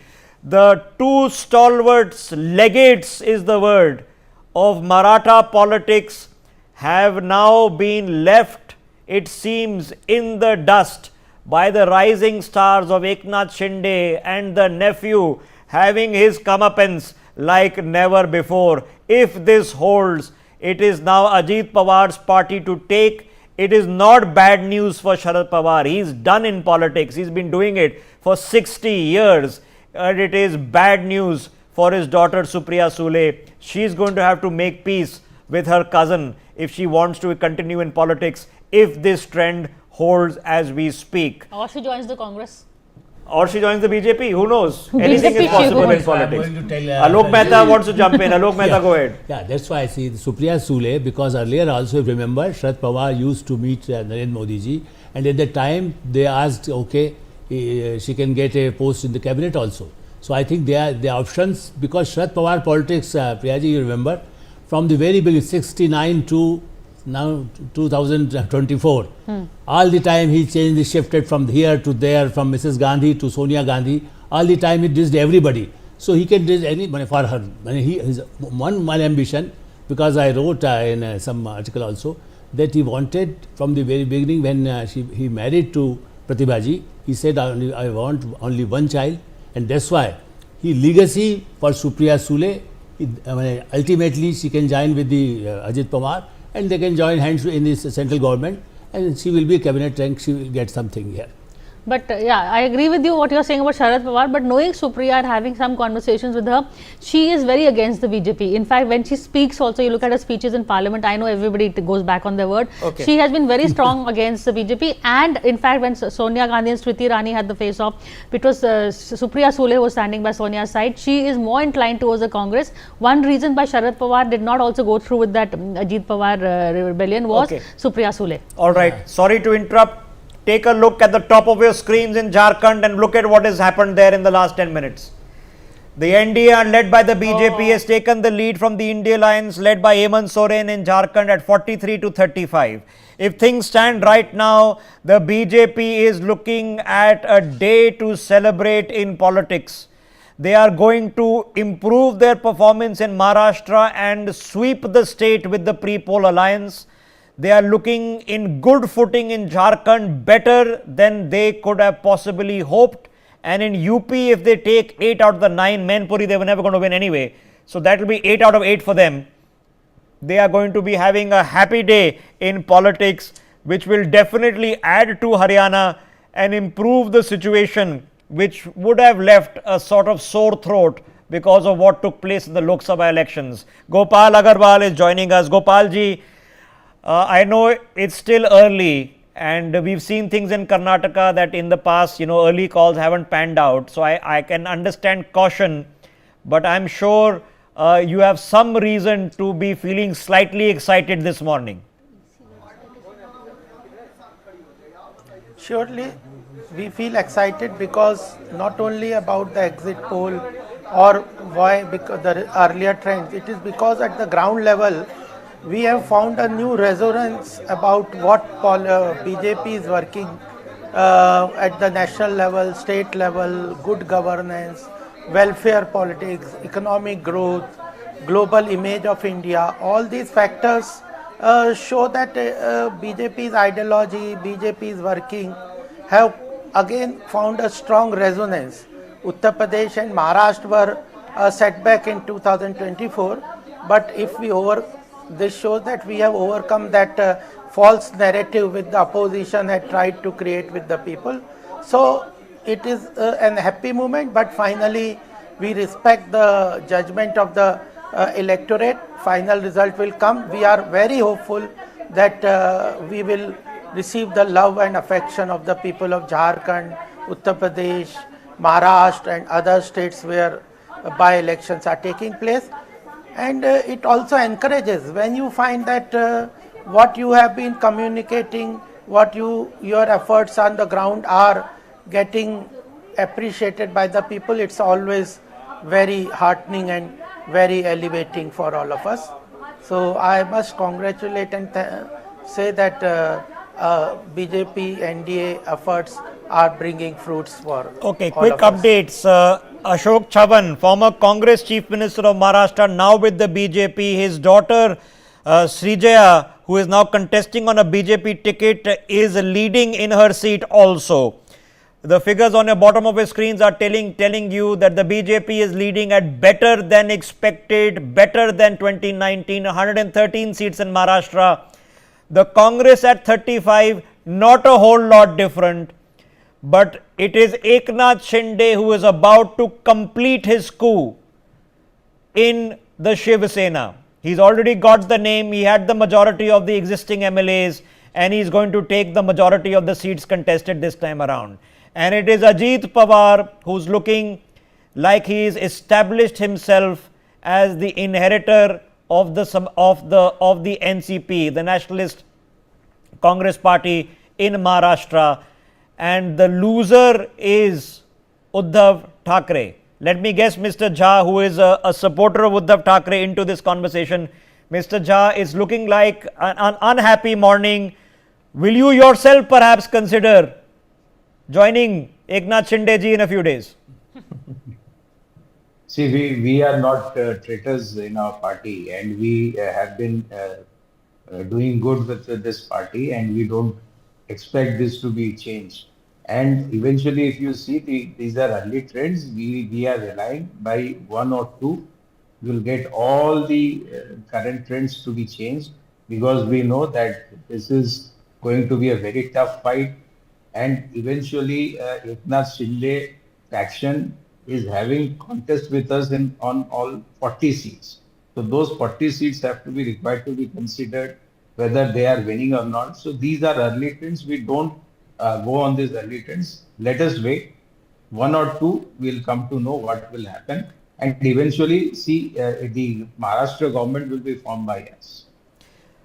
Okay, it could be. All right, I can't deny it because we are still 10:30. We are in the 5th or 6th round of counting. In some cases, there are at least 7-8 rounds of counting to go. Which are going to be counted because in some So, states there so are less than, 30, let me put it for 30. our viewers this way, less than 50% of the votes have been counted so far. Okay, so that's why it's an early trend, because there is still the possibility that with more than 50% of the votes to be counted, that the trends could change. In my experience, if it is this clear by 10:30, it is unlikely. It would have been a lot closer for those trends to change, but there are plenty of battles. I put it out there, 60 seats are still close. 10 seats we don't have details for yet. Okay, so those are 10 anyway that are up for grabs. There are at least 40 or 50 other seats where the margins are still in their hundreds. And even though an assembly constituency is generally won by thousands and not by lakhs, hundreds is too close to call. So it is going to change. This figure is not going to remain static on your screen. But is it going to change dramatically? Is it going to mean that Shinde is going to come from 56 down to 20 and Uddhav Thackeray go from 20 to 56? Probably not. Okay, it could happen. The trend always show that early trend cannot be relied at this moment. I agree with you, sir. Eknath Shinde camp will not have more than 25 seats. Okay, so 25 seats you say. Okay, so that their leads will have to half. And if that is the case, then it will be unhappy news for Eknath Shinde. That could happen, but we are it's looking more and more difficult and more likely. So now let's pick this up with Alok Mehta and now discuss a potential overall picture. Alok Mehta. I think Rishabh yeah, especially sorry, in yeah, go Jharkhand, ahead. in Jharkhand we have to watch because the tribal area and the women voters, how they proved, and the Hemant Soren, the future of the Soren family, because ultimately he is suffering, his cases also there. So very interesting in Jharkhand because Alok Mehta, is it the future of the Soren family? I would say it's the future of the Congress in Jharkhand. I think Hemant Soren is there to stay. He'll make a comeback. Is the Congress in trouble in Jharkhand? Jharkhand Congress is trouble in everywhere now. The Rahul Gandhi is leading, and that's why you see the Kharge Sahab. You see since Mr. Kharge took over, I think Congress is losing a lot. I think that's why I think they should think about after Lok Sabha election. Kharge ji will tell you Lok Sabha in Haryana, in Maharashtra, they are losing badly. In Jharkhand also they are losing. So they will just give blame to him. What you are talking about the Prime Minister Narendra Modi, here we should also talk about the Rahul Gandhi. Because the whole stake, everybody was talking what will happen to Rahul Gandhi. Nobody was talking about the Prithviraj Chauhan. Because they have not projected Prithviraj Chauhan at least. Because he was the most senior person, very honest, no allegation against him. But even then, Congress is not ready to give any. Even the Milind Devda also left Congress party. Because even they don't want a clean person. They want corrupt people mostly who can bring money. That's why you remember, Bhupesh Baghel is still in charge, observer to manage. That's why the resort is there, plane are ready just to take, because they blame the BJP. But ultimately they are trying, they think, okay, on money power, we will come in the power. That's why I think the very interesting piece, because the RSS role in Maharashtra and even Jharkhand also, they are working in tribal areas since long. So this is a stake for the RSS also in this election. All right, Sid, can you do me a favor? Can we just commission someone to now start making graphics for all the bypolls? I especially would like to see UP, Bengal and Punjab for all the seats. I think there's 4 seats in Punjab, 6 in Bengal and 9 in UP. Those are crucial. And maybe one other graphic that has all the other bypolls from Rajasthan and Assam and all the other places, so that we can get an overall picture. So, Alok Mehta, let me come to you on the overall picture once again. Yeah. If we are seeing at this point of time that the BJP takes a thumping return as an incumbent in Maharashtra, flips Jharkhand, takes pretty much all the bypolls in UP, in Chhattisgarh, in Rajasthan, which is where they should be taking them, they are in government in these places, is the BJP in a position to say that we have made a comeback from the slight dip that we saw in Lok Sabha? I think they have to, they are very calculated. I think they will say, okay, we are ruling in so many states and it will going to affect in the Rajya Sabha elections also, because they want to change the constitutions, UCC and other what they are thinking. That's why I think, because they are calculating in how many people will join hands again after this debacle of the other parties also, because they want a big alliance with everywhere. And here also, I still feel maybe they will say, okay, Eknath Shinde, we will adjust him, because they want to show what happened. Shabji, in Manohar Joshi was also there. So Shiv Sena was earlier also as chief minister. Maybe Devendra Fadnavis will come in the central level, and the Milind Devda will be deputy chief minister, what earlier also we were talking. So they will have adjustment, but the larger picture is that the Prime Minister Narendra Modi, again I will tell you, because the credit they will give to Prime Minister Narendra Modi, because the state leadership also depend on him. What kind of a woman vote, still he is the vote catcher, and that's why. There's no doubt about it. But I think he'll be a happy man to think that without his overwhelming presence in the electoral campaigns, because the BJP has pretty much been one-man show for too long, that even on local issues, on local politics, they managed to hold the fort, which will be a relief.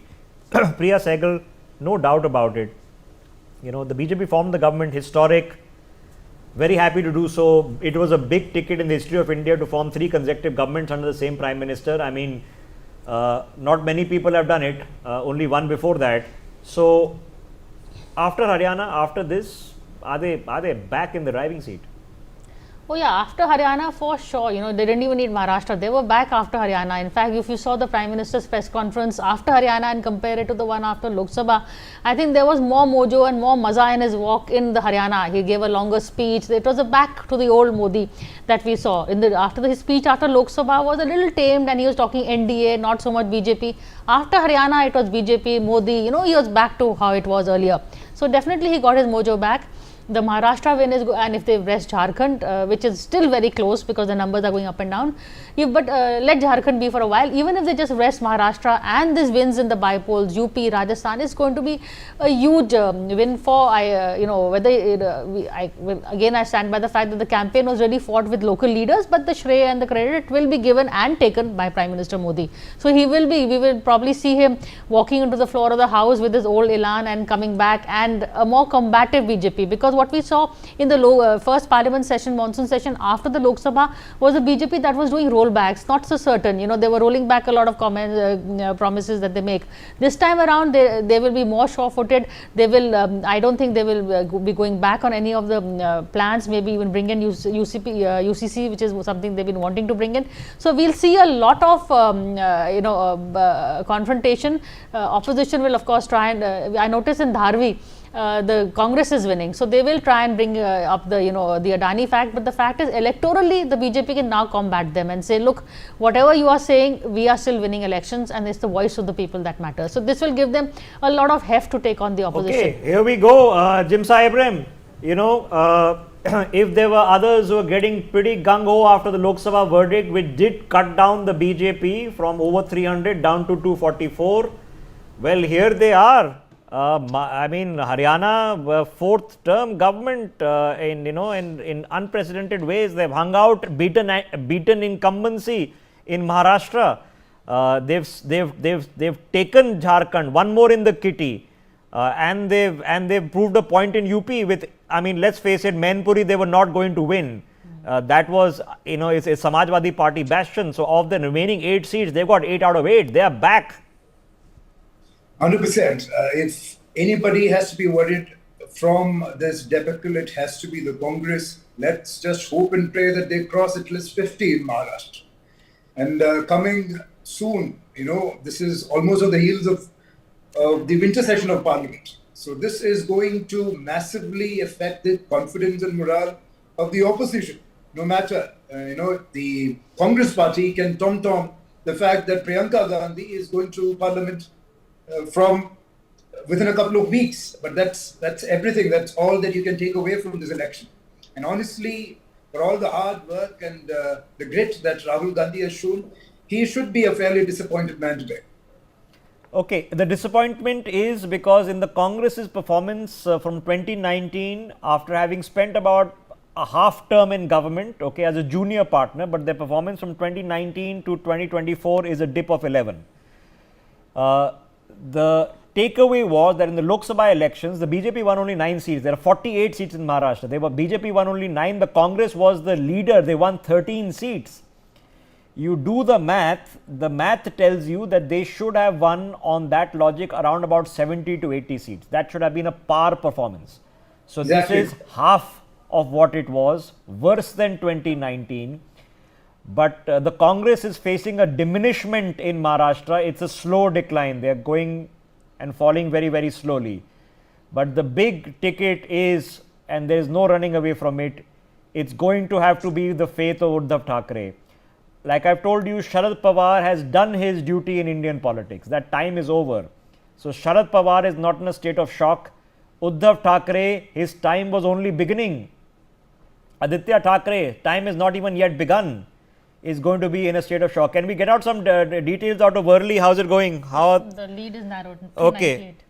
Aditya Thackeray leading by less than 400 votes against Milind Deora. The man has taken him down to the wire. That's not how it should have played out with a sympathy vote for the Thackeray's. It's very clear, Alok Mehta, there is no sympathy vote for the Thackeray's today. That's the main problem, because the second line of leadership, what we are talking about, BJP and all, Eknath Shinde was the real lieutenant since Bal Thackeray days, and ultimately for Uddhav Thackeray also he was working. So this time the Ajit Thackeray as a minister also, he is a nice person, doing whatever he was doing because of his mother. In fact, Uddhav Thackeray, in the beginning, even the Mrs. Thackeray wanted that Ajit Thackeray should be chief minister. This kind of, I think Priyaji also knowing about it because she was following all the time. I think that's why the Uddhav Thackeray is losing, because there is no second line, the people who work in the field. And here again I will say, Prime Minister Narendra Modi tried to do second line everywhere. You see, Manohar Lalji was, everybody was in the party also, there was a dissatisfaction in last election, but even then, now in the central, maybe he will be party president in future. You see, these kind of second leadership, this is the RSS line, na? Almost, if you can give credit, because Narendra Modi is also from the RSS. They also create, Amit Shah is there, Yogi Adityanath is there, Shivraj Singh Chauhan is there. So they have a number of people who have a second line.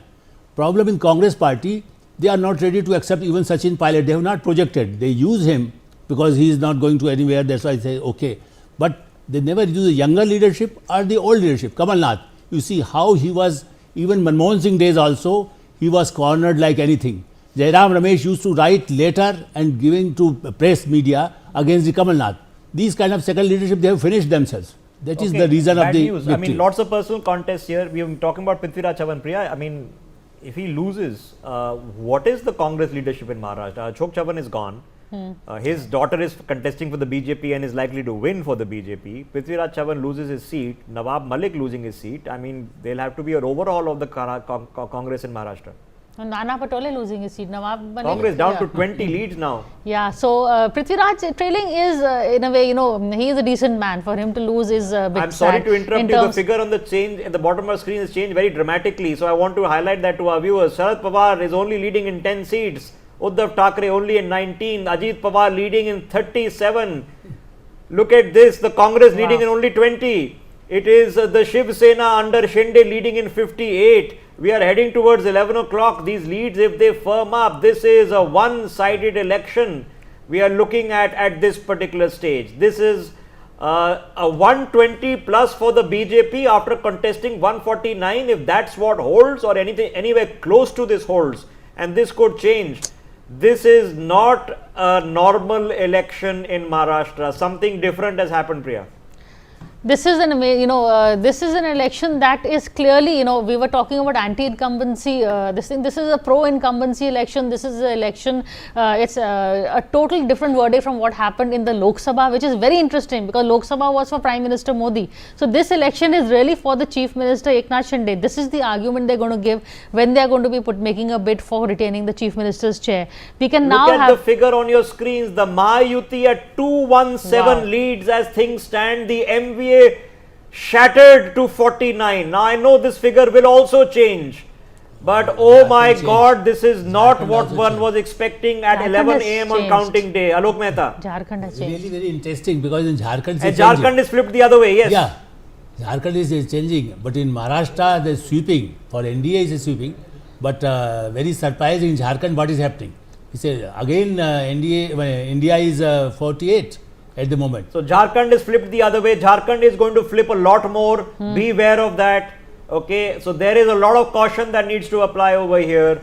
So the Jharkhand is generally hundreds of seats. It is hundreds of votes per seat. It is still hundreds of votes per seat. But we are looking into several rounds of counting completed. And some of the Congress stalwarts are in trouble. Prithviraj Chavan is in trouble. Nawab Malik is in trouble. He should not have been, his daughter is doing okay, Nawab Malik's daughter, but the veterans are in trouble. And this would be one of the worst performances of the Congress if this was to hold in Maharashtra, making it an existential crisis for the Congress in Maharashtra. This is not going to be a tinker change. It's an existential crisis. And something different has come because the people of Maharashtra, if things even close to this hold, have overwhelmingly voted for, I would assume, stability in government. They have not looked at who's the Marathi party. They have just overwhelmingly wanted stability in government, and an assumption has been made that the people more likely to offer stability are the incumbents, with the BJP holding the chunk of the seats. But also BJP contested more seats than Eknath Shinde. So we have to see the percentage. 149 to win, leading in 122. I'll get you the figure of how many in the Shinde faction. Yeah. I think it was 80 something. So the percentages are almost, almost similar. I mean, look at Ajit Pawar contested 50 something, he's leading 37. Yeah, it's yeah. better than it's about 3 out of 4 seats, because the trend is that you're winning 3 out of every 4 seats. Correct. If the Congress is at 20 and the others are reduced to 10 and 19. Totally. In fact, it's a vote for the alliance, but who was the face of the alliance? Now we are going to come down to that when it comes to the chief minister's position. And Eknath Shinde will argue. NCP and Shiv Sena, the symbol. This also give because in rural area, especially in the rural area in the Maharashtra or anywhere, the symbol always give help to these parties. Yeah. That's why the original Shiv Sena is Eknath Shinde. When people are voting, they say, okay, we have to give to Shiv Sena. They don't know even the name. We have seen even Delhi also, people don't know the name, they know the symbol. Correct. That's why they see the advantage, what they achieved in the last time from Election Commission. They got the symbol. So NCP and Shiv Sena, original Shiv Sena, they are getting, that's why they are more suffering than Sharad Pawar. Okay, they say a week is a long time in politics. 7 minutes is a long time for us as we speak, because it is still all over the place. But what I can tell you is that we are looking at now one-way traffic in Maharashtra. Jharkhand is too close to call. Some of the seats are still down to a few hundred votes, but some of the elections are already over. The bypolls, you can imagine. It's closed. Mainpuri is closed, but it looks like the BJP is winning 8 of the other 9. The bypolls in Bengal are closed. Everybody is losing their deposit. It's a TMC thumper in Bengal. Keep an eye out on that. Interesting ones happening in Chhattisgarh, in Madhya Pradesh, in Rajasthan, and of course the big one happening, guess where? In Wayanad, where Priyanka Gandhi is going to win by a few lakh votes. Let's see by how many lakhs. But keep a look at the bottom of your screens and the top of your screens. That's where the action is happening. Aditya Thackeray is leading in Worli, but only by hundreds of votes, because Milind Deora, as we've been discussing this morning, has given him a run for his money. It is going to be a dramatic finish. It may or may not be a photo finish. Much water still needs to flow under the bridge. I still have Mr. Jha with me, but before I come to you, sir, Kaushal Kant Mishra of the BJP joining us for the broadcast. Mr. Mishra, let me start with Maharashtra. Are you now quietly confident that this is heading your way? Rishabh, I think Maharashtra is very clear, and Uttar Pradesh Up-Chanav is also very clear, but in the Jharkhand the condition is moving as per time. I think we should wait for Jharkhand, but otherwise yes, as you yourself is telling that Maharashtra is almost clear, rest other places are clear. In the Jharkhand it is a pretty close condition, so I think we should wait. But yes, in Maharashtra, in the way BJP is 109, Shiv Sena is almost 49-50, and NCP is I think 33. It's a good show in Maharashtra. So we are happy, and we are confident that the result will move in our favor in the Jharkhand also. Okay, what's your welcome party plan for Priyanka Gandhi from Wayanad?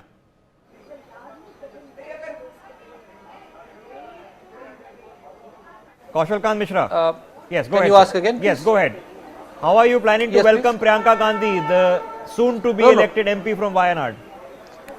With no problem, we will make jalebi for her. No problem. She is also welcome. Okay. All right. Baramati, the firecrackers are bursting for Ajit Pawar. He is going to take that seat. He has beaten, the nephew has beaten his own nephew, who had been brought in by the uncle to defeat the other uncle. I'm as confused as you are. Okay, but Dada is taking it in Baramati, and the firecrackers are out, because if Ajit Pawar needed it to happen this time, it is looking like he has made it happen. I repeat, it is not Sharad Pawar who is going to be heartbroken and disappointed. It is going to be Supriya Sule. She will have to now accept the fact that this will be worse if Sharad Pawar was not there or no longer involved in active politics. It is a clear mandate from the people that the NCP is to be inherited by Ajit Pawar and not by Supriya as things stand. she is either going to have to fight it out and make a comeback 5 years later, or make peace with her cousin, or join the Congress or the BJP. That's the fate of Supriya Sule also being decided in this election. But what happens to Uddhav Thackeray and Raj Thackeray? Alok Mehta, will there be space for Eknath Shinde and Devendra Fadnavis to say, okay, we've taught you a lesson, welcome back? I think the Eknath Shinde is a very good position, and the same thing Fadnavis. But at the same time, the Raj Thackeray, now we have to watch for next few years, because Raj Thackeray claimed that the next time the Chief Minister will be from his party. So you see, there is still they will be fighting for Shiv Sena, legacy of the Bal Thackeray ji. I think Eknath Shinde, he will try his best, and either the BJP will adjust, because the BJP also had good relations with the Raj Thackeray since last few months or years also, I think. That's why Raj Thackeray was in fray, and even then sometimes they are fighting each other. When the BJP candidates were also there, the other candidates were there. So Raj Thackeray is for long term, and if you remember, Sharif, ultimately Bal Thackeray also wanted Raj Thackeray to projecting himself, but after Bal Thackeray, the legacy came to Uddhav Thackeray, and he was not very fit, because he was a reluctant, he was a different kind of person, not fit for to rule everywhere, especially in the Maharashtra. I think that's why the Raj Thackeray is the real legacy of Bal Thackeray. Okay, Bal Thackeray chose Uddhav Thackeray.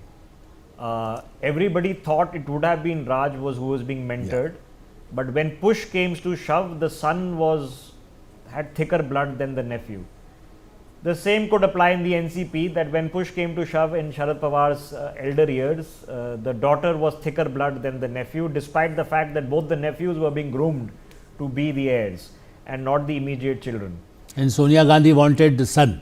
Rahul Gandhi, the Priyanka Gandhi was the real leader at the time. Since 1999, she was campaigning, she was working hardly, but I think maybe somebody advisors are there. So they said, okay, this son will be there. I think she wanted both. Okay, let me be neutral on this, because I strongly disagree with the premise that the Gandhis, as in the Sonia, Rahul and Priyanka, are a divided lot.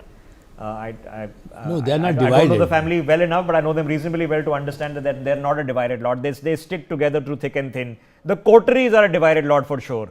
But ladies and gentlemen, that's where your screen is standing. It is turning out to be a complete flip show.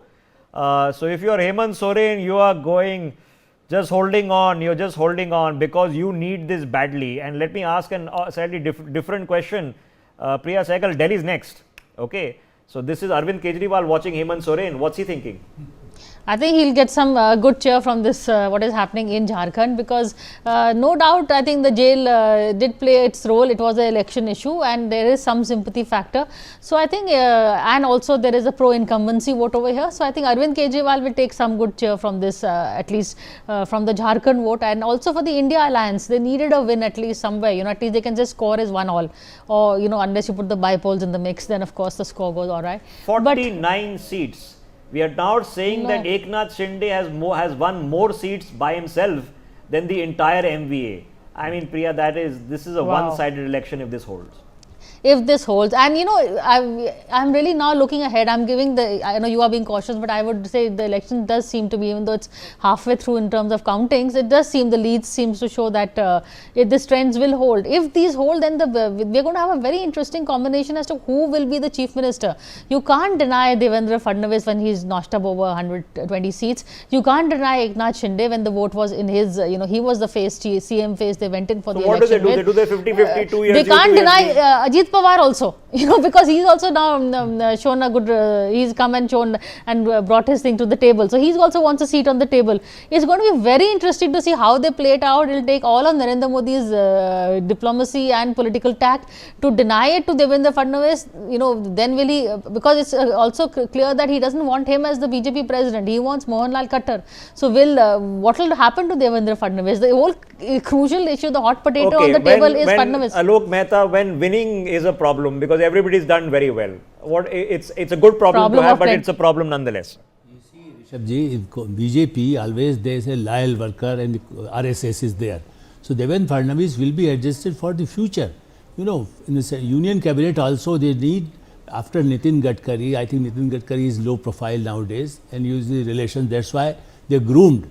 Prime Minister Narendra Modi groomed Fadnavis. You remember those days when he came from mayorship to directly to as a chief minister ultimately. So I think that's why he is not going to anywhere, or he is not going to revolt. Maybe they will adjust the Ajit Pawar, Milind Devda, everybody. Depends if Milind Devda But do also they bring him then union? And union cabinet, do you see Devendra Fadnavis as a BJP president at his age? Could be. I don't think, because he will be not the I don't think so either, but could be. But maybe in union cabinet he can get good position, and ultimately because would he want to leave his base? Would he be comfortable leaving his base? And would the RSS be happy with him shifting out of Maharashtra? Because age is with him. Yes. That's why he can wait, because the Nitin Gadkari was the candidate, if you remember, in 2004 earlier also, either for prime ministership or even the chief ministership. Even the Shivraj Singh Chauhan was not very reluctant to come to centre. You see, because he always said, okay, even the last time he said, no, I will never go to Delhi. But you see what happened afterwards when he was offered earlier. No, but that's the retirement. Delhi, once you're away from your base, you are being retired, right? No, not retired. You see, remember, Rishabh ji, sorry, 1 second. Narendra Modi was shifted Delhi in organizations. Everybody thought that now he will be not trouble in Keshubhai Patel and all. Since then I was following. And then he came back with a bang, came back straight as chief minister. Yeah. Okay. So the second line will be there. Okay, I know it's not as straightforward as it looks.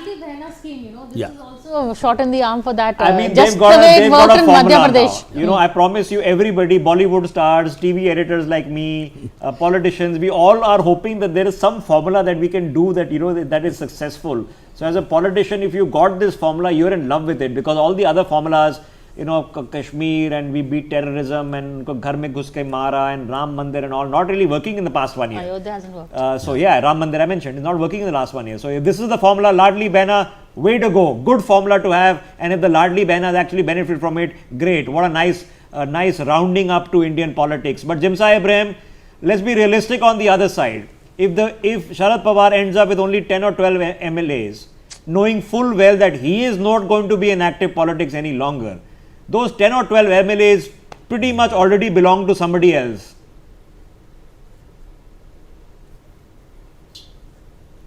Can we hear him? Oh, yes, much better. Yeah, so if Sharad Pawar ends up with just 10 or 12 MLAs, knowing full well that Sharad Pawar himself is not going to be in active politics for much longer, those 10 or 12 MLAs already belong to somebody else. They already belong to Ajit or somebody else. Exactly. Might as well join the Congress then. Yeah, could join the Congress or could join Ajit Pawar. Similarly, I'm assuming Uddhav Thackeray, if he ends up with less than 20, most of them will be gone in 6 months. See, there was an interesting speech made by Uddhav Thackeray in Aurangabad, where he had requested BJP workers to vote against the Shiv Sena Shinde contestant. This happened this election when he was electioneering in Aurangabad. He gave the speech where he requested BJP workers specifically to make sure the Shinde contestant is not elected and they vote for his party's member. So very interesting dynamics there. Is the red carpet still rolled on? Can Uddhav Thackeray still walk back to the coalition?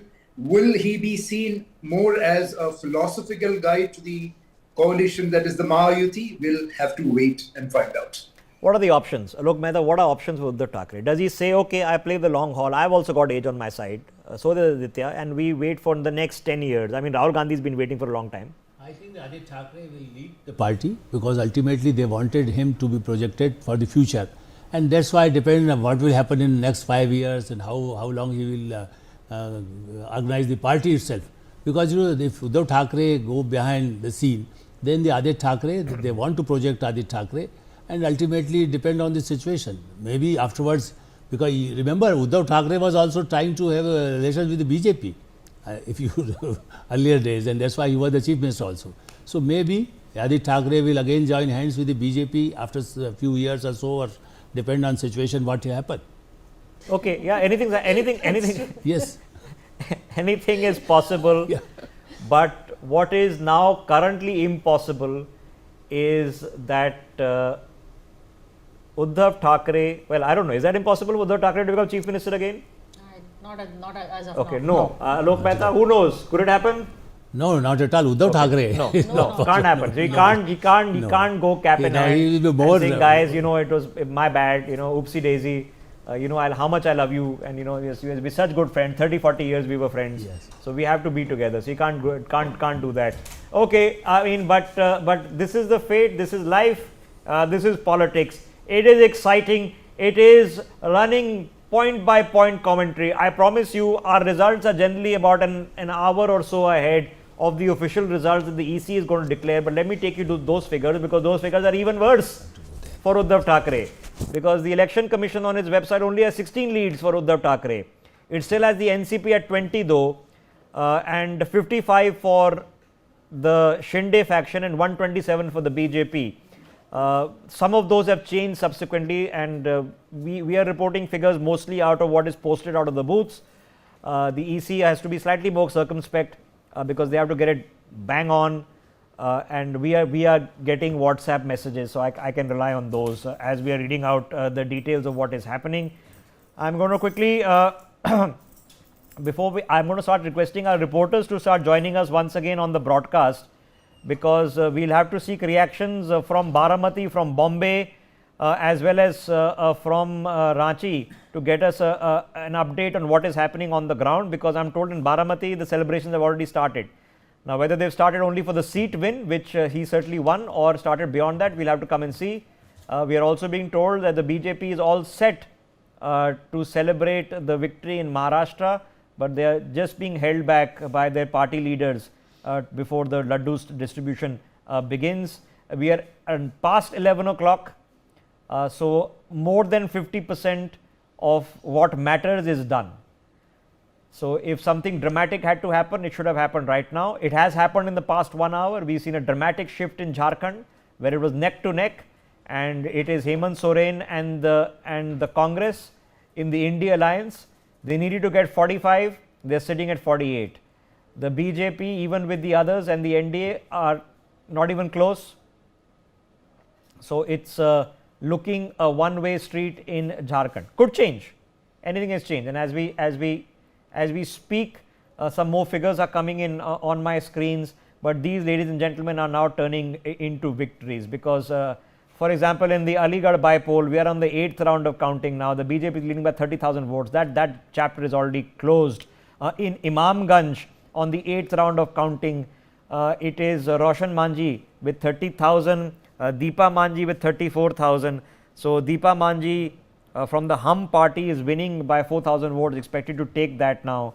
So there are so many by-polls taking place, all of which will not form governments. In Mirzapur, for example, the BJP is expected now to win that seat. In Jhunjhunu also, the BJP is leading by 20,000 votes. That seat is gone. The BJP is going to win it. In Dausa, where a by-poll was taking place, 8 rounds of counting has happened, and it is in fact the Congress, DC Bairwa of the Congress, who is ahead by 7,000, and that's going to be something happy for Congress.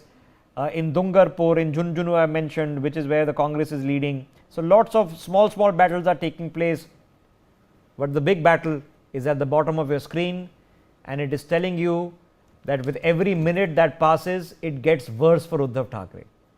With every minute that passes, it's getting worse for the Congress, and with every minute that is passing, it is getting better for the BJP. The BJP, ladies and gentlemen, only contested 149 seats. If they are anywhere close to 120, they'll have won better than 5 out of 6. And that will be a that's a wave election. This is not an election in one side won and the other lost. It's a wave election. The Congress benchmark should have been 70. They are less than half of what they had last time, and should have been 70 given the Lok Sabha performance. So that's a decimation, and it's annihilation for Sharad Pawar and Uddhav Thackeray as we speak. Let me open up this conversation. Sandeep Chandra joining us on the broadcast in our studios. Gautam Mukherjee is with us, and CR Kesavan is joining us with Bharatiya Janata Party. Mr. Kesavan, good to have you back. It's been a long time. I mean, something to smile about, for sure. Hello to all your panelists and your viewers. It's a very good day. I think this is harbinger. I think this outcome will hold, and it is a very clear people have reposed in Maharashtra the faith in the politics of progress and development of the Prime Minister. And Prime Minister, as you've seen recently, he always called for a Viksit Bharat. This is a vote for Viksit Bharat, laying the foundation for, Viksit Maharashtra too. But the most important thing, Rishabh, is also a very clear resounding rejection of the noxious narrative, the scurrilous propaganda by the Congress and its allies, which we saw in the Lok Sabha. This has been crushed. And this was one of the most caustic communal campaigns by the Congress in Maharashtra, and I think they've been given a very befitting lesson. It was so communal, bigoted vote bank politics and minority appeasement that. But Mr. Keswan, you are saying bigoted vote bank politics and minority appeasement, but in the end, if you have won, that means your slogan has won, and your slogan was "Ek hai to safe hai." Exactly, Rishabh. I am saying the clarion call by the Prime Minister, "Ek hai to safe hai." That was, vindicated by the people, because the nara of the Congress was fragmented hai to faida for Congress. And they look at the way the Congress positioned itself and its narrative. On one side, if the Prime Minister talked about making Marathi a classical language, or, heading towards a $1 trillion economy, and, talking about Atal Setu bridge, what we accomplished in the last 2.5 years, coastal link, Samriddhi highway. On the other side, you had the, Congress campaign. There were Congress chief ministers in Maharashtra who came and said, we'll have a Muslim quota reservation. And the Ulama board extended conditional support, which was, reciprocated by Sharad Pawar's party with outrageous 17 demands, and one of which was Muslim quota, openly endorsed by the Congress. And Rahul Gandhi talks about Mohabbat ki dukan. What did the All India Muslim Personal Law Board say when they offered? Okay. Maybe Mr. Keswan, I'm going to bring you down, because I know there's a larger picture and it's an ideological war, but then there are the brass tacks. The brass tacks are telling us that if things hold, and it's likely that they will hold, you're winning Maharashtra, probably losing Jharkhand, winning 8 out of 9 of the bypolls in UP, and I know it's still early, we're probably an hour or two still away, but I think Maharashtra is done. I want to just circle you back to this very interesting battle which is taking place in the constituency of Worli. Now, I know not necessarily a headache for your party, but for your alliance. Milind Deora, who quit the Congress and joined the BJP, joined the Shiv Sena, became a Rajya Sabha MP, is contesting against Aditya Thackeray, 5 rounds of counting, and Aditya Thackeray is only leading by 400 votes. What is that telling you? Rishabh, I think, like you said, it's very early and the picture has changed, and again it's changing. There are a lot of seats where differences are hardly in hundreds of votes. So let's wait till 2:30, and I think we'll see a surprise in Jharkhand. Worli, the lead is 398 votes. Yeah. And this shows that the whole focus of the Shiv Sena UBT was to only win the seat for his son. What has cost the MVA is its giving priority to its dynastic politics, whether it's Sharad Pawar ji trying to put forth Supriya Shule, which is why his party split, whether it's Uddhav Thackeray trying to, position Aditya Thackeray, which is why Eknath Shinde ji left. This and the Congress party, with Mr. Rahul Gandhi and Priyanka Gandhi, this is what has cost them, because for them, neither the development of Maharashtra, neither the progress of a nation comes first. Only the furthering the dynastic interest comes first. And I think this is a clear slap on the face by the people of Maharashtra, towards dynastic politics. And Mr. Sanjay Rawat, Rishabh, I want you to also highlight what Sanjay Rawat has said. It is most unbecoming, and this is the reason. Their anti-democratic culture is what cost them these elections. He has questioned the voters of Maharashtra. He has come out and made a very preposterous statement saying that the voters of Maharashtra cannot vote like this. What does he mean by that? Okay. All right. Yes. Well, reaction bazi happens now. It's only hubris, ladies and gentlemen, if you fail. So if the Congress had done well today, then everything was right. And the BJP gets a chance to gloat and say they got everything wrong, because in Maharashtra at least, it's not looking like a close fight. It's looking like a wave election. Let me get Sandeep Chandra into this conversation before I get Adil Singh Boparai also joining us with the Congress. Adil, I'm coming to you. Sandeep Chandra, what do you make of the figures on your screen right now? Rishabh, thanks for having me on your show. See, the figures show that, much was made out of Sharad Pawar being a Chanakya, but this bubble has been burst a long time ago, and it is now today a stamp has been put on this. What has happened is this, that NCP Sharad Pawar is reduced to a rump.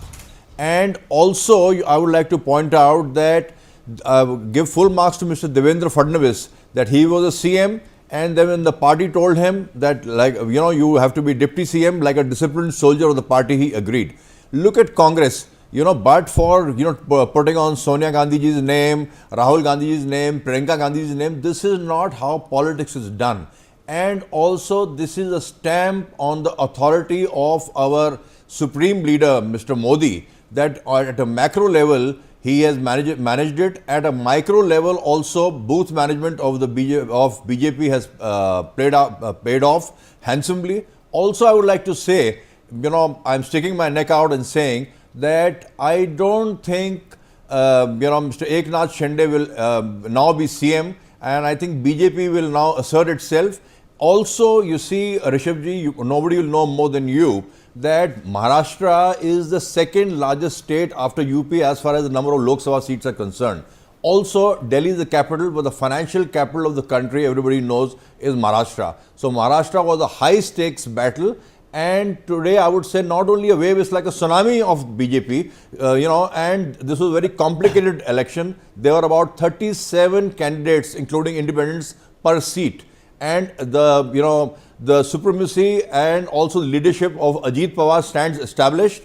Mr. Sharad Pawar has been pushed on the wayside. Also, you're trying to go on pushing Supriya Sule. I would, any day it's like chalk and cheese between Ajit Pawar and Supriya Sule. Ajit Pawar is naturally political. He should have been accommodated within the party, and this wouldn't have happened. So, also now you see the country has voted, Maharashtra has voted, Jharkhand of course is a different result, but I think total stamp on the authority of give full marks to Mr. Modi and the BJP team. All right. Okay. For fighting ironically, we've been discussing since morning that the amount of conversation we've had about Narendra Modi in Maharashtra elections has been much less compared to his overbearing and overarching presence in pretty much every election the BJP has contested in 11 years. It's been a one-man show for a long period of time in terms of the flavor. It's been different this time. That's probably a good thing for the BJP. They want people to now stick up for themselves. It's been a lot more local election, but it's telling us many things. Let me get a voice from the Congress in, because there is one good news coming out of Wayanad for sure. That's going to be a clear victory in a safe seat by several lakh votes. Adil Singh Boparai, what are your takeaways for this morning? Well, Rishabh, good morning. I think it's a mixed bag. We are likely to form the government in Jharkhand. Of course, I'll hold my fingers till the final result is out. But the way trends are, I think we're in a good position in Jharkhand. As far as Maharashtra is concerned, the trends are disappointing. It does indicate that we've not performed as much as we've expected. Coming to Maharashtra, I think has been an instance where money and muscle power have been extensively used by the Bharatiya Janata Party. There have been video reports, there have been reports which have been caught on camera, where in one instance you had the BJP General Secretary Vinod Tavade distributing cash. There have been instances where the voter list has been bogus. Many individuals, more so belonging to the minorities, Dalits and the tribal communities, their votes, their names were deleted at the 11th hour. They've been disenfranchised. Having said this, we'll have to go back to the drawing board and see what were the reasons for this kind of a result in Maharashtra. But I was just listening to some of your previous panelists. The first thing we learn in politics is that you never write off anybody. So of course, everybody is entitled to their judgments. But to say that the BJP was talking about a progressive agenda can't be furthest from the truth. Let's not forget what the BJP was talking about. Batenge to katenge, dharm yudh. These were the kind of dog whistling slogans and hateful, incendiary narrative which was propagated by the Bharatiya Janata Party. Unfortunately, it appears that they've succeeded in their polarization plan. But if there was one political formation which spoke about progressive ideas, which spoke about unemployment, agrarian crisis, rampant corruption, it was the Congress and our alliance partners. Be that as it may, let's wait till about 2 p.m. We'll get a clearer picture. So specifically, Adil, specifically on the performance, I want to come and discuss Priyanka Gandhi in just a second as well, because that's a pivotal moment in national politics also. But specifically on the Congress, the par for the course should have been around 70-80, because you had a strong showing in the Lok Sabha. I'm sure you were spirited by the showing of You were the largest party in the Lok Sabha with 13 seats. What went right then and what went wrong now? Rishabh, a host of factors. Certainly something did go wrong. That's why the trends are what they are. And we will introspect. But let's not lose sight of the fact that the BJP has been abusing, misusing state apparatus, muscle and money power. There have been numerous instances. I am not running away from the fact that at the end of the day, a political party who doesn't perform as per its expectations has to bear the brunt and has to hold the cross and has to introspect. But the BJP has played every trick in the book. They indulged in unprecedented and unparalleled hateful narrative. They abused muscle and money power. There have been instances where thousands of rupees have been distributed. There are CCTV, there are footages, there are video recordings of BJP office bearers distributing money. I mean, we can't run away from that fact. But Adil, what are we saying? Are we saying that the people were duped and made a mistake and were corrupt? We can't say that people were corrupted and the people were duped for sure. No, we respect the mandate of the people, but at the same time, there was no level playing field. I'm being very honest and candid with you, Rishabh. Of course, we have to introspect and we respect the mandate, but there was no level playing field. Whether it is the election commission, whether it was the state bureaucracy, whether it was Mr. Adani behind the BJP and the Dharavi project. And by the way, the Dharavi project will make Mr. Adani the biggest landholder, the biggest real estate player in Maharashtra. That entire project is an utter scam. Ask any person having a bit of sense about the real estate system there. So all these are issues which will have to be considered. Be that as it may, we respect the mandate. The trends are disappointing, but let's wait till about 2 p.m. to let me ask you something. Let me ask you about something which is not a trend, which is now, pretty much a reality pending a certificate to be received. Priyanka Gandhi is about to become a member of parliament elected from the Lok Sabha in what is now become a Gandhi family bastion in Wayanad. What plans? I think it is a significant moment in Indian politics. She's a leader whom people look up to. She has an appeal across the country, across the length and breadth of the country. And her entry in the parliament will give a voice to the poor, the downtrodden, the minorities, the Dalits, the women. And she's always picked up cudgels for larger public causes. And she has her heart at the right place. She has a positive vision, a progressive agenda. And I think she will prove to be an incredible and a very significant asset to the Congress party and the larger opposition canvas. Okay, there's lots of other things happening as we speak. Adil, I'm coming back to you. I want to discuss UP as well, and I want to discuss there's an election in Delhi coming up in just 2 months now. I want to examine what Jharkhand means for that election, because remember, 2 people recently went to jail as sitting chief ministers. One was Arvind Kejriwal, the other was Hemant Soren. Hemant Soren is set to come back as chief minister with a popular mandate. Very interesting developments taking place. Gautam Mukherjee joining us on the broadcast. Gautam ji, what are you now absorbing of the results as we now head into a stable format with the election commission numbers matching ours now? Well, the greatest thing about this election is that there is a definite mandate in Maharashtra, which is a huge prize. And even though the BJP is far and away the leading party, it will have to be careful to carry its allies with it. And one of the ways to do that is to elect a chief minister from one of the 2 allies and then support it pretty much like it has at present. Even though if you go by sheer numbers, it has to be the BJP that would be, No, so what are you saying? Are you saying Shinde again as chief minister?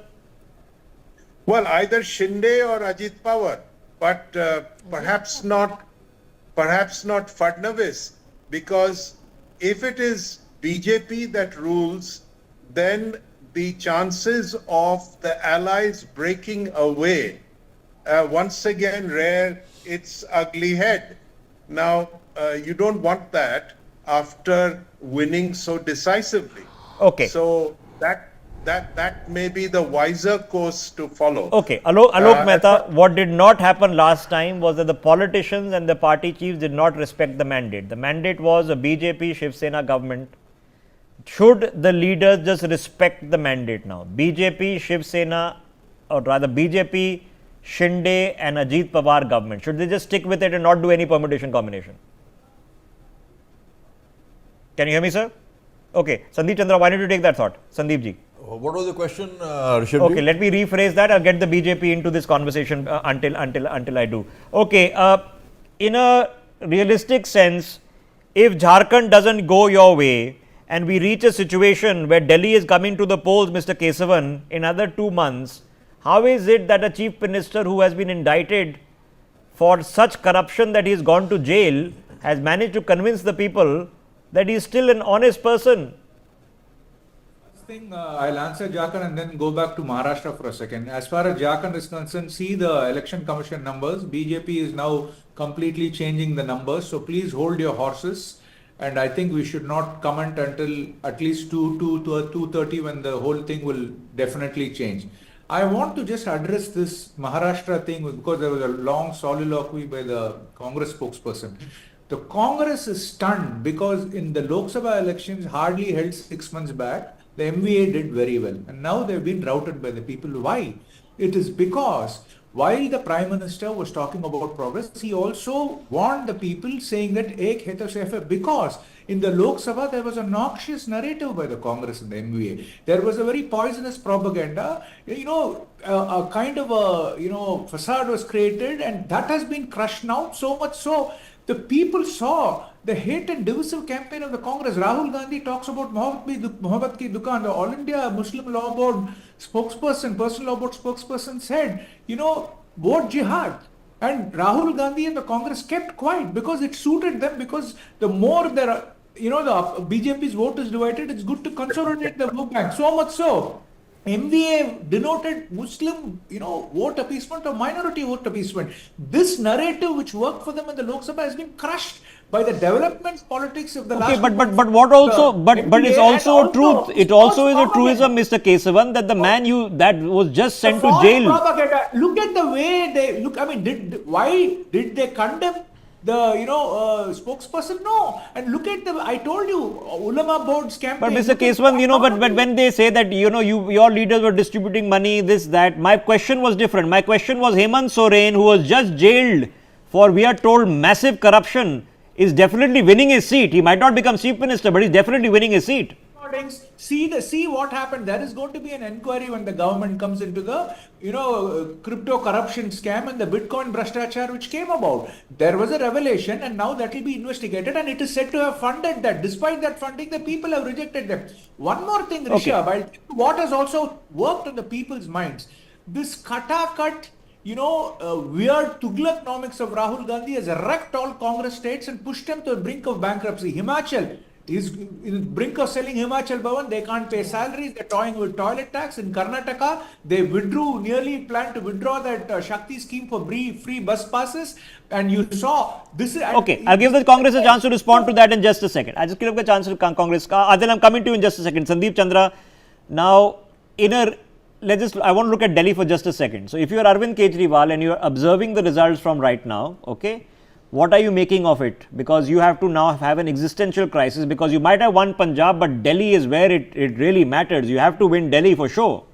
You see, Rishabhji, that's exactly a very good question. If I was Arvind Kejriwal, I would be reading my political obituary right now. What has happened is this, that you look at this Sheesh Mahal thing. You say you are Aam Aadmi Party, but you are building a swanky, residential quarters for you. There is total chaos within the Aam Aadmi Party. Punjab elections were funded by the biggest scam since independence, the excise liquor scam.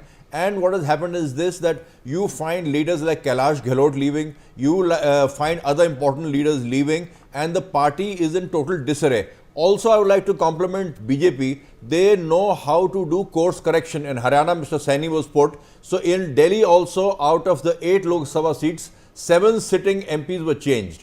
and you mark my words that this time there is going to be a wave for BJP in Delhi. Okay, but because as we speak, I wanted to just observe these figures. So there are 4 constituencies in Punjab that are going to the polls today by elections. Aam Aadmi Party leading in 3 of them, the Congress leading in the 4th. So the Aam Aadmi Party, if they were getting concerned, they are going to have 3 by-election victories, which are not everything because it doesn't change the fate of government in Punjab, but it tells you that something is still in it. So they'll be holding on to that. T.S. Singhdeo joining us, former Deputy Chief Minister of Chhattisgarh. Some would have said should have already been Chief Minister of Chhattisgarh by now. Mr. Singhdeo, always good to have you. How are you digesting the results that are coming out of Maharashtra and Jharkhand? A big knock on the head where Maharashtra is concerned. I was there too as a senior observer on behalf of the Congress party. I couldn't see anything like this on the ground. So I am completely taken aback. I did not expect anything like this. And I don't think it is possible for this trend to change now. It is too one-sided. So congratulations to the BJP and its allies. What do you make of Jharkhand, sir? Because it's a bit closer and you seem to have more skin in the game there, perhaps even a winning chance. Yes, I think it is 49-30. It keeps going a little up and down on result at a particular point in time, ahead with 49 seats. So they are where they were before the elections. Okay, Mr. Singhdeo, so what is this telling us? Because a lot of by-polls have happened. One has happened where you are sitting in the capital of Chhattisgarh, which the BJP is expecting to take. There are 9 by-polls that have happened in UP. 8 of the 9 the BJP is expecting to take. What is your observation? I know it's an early stage and you haven't had time to apply your mind to it, but your gut observation of what is happening all over the country. What I've been hearing and seeing on television is Punjab going with the sitting government or its alliance, Bengal going with the sitting government, Karnataka going with the sitting government, Kerala, though Priyanka ji is leading comfortably, I think, in the Lok Sabha seat, and UP, which was being watched closely, there it is 6-3, 8-1, 7-2. It is varying in UP. So it seems to be going with the states. In Rajasthan, it was, I think, 2-2, the last I had seen on television. Yes. So no common message except the incumbent party seem to be holding. Okay. I have to ask you the obvious question. We are about to have Member of Parliament elected from Wayanad, Priyanka Gandhi, first time MP. What does this change for the party and for politics in India, sir? It adds another strong voice in Parliament. We used to hear this voice outside Parliament. Now we hear this voice in Parliament too. Okay, so what is then the message from the Lok Sabha elections which told us that actually the BJP returned to a historic third time in government, but with a reduced mandate? But we have had Haryana and now potentially Maharashtra down the road, sir. Is that telling us that the BJP can claim that no, it's the wind is back in their sails? In the 4 state elections that we've had currently, it seems to be 2-2, with Haryana appearing to be very closely going to the Congress but being snatched away. In Maharashtra, it seems to be completely one-sided. So that I could not expect at all. I couldn't expect that at all. In Haryana, okay, there were differences in the Congress.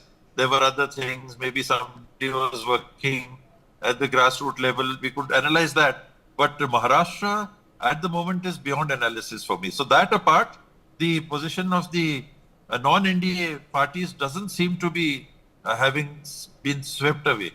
Nothing like that. So everybody needs to be very alert and everybody needs to be working in the interest of the country. Okay, I have to ask you this before I let you go. Sharad Pawar, sir, he backed his daughter over his nephew and his nephew seems to be taking it.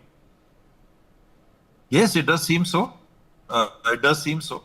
Very surprising. Again, what I saw or what I felt or what I could gauge from the ground, it was nothing like this. Nothing like this. Should Supriya Sule be welcomed into the Congress? That is another thing entirely different thing. They have a party, they built it from zero, and Sharad Pawar ji is an extremely respected leader at the national level and at the state level.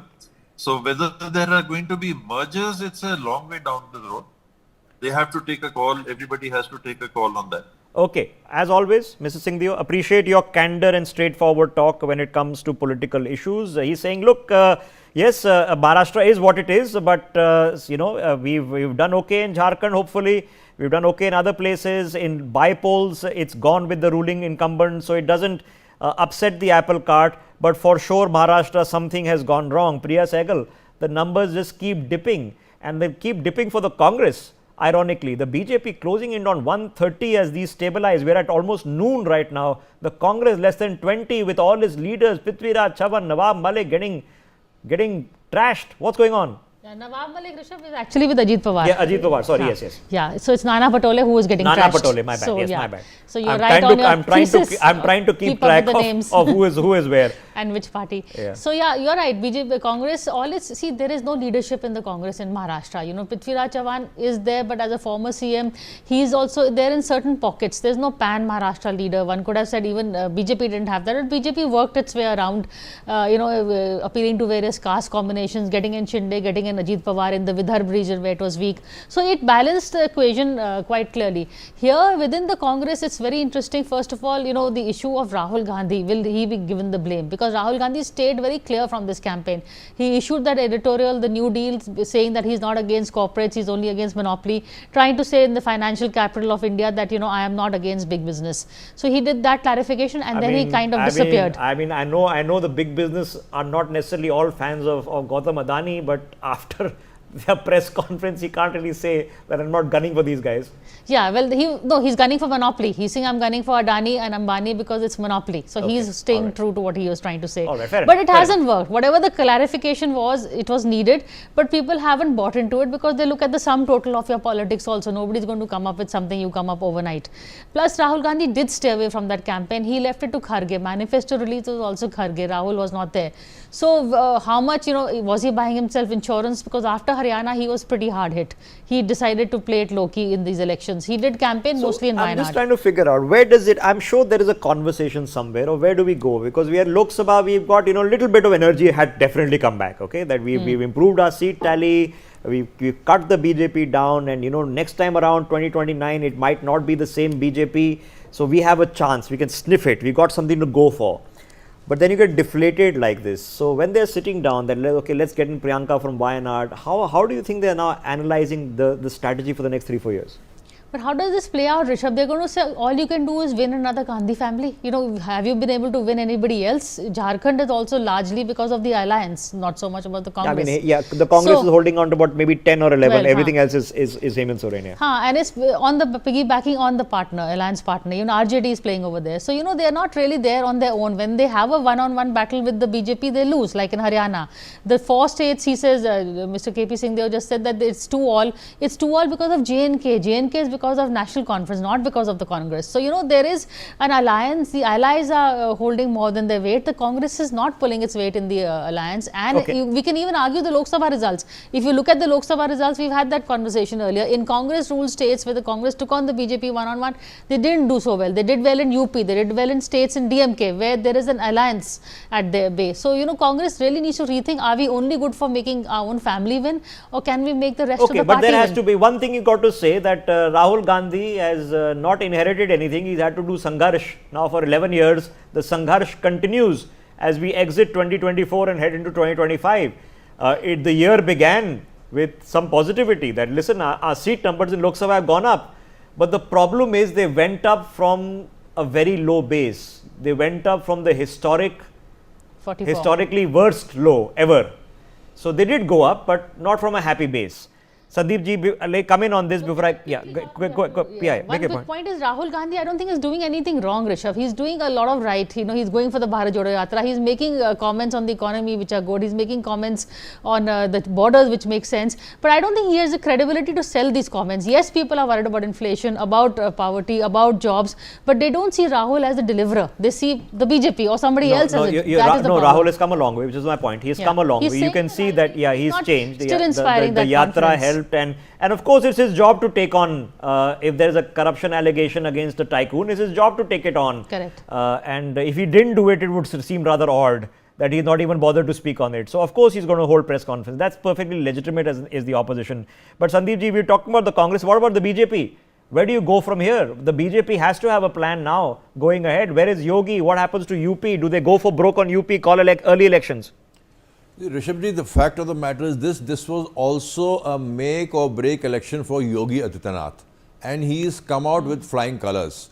What in UP you will find that his I can say this with authority that this result is also an affirmation on the leadership of Yogi Adityanath. Of course, there are different intra-party factors which play out in the BJP, and he's delivered. His slogans have worked. Also, Priyaji made a very, very valid point. Look at the state of Congress, that you are piggybacking on different parties. You see, your top leadership has to run to Kerala.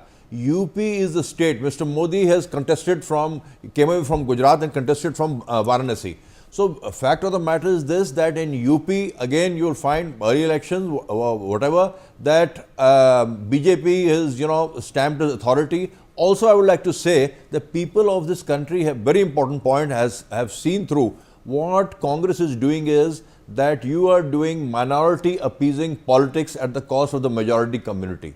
While BJP under Mr. Modi says that development for all, but no minority appeasement at the cost of the majority community. I just wanted to pause you for a second just to absorb what has happened out of UP and Uttarakhand. Let's take UP first. So, there were 9 seats that were being contested. In Ghaziabad, no surprises, the BJP is leading and will win. In Khair, the BJP is leading. In Karhal, the SP is leading. That's Tej Pratap Singh is leading. In Shishamau, again the Samajwadi Party is leading. In Phulpur, it is the BJP leading. In Katehari, it is the Samajwadi Party leading. Okay. There is one seat which is in Mirapur where the ally RLD is leading. That's Mithilesh Pal of the RLD is leading. In Majhavan, it is again Sushmita Maurya of the BJP that is leading. So, now if you do the mathematics of the 9 seats, the BJP and their ally are trailing in 3. So, it's not a straight, I am going to say that one of them should have gone, they had no chance of winning. So, that's 2 others which should have been contested. It's a fight. So, let me get Gautam Mukherjee on this. Gautam Mukherjee, it is an okay bypoll for Yogi Adityanath. Is he? I'm going to come back in just a second. Okay, bypoll for Yogi Adityanath. It had become difficult because a lot of people, including in the BJP, really felt that UP was responsible for what did not turn out as per script in the Lok Sabha. And in mathematics also, UP was the difference. So, has Yogi now made a comeback with an okay showing in the bypoll, and has the BJP overall got the wind in its tails with Haryana and Maharashtra? Well, at the central level, taking Maharashtra has been a huge boost. Taking Haryana was also unexpected and a great boost.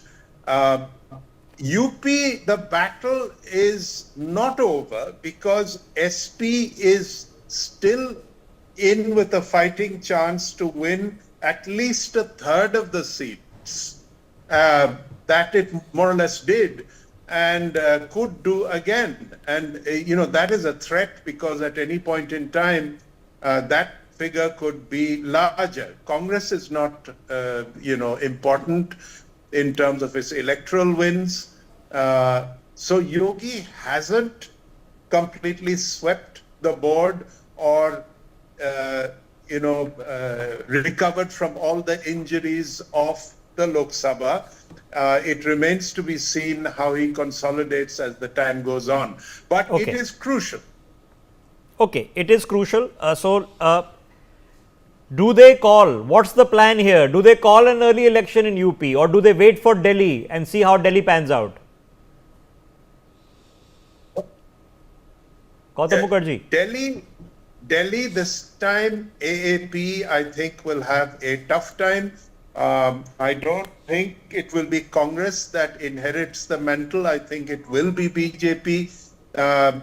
Delhi is not very significant in terms of the overall, scheme of things, but it is from a prestige point of view very, very necessary to win Delhi, where they haven't won in a very long time, and to get rid of the AAP that has made a holy mess of everything that's going on in Delhi, and they need to be eclipsed. BJP can't do it to them in Punjab in the foreseeable future, but winning Delhi is important, and I think they're in with a very good chance this time. Okay, so let me put that thought. Let me put that thought to Adil. Adil, the party chose not to have an alliance with the Aam Aadmi Party in Haryana, because you were the senior partner there for sure, and you chose to leave them out. The Aam Aadmi Party returned the favor by trying to contest every seat that they could possibly do. So now you have seen potentially a result from Jharkhand that tells you that Hemant Soren is definitely winning his seat despite going to jail. This is something you agreed with ideologically with the Aam Aadmi Party. How do you see the next step? Because Delhi is now only 2 months away. Well, Rishabh, it's a bit too far, and every political party has its pocket boroughs, has its states where it has a better organizational cadre and has a better connect with voters. So I think the leadership will decide. But as of today, we are going on our own, and we are confident of putting up a good performance in Delhi. But coming back to the present elections, I fail to understand how is Batenge, Katenge any progressive? How are slogans and exhortations like Dharmyod progressive? So therefore, the BJP must not keep on misleading the voters of this country by saying that we went on a positive plank.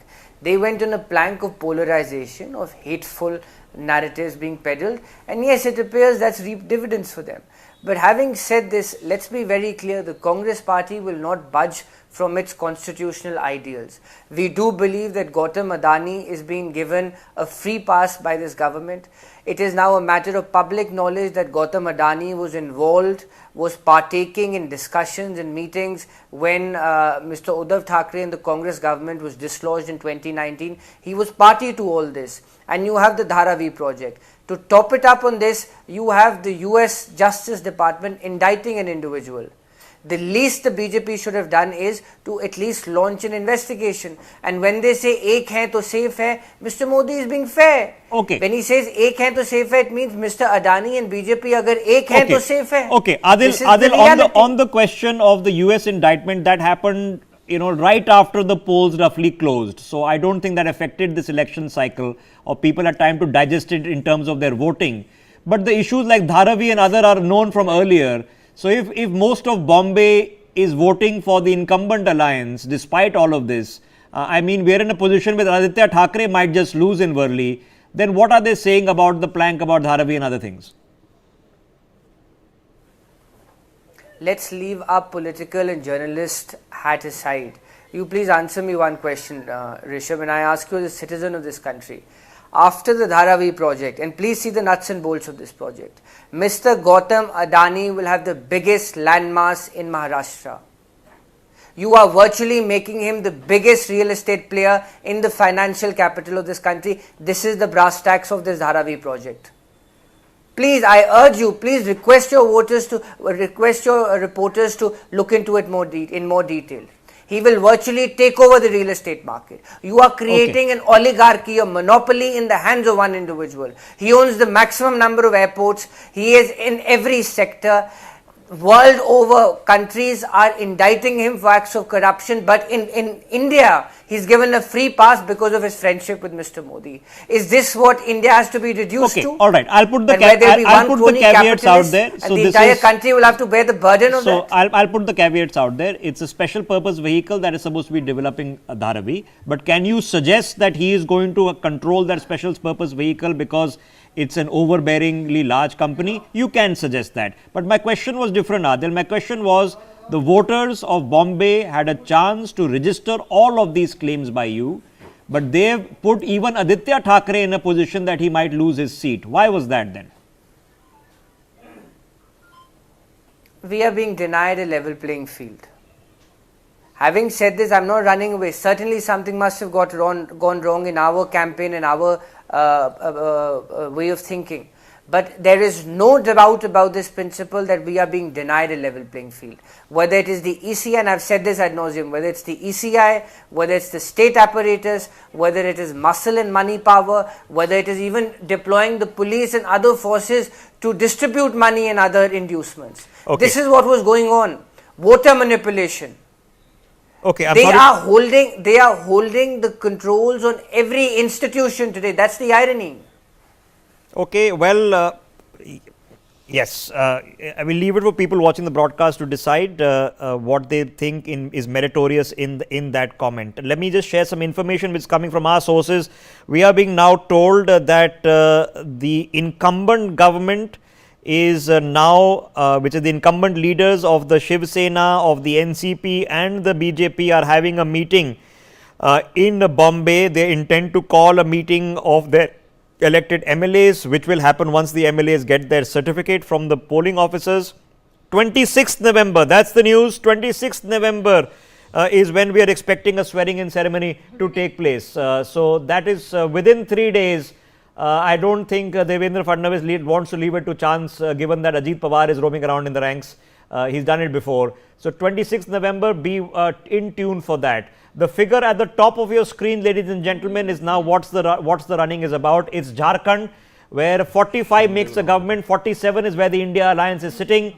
The large chunk of those are with Hemant Soren. About 12 of those are with the Congress. So 35 to Soren.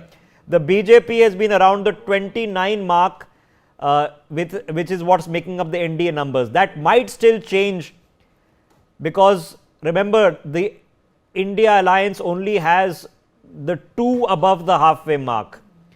So it might still change. We'll have to watch this out a little bit closer.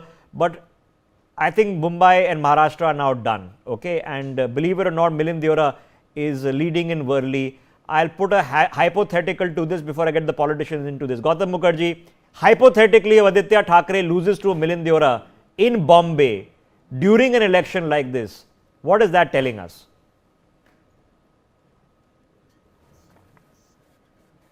Works in some places and not in another. Uddhav Thackeray has totally wasted the legacy earned from his father, and his son in turn has no legacy to stand on. He is Uddhav Thackeray's son, but that doesn't seem to wash with the electorate. He has done nothing except obstruct the RE milk colony project, the metro going there. So what, this is only appropriate. Milind Deora, on the other hand, comes from a hallowed Congress background. His father was much respected. He has done well without blotting his copybook during his time in Congress. He is very well spoken. I think he has a bright future in Maharashtra politics. Okay, Sid, do we still have Daryl from Bombay with us? Okay, let's get him back. Let me get Sandeep Chandra into this. Sandeep ji, okay, so here we are. Okay, government formation. Now it's about Chief Minister. This is pretty clear in Maharashtra. Where does your buck stop? Is Devendra Fadnavis has improved his performance by almost 20 seats after having a good performance last time around? How can he not be regarded as a contender? To be very candid, Rishabh-ji, I don't feel Devendra Fadnavis will become, because you see alliance partners also have a lot of weight. You see the figures. Shiv Sena under Eknath Shinde got 56 seats. So they will also like to extract their pound of flesh. Also intra-party, you see Mr. Amit Shah doesn't see eye to eye with Devendra Fadnavis. It's an open secret, and other factors will also play out. Also, Vinod Tode and Mr. Devendra Fadnavis have this ongoing political fight for a long time. And the third point is this, that Eknath Shinde, like Priyaji was saying, when she went to Maharashtra, his face was prominently there. So Eknath Shinde, might be repeated, might not be repeated. But I don't think Devendra Fadnavis is going to be okay, CM. so are we saying exactly the same, Priya? Are we saying the same thing happens? Say Shinde CM and the two deputy chief ministers, one could be Fadnavis and one is going to be Ajit Pawar. The fact that swearing in is already announced, if our sources that are right, that means it's pretty much the same. If it was left open to the BJP, then there would be posturing, Devendra Fadnavis versus Tavade versus very a lot valid of point. Other people also. So that is one thing that lends itself. Secondly, the combination that went in, it was very much on the chief minister's track record. So to deny him that, especially when he's done well, if he had not done well, then there would have been a chance to deny him. At the same time, to deny Devendra Fadnavis' chance, they've crossed 120 plus. It is going to be difficult, but the BJP has other sops to offer Devendra Fadnavis. Devendra Fadnavis can be a loyal soldier of the party and be given some other compensation. Eknath Shinde cannot be given any other compensation. It's either CM, otherwise he can't be deputy CM to another BJP CM. So he doesn't have anywhere to go, and he can, if he walks out, then the alliance doesn't hold. So in that sense, Eknath Shinde has more bargaining power. His track record as the CM has done the BJP well, proud. They are happy. The last few months, the narrative was how the FDI has come in after Eknath Shinde became, the Atal Setu, the Worli Sea Link, a lot of projects, development projects were given credit to Eknath Shinde. So in that sense, BJP would like to keep that narrative. They'll make him just the name, chief minister name and take away all the heavyweight ministries. I don't think Eknath Shinde would have a problem with that either. So it's a combination that works well. You see, Rishabh-ji, if you see the recent past, Devendra Fadnavis, though he was deputy CM, but he was trying to posture himself as CM. He was very hungry. In politics, you need to couch your ambitions. I want to be CM, I want to be CM, I want to be CM. Doesn't work like that. And this is BJP. And this is not Congress. He's already been chief minister. No, Rishabh-ji, this is not Bhupinder Hooda who can arm twist the high command and get 81 of his candidates and total flop out there. I think to Devendra Fadnavis' credit, he's already been chief minister. He had already sworn in to be chief minister a second time. He could taste it and he held his patience with Eknath Shinde for a long period of time. You got a point. He held his patience for a long period of time. And can we say that Devendra Fadnavis did not articulate this victory? Absolutely he did. But today it's not his day. It will be remembered as the day when Eknath Shinde finished his coup over Uddhav Thackeray. Can you imagine? We would live to see that day. It has happened as we speak. Let me get Gyanendra Mishra into this conversation before I get the others in. Gyanendra Mishra, what do you make of where things stand now?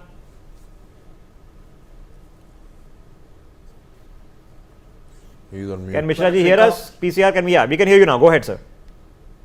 Yes, I can hear you. Go ahead. So, can you repeat your question? I missed it by just asking you as basic as it gets, sir. The numbers are on your screens. What do you make of them? No, so obviously the election, the result in the Maharashtra that is coming, it is surprising to all of us because no one has predicted the kind of sweep that Mahayuti alliance seems to getting in Maharashtra. And obviously then something BJP and the alliance has done right there. Because I understand that, the people are slightly wary of, creating the alibi about accepting the defeat. And the kind of mandate that has gone in their favor, you cannot simply put it only on the manipulations and use of money and muscle spars, etc., etc. Something right has been done at the right point of time and at the right level to see the kind of result that is coming. And this result, I believe, would throw a real path break for the future politics as well.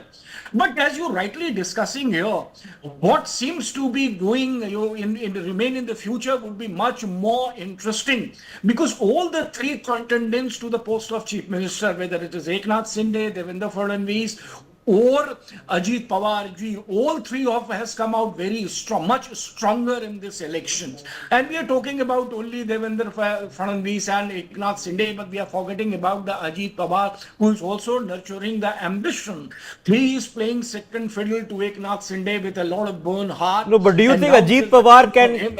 You think Ajit Pawar can emerge as chief minister on Monday? I think that could be one, because if Ajit Pawar will also demand his pound of flesh out of the victory that he's seeing. Put Sharad Pawar into the corner is not a mean achievement as far as the Ajit Pawar is concerned. And he is paying the second fiddle to Fudnavis and Eknath Shinde. So obviously he'll put forward his claim that I have been loyal, I am playing the third fiddle rather than in the coalition government, and it is the time for me to seek my positions on the plate. And obviously he will strongly wade in the water, and this will be interesting. All to right. watch out Okay. how it I'm pans probably out. not as things stand, but could be. Anything is possible in politics, as we've learned from exactly 5 years ago in Maharashtra. Let me rope in Shaina NC joining us. Shaina NC and I have been doing TV discussions for 15 years. She's no longer in the BJP. She's officially in the Shiv Sena. She's been a candidate today. And I know, Shaina NC, in your contest in Mumbai Devi, you're trailing and it might not go your way, but it's a day of celebration regardless, even if it's not one for personally. So congratulations, ma'am. How are you feeling? No, I would say hold your horses, Rishabh. It's been 20 years of us debating, and victory and defeat is decided in the last innings in terms of the Muslim polls have come out so far. The Hindu belt is still to come out from what I've been gathered to hear. And I don't want to sit on any judgment, but I definitely want to say that people want change. 15 years of a Congress MLA who has not been able to deliver on any front and not deliver on good governance, no cluster redevelopment, no schools, no colleges, no basic infrastructure, no water, no electricity. So how do you analyze this kind of a mandate?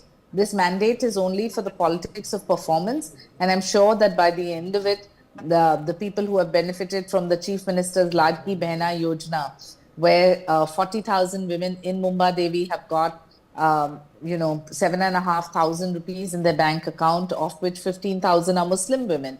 So the sky is the limit in the days to come, and we will all collectively work for a Viksit Bharat, because that is the dream of the Chief Minister as well as the Prime Minister. Okay, Shaina ji, I know this is, you spent a long time in doing a lot of pursuits, and politics has been one of them. First time, of course, you're contesting for a political party. No, second time again I stand. Yes, correct me. Thank you for that. Yes. Second time. I did fight elections in 2004 in Bandra constituency, and this one is the most challenging in Mumbai Devi. But having said that, I haven't lost hope. I will wait right till the end and fight to the finish, because I have fought like a tigress for sure.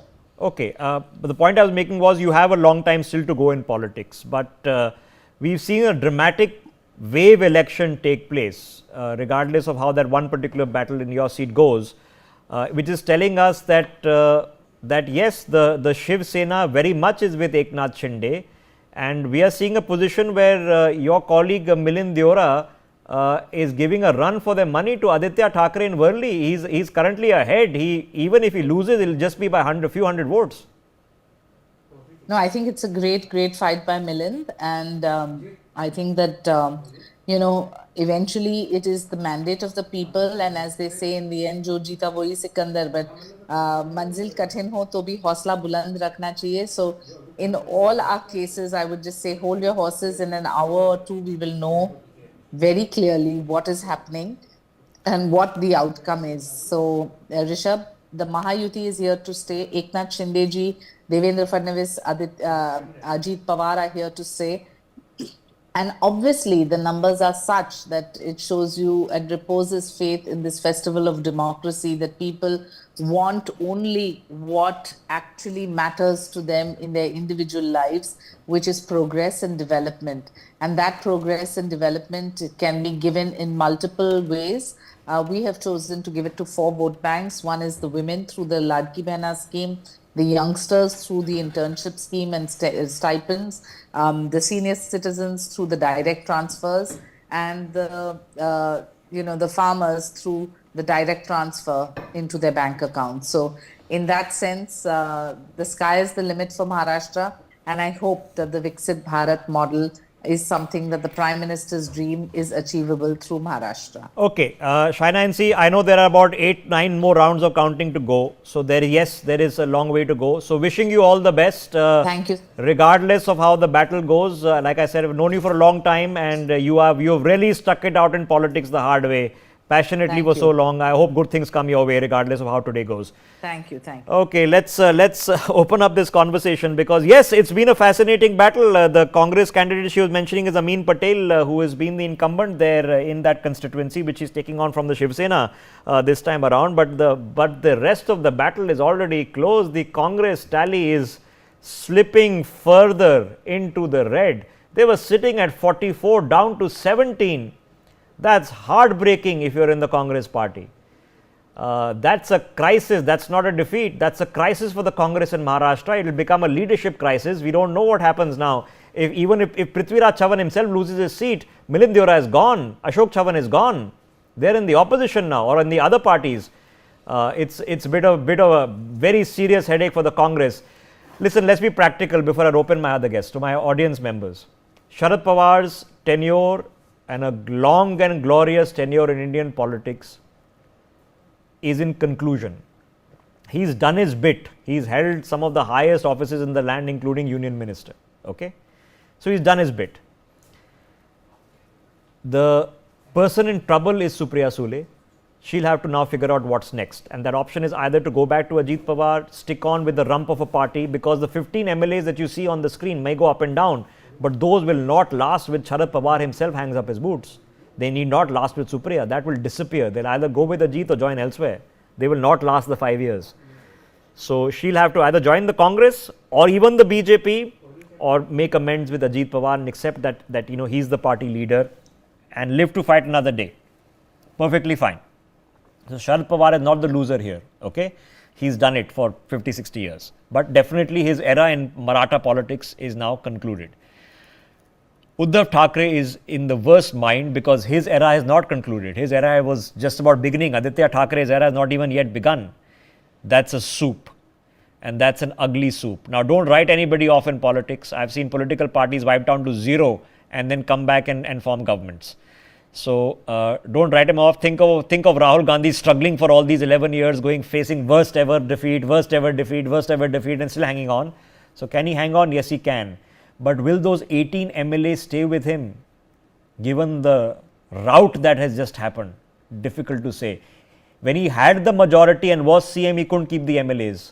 So when he's lost it, will he be able to keep the MLAs? Difficult to say, probably unlikely. So he's facing worse trouble. So Maharashtra Congress is in a crisis.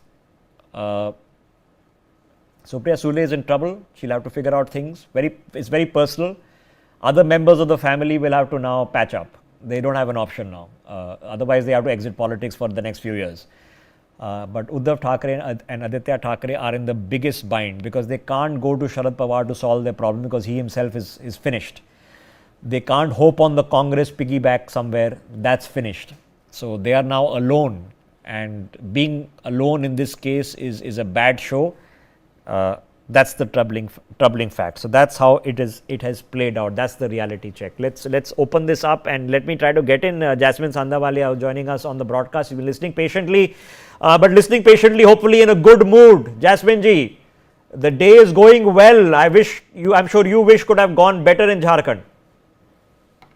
I couldn't get the question right. How's it going, ma'am? You seem to be hopefully in a better mood. Are the laddus coming out? Are you making something special in the kitchen today? What's the plan? Sorry, you're not. Okay, why don't we get that figured out, and I'll try to come back to you. Let me take that thought to Sandeep Chandra. Sandeep Chandra, let's now discuss Sharad Pawar. As I mentioned, he's had 60 years in politics. I mean, he's got nothing to lose here. Only the transition to Supriya now fails. What happens next? See, what happens next, Rishabh ji, is this, that you will find that within the Congress alliance partners or the Congress alliance in Maharashtra, you will find a large number of MLAs might switch over to the NDA alliance, number one. Number two, I don't like to say it, you're right that Mr. Sharad Pawar may not be the loser, but politically today his party is a big zero, number one. Number two, his plans of anointing His daughter as his political heir also is in shambles. Number 3, Ajit Pawar has established his authority as leader number 1 as far as NCP is concerned. You will also find that, this aura which was built around Sharad Pawar, that, anything is possible, is come to a naught. But I mean, even Sachin Tendulkar retires, okay? Yeah. So that doesn't mean the aura was wrong. So the aura held its sway for 60 years. He played all sorts of sides. Yes, he could never become Prime Minister, all right? His aspiration was to be PM. Let's not kid ourselves. We all know in politics well enough. Right. So he could not become Prime Minister. He missed out to that. And he could not become Prime Minister probably because he was a very strong leader, just like a Pranab Mukherjee was. Correct. And the not very strong political leader, maybe a better administrative person, but not a strong political leader. Manmohan Singh never won a vote in a direct election in his life. Sharad Pawar has.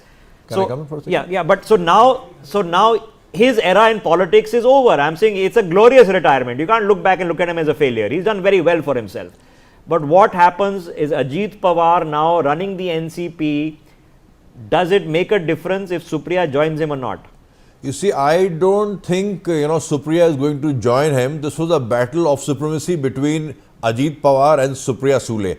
Coming to your point, you just mentioned Manmohan Singh. It's a tragedy for Congress that the person who was fit to be president was made Prime Minister, Mr. Manmohan Singh, and the person who was fit to be PM was made the president, Pranab Mukherjee. Coming back to, Congress's bogey, you see, as far as Maharashtra is concerned, Rahul Gandhi should have stuck his neck out. You cannot, prop up Mallikarjun Kharge where you are not sure, and you prop up yourself. Okay. Also, please. I mean, you can prop up whoever you want. Yeah, you're I right. mean, you can prop up whoever you want. It's only hubris if it fails.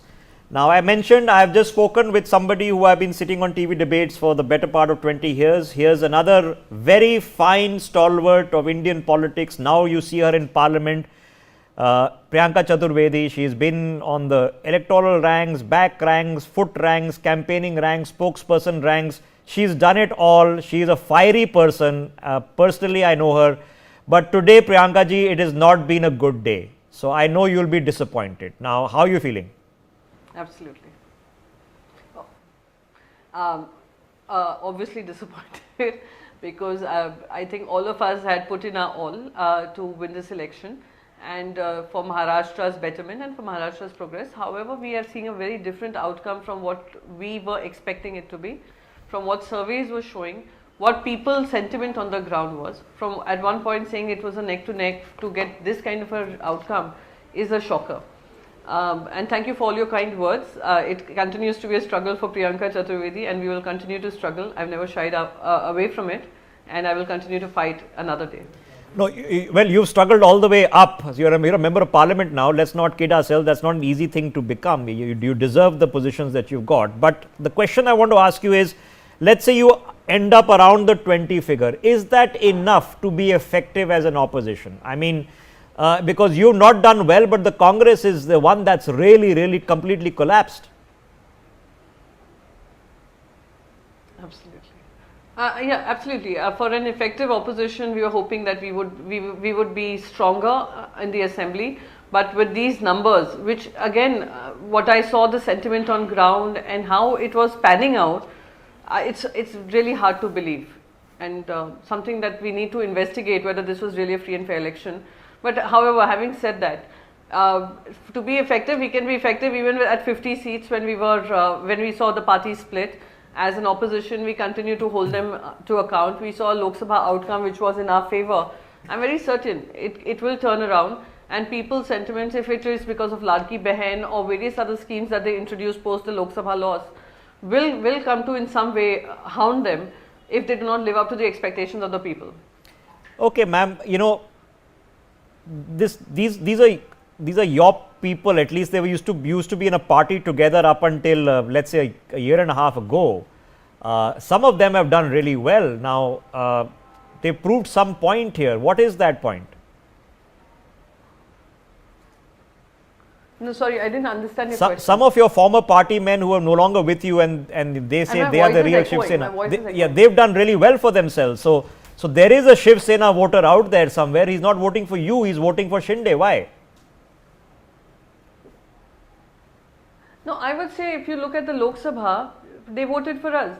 while in the Vidhan Sabha it is not showing the same impact that we had in the Lok Sabha elections. So again, democracy is an ever-changing game of choices. Political parties win, they lose, they come back big, they come back weaker. So this time we may have not won the mandate, but I'm very certain that we will continue to fight our fight and win the confidence of the people. Is it time to reunite the party? Forget the differences of the past. Should you reunite the party? We should realign the party. Reunite the party. Should the two factions reunite back as one? Reunite. I think there is a lot of friction between the two sides, and there has been an entire narrative that both sides were speaking on and were contesting on, which is diametrically opposite from each other. So I do not know what future holds, but as of now, it clearly is not likely to happen. There is another problem, ma'am, that Sharad Pawar's party has done also really badly, worse performance than yours, in fact. And the glue that was binding this alliance together, if it was Sharad Pawar, no longer exists. Where does the alliance go? Does the MVA stay? Will it remain? I'm certain we will stay, because we came together with the commitment of being able to serve the people of Maharashtra. Again, I would say losing an election is not the end goal, or winning an election is not the end goal. It is a continuous realignment with the people of the state, people's expectations of a political party. So of course we will learn from our mistakes, and however I will continue to say this outcome was unexpected, including, I mean, I'm not just saying as a political party spokesperson. If you were to ask people from Mahayuti also, they weren't too confident about their own victory. The kind of numbers we are seeing was not the numbers that they also were confident about. So that is why I think that this, while we of course refocus, re-energize, it would also do well for the election commission to win the confidence of the people again, because many places that we went to, they continue to say our vote will go for us, but please ensure the EVMs are not fooled around with. Okay, I don't want to roast you on a bad day, because I've known you for a long time and you've had good days as well. So I'm going to ask a last question. You can roast me. Yeah, I'm going to ask one last question, because yes, the Lok Sabha elections sent a particular kind of message that the government did return for a historic third term. Give them credit. They came back. They came back with more seats than a lot of the other parties combined. But we've had Haryana, now we've had Maharashtra, which were both surprises. Yes, you're surprised, I'm surprised, a lot of people are surprised. What is the voter telling you? I think the voter is telling us that that we need to look at the EVMs. We need to look at democracy afresh. We need to have a free and fair agency which conducts elections. And the voter perhaps is also telling us that all the political parties need to readjust to the ideas that they have pushed forward. I refuse to believe that Maharashtra has voted on the basis of batenge to katenge, ek hai to safe hai. Maharashtra has been a state traditionally which has voted on issues of development. Okay, last question. You will have a colleague in the lower house of parliament named Priyanka Gandhi in I think less than 2 weeks time now. Are you looking forward to having her in parliament? Oh, absolutely, absolutely. It is something that we are all looking forward to, because she's a fiery woman leader whose speeches have stirred various Indians and voters, and I'm very certain in the parliament she will be able to be an effective opposition leader who will corner the central government on issues that matter to the people. Okay, you obviously worked with Priyanka Gandhi in the past. Nonetheless, commiserations for a hard fight that didn't go your well. Priyanka Chaturvedi, Rajya Sabha MP of the Shiv Sena UBT. Thanks very much for joining us on the broadcast, ladies and gentlemen. And that's the subtotal. It's been one of those days where Jharkhand is been iffy. Let's listen into one of the men of the moment.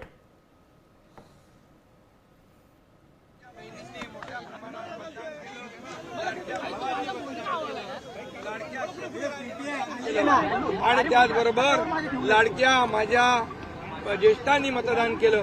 समाजातल्या प्रत्येक घटकाने या ठिकाणी भरभरून महायुतीला मतदान केलं. गेले 2-2.5 वर्ष जे महायुतीने काम केलं त्या कामाची पोचपावती या निवडणुकीमध्ये जनतेने दिली. आणि म्हणून महाराष्ट्रातल्या जनतेला मी पुन्हा एकदा त्यांचे मनापासून आभार मानतो, त्यांना मनापासून धन्यवाद देतो की पूर्णपणे जे काम आम्ही केलं 2.5 वर्षामध्ये त्याचं मोजमाप, नोंद आणि त्याची कामाची पोचपावती या महाराष्ट्रातल्या जनतेने आम्हाला दिलेली आहे. खरं म्हणजे आता आम्ही 2.5 वर्षात जे काम केलं, आता पुढच्या कार्यकाळामध्ये आमची आणखी जबाबदारी वाढली आहे आणि म्हणून जनतेला त्रिवार वंदन करतो आणि माझ्या सर्व कार्यकर्त्यांना देखील महायुतीच्या मनापासून धन्यवाद देतो. महायुतीचे सर्व कार्यकर्ते मनापासून काम करत होते आणि म्हणूनच हा विजय, एवढा मोठा विजय मिळतोय. मी माझ्या ठाणे मतदारसंघातल्या कोपरी-पाच पकडी मतदारसंघातले देखील मतदारांना धन्यवाद देतो की खूप मोठ्या लीडने, मार्जिनने त्यांनी मला विजयी करण्याचं काम करतायत आणि त्यामुळे मी पुन्हा एकदा सगळ्यांना मनापासून खूप खूप शुभेच्छा, मनापासून सगळ्यांचं, सर्व मतदारांचं मनापासून अभिनंदन. आज मैं महाराष्ट्र के तमाम मतदाताओं को बहुत बहुत धन्यवाद देता हूँ, उनका अभिनंदन करता हूँ क्योंकि ये विक्ट्री जो है ये लैंडस्लाइड विक्ट्री है. ये मैंने कहा था कि महायुति को थम्पिंग मेजोरिटी मिलेगी और इसीलिए मैं तमाम मतदाता जो है, मेरी लाडली बहनाओं को मैं धन्यवाद देता हूँ, लाडले किसानों को मैं धन्यवाद देता हूँ और लाडले हमारे भाई हैं, लाडले सीनियर सिटीजन हैं, सभी वर्ग जो है, सभी वर्ग को मैं धन्यवाद देता हूँ कि उन्होंने ऐसी विजयश्री प्राप्त कर दी है कि न भूतो न भविष्य तो ऐसी विक्ट्री जो इस बार. इसीलिए मैं तमाम मतदाता जो है, मेरी लाडली बहनाओं को मैं धन्यवाद देता हूँ, लाडले किसानों को मैं धन्यवाद देता हूँ और लाडले हमारे भाई हैं, लाडले सीनियर सिटीजन हैं, सभी वर्ग जो है, सभी वर्ग को मैं धन्यवाद देता हूँ कि उन्होंने ऐसी विजयश्री प्राप्त कर दी है कि न भूतो न भविष्य तो ऐसी विक्ट्री जो इस बार मिली है. जो 2-2.5 साल हमारी महायुति ने काम किया है, ये महायुति ने जो काम किया है उसके काम के ऊपर ये जनता ने शिक्कामोर्तब किया है, काम को तवज्जो दिया है, प्राथमिकता दी है और इसीलिए महायुति को इतनी बड़ी जीत हासिल हुई है. इसलिए मैं महायुति के पूरे महाराष्ट्र की जनता को तो धन्यवाद देता ही हूँ, उनका स्वागत करता हूँ, लेकिन महायुति के सभी कार्यकर्ताओं को भी धन्यवाद देता हूँ. उन्होंने जो काम किया है बहुत ही बढ़िया काम किया है और इस चुनाव में हमारे महायुति को जिताया है, इसलिए मैं बहुत बहुत उनका आभारी हूँ.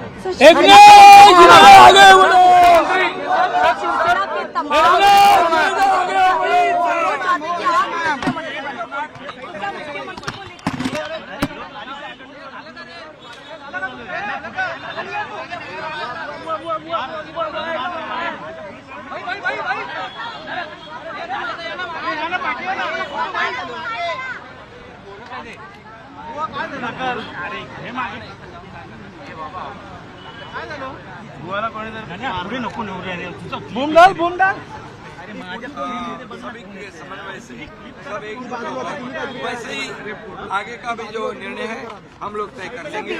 बीजेपी का ये कोई कहना है, ऐसा हमारे में मतभेद नहीं है. सर बीजेपी का ये कहना है कि जिसकी ज्यादा नंबर होंगे उनका मुख्यमंत्री होगा, तो क्या इसको सपोर्ट किया जाएगा? ऐसा कोई भी हमारा तय नहीं हुआ है. अभी पहले तो अंतिम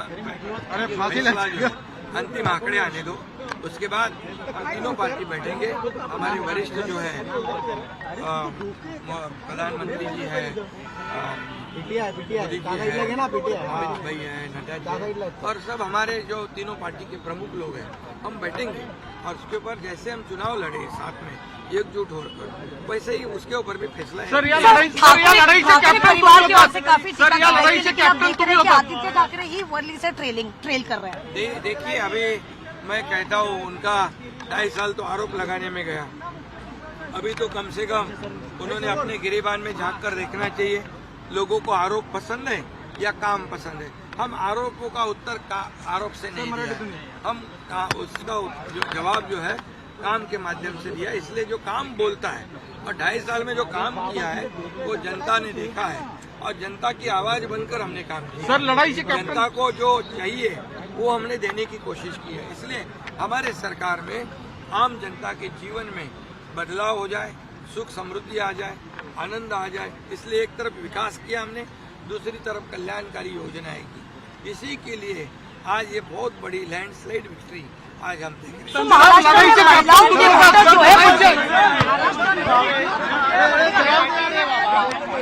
तो क्या ये लाडली बहन का योजना लाडली बहन योजना जो है क्या ये बेनिफिट कर गया? लाडली बहनों को कभी भी किसी सरकार ने नहीं किया, हमारी सरकार ने किया, इसलिए वोटिंग परसेंटेज भी बढ़ गया है। बाकी भी हमारे लाडले बहनों का वोटिंग, लाडले भाइयों का भी वोटिंग, सभी लोगों ने परसेंटेज ऑफ वोटिंग बढ़ा दी। और इसीलिए मैं इतना ही कहूँगा कि देखिए केंद्र और राज्य सरकार मिलकर जब काम करता है तो ऐसे प्रकार के काम होते, डेवलपमेंट होती है और उसी का नतीजा जो है हम देख रहे हैं कि यहाँ पर हर एक काम में हमें राज्य को केंद्र सरकार ने भी मदद की है और निश्चित रूप से मोदी जी ने भी हमेशा सहयोग रखा है, मार्गदर्शन रखा है और इसलिए ये जीत जो है हमारी बहुत।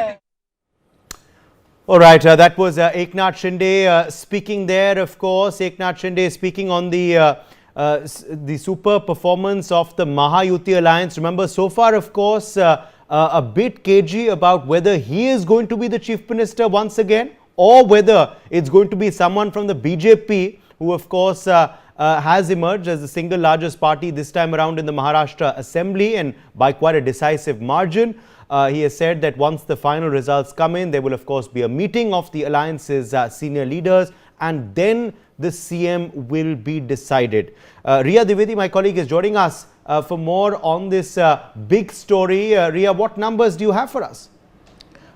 All right, taking a look at the VIP candidates, Eknath Shinde is leading from Kopri Panchpakdi and Kedar Dige is trailing from Kopri Panchpakdi. So that is the latest that is coming in. And there's Ajit Pawar, he is leading from Baramati and Yogendra Pawar is trailing from Baramati. So Ajit Pawar continues to lead from Baramati. Milind Deora, on the other hand, we're seeing that he's leading from Worli. On the other hand, Aditya Thackeray is trailing from Worli. So currently, Milind Deora continues to lead in Worli. Abu Azmi is leading from Mankhur Shivaji Nagar and Nawab Malik is trailing from Mankhur Shivaji Nagar currently.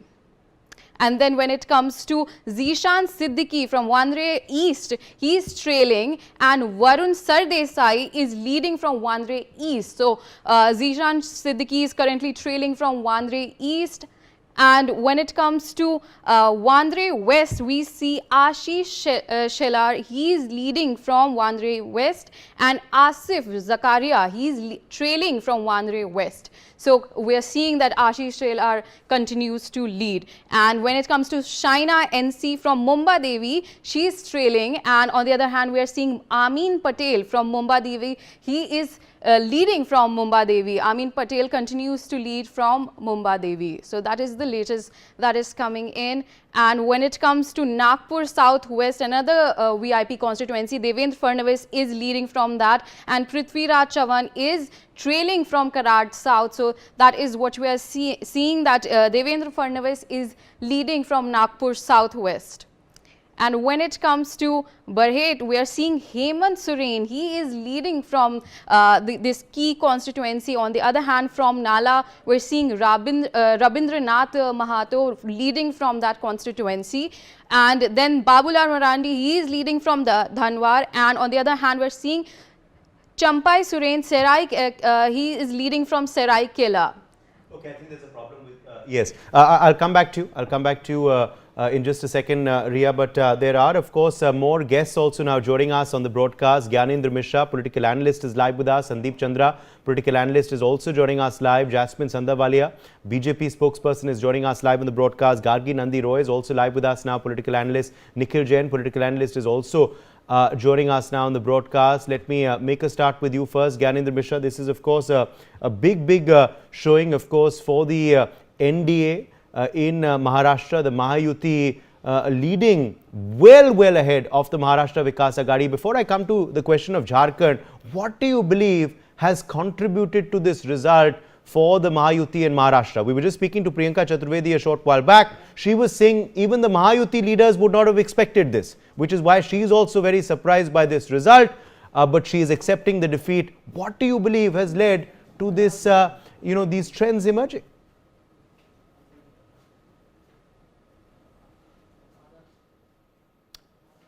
Okay, I think we are having trouble, unfortunately, there with Gyanendra Mishra's connection. Let me get in Yuvraj Pukharna. Yuvraj, is this something you were expecting, or are you also surprised, as Priyanka Chaturvedi is saying, many analysts are, by what has happened today in Maharashtra and Jharkhand? Well, namaste Uday to you, to your viewers and the panelists. Well, in the jargon of cricket, I was expecting the ball to cross the fence, but as a boundary, as a 4, but not as a 6er. This is clearly a massive... okay, just a second, Yuvraj. Robert Vadra is speaking right now. His wife, Priyanka Gandhi Vadra, of course, is on course to win the Wayanad Lok Sabha seat in the by-election. Let's listen in to Mr. Vadra. बस उनका तो यही है कि देश का सेवा करना, ये नहीं देखना कि कितना भारी बहुमत से जीतेंगी, पर वो खुश हैं जो उनको पता चल रहा है, जो रिजल्ट आ रहे हैं, और खाली वो देख रहे हैं अब वो वायनाड के लोगों को उनकी जो मुश्किलें हैं, जो भी हैं, कैसे उसको बुलंद करेंगे, और मतलब जो उनके लिए जो उन्होंने वायदे किए वो पूरे करेंगे। सर, झारखंड के अंदर आपकी सरकार जो इंडिया गठबंधन की सरकार है वो वापसी करती दिख रही है, लेकिन महाराष्ट्र से कोई अच्छी खबर नहीं है, बहुत ज़्यादा जो है पीछे आप महाविकास अघाड़ी हो गई, कैसे देखते हैं? नहीं, देखिए, महाराष्ट्र की जनता जो भी उन्होंने निर्णय लिया है, हमें उससे हमें सीखना चाहिए, और ज़रूर और मेहनत करने की ज़रूरत है महाराष्ट्र के जनता के लिए, लोगों के लिए, और जो भी उन्होंने जिसको भी वोट दिया है, हमें उसको समझना चाहिए और एक्सेप्ट करना चाहिए, और उनके साथ कंधे से कंधे मिलाकर महाराष्ट्र की प्रगति के लिए आगे बढ़ना चाहिए। झारखंड के लिए क्या कहेंगे सर? मैं बहुत खुश हूँ, वहाँ के जनता को भी मैं ज़रूर मुबारकबाद देता हूँ, धन्यवाद देता हूँ, और ज़रूर एक स्ट्रॉन्ग गवर्नमेंट होनी चाहिए, और मैं यही उम्मीद करता हूँ कि बीजेपी वहाँ के लोगों को तंग ना करे, वहाँ के गवर्नमेंट को तंग ना करे, वहाँ जो दुरुपयोग होता है, जो ईडी और अलग अलग एजेंसियों का, उसका इस्तेमाल ना हो कि जो भी उम्मीदवार होगा सीएम और उनके परिवार को परेशान ना किया जाए। जो जनता ने जिसको चाहा है, जिसके लिए वोट दिए, उनको वो सरकार 5 साल तक चलने दीजिए। सर, आप हमेशा कहते रहे कि एक सही समय आएगा जब प्रियंका गांधी संसद में होंगे, और एक सही समय आएगा जब आप भी राजनीति में आएंगे। तो प्रियंका जी तो संसद में अब आज जाती दिख रही हैं, जा रही हैं, आपका भी अब जो है अगला कदम जो है माने इस बात की तरफ, active politics?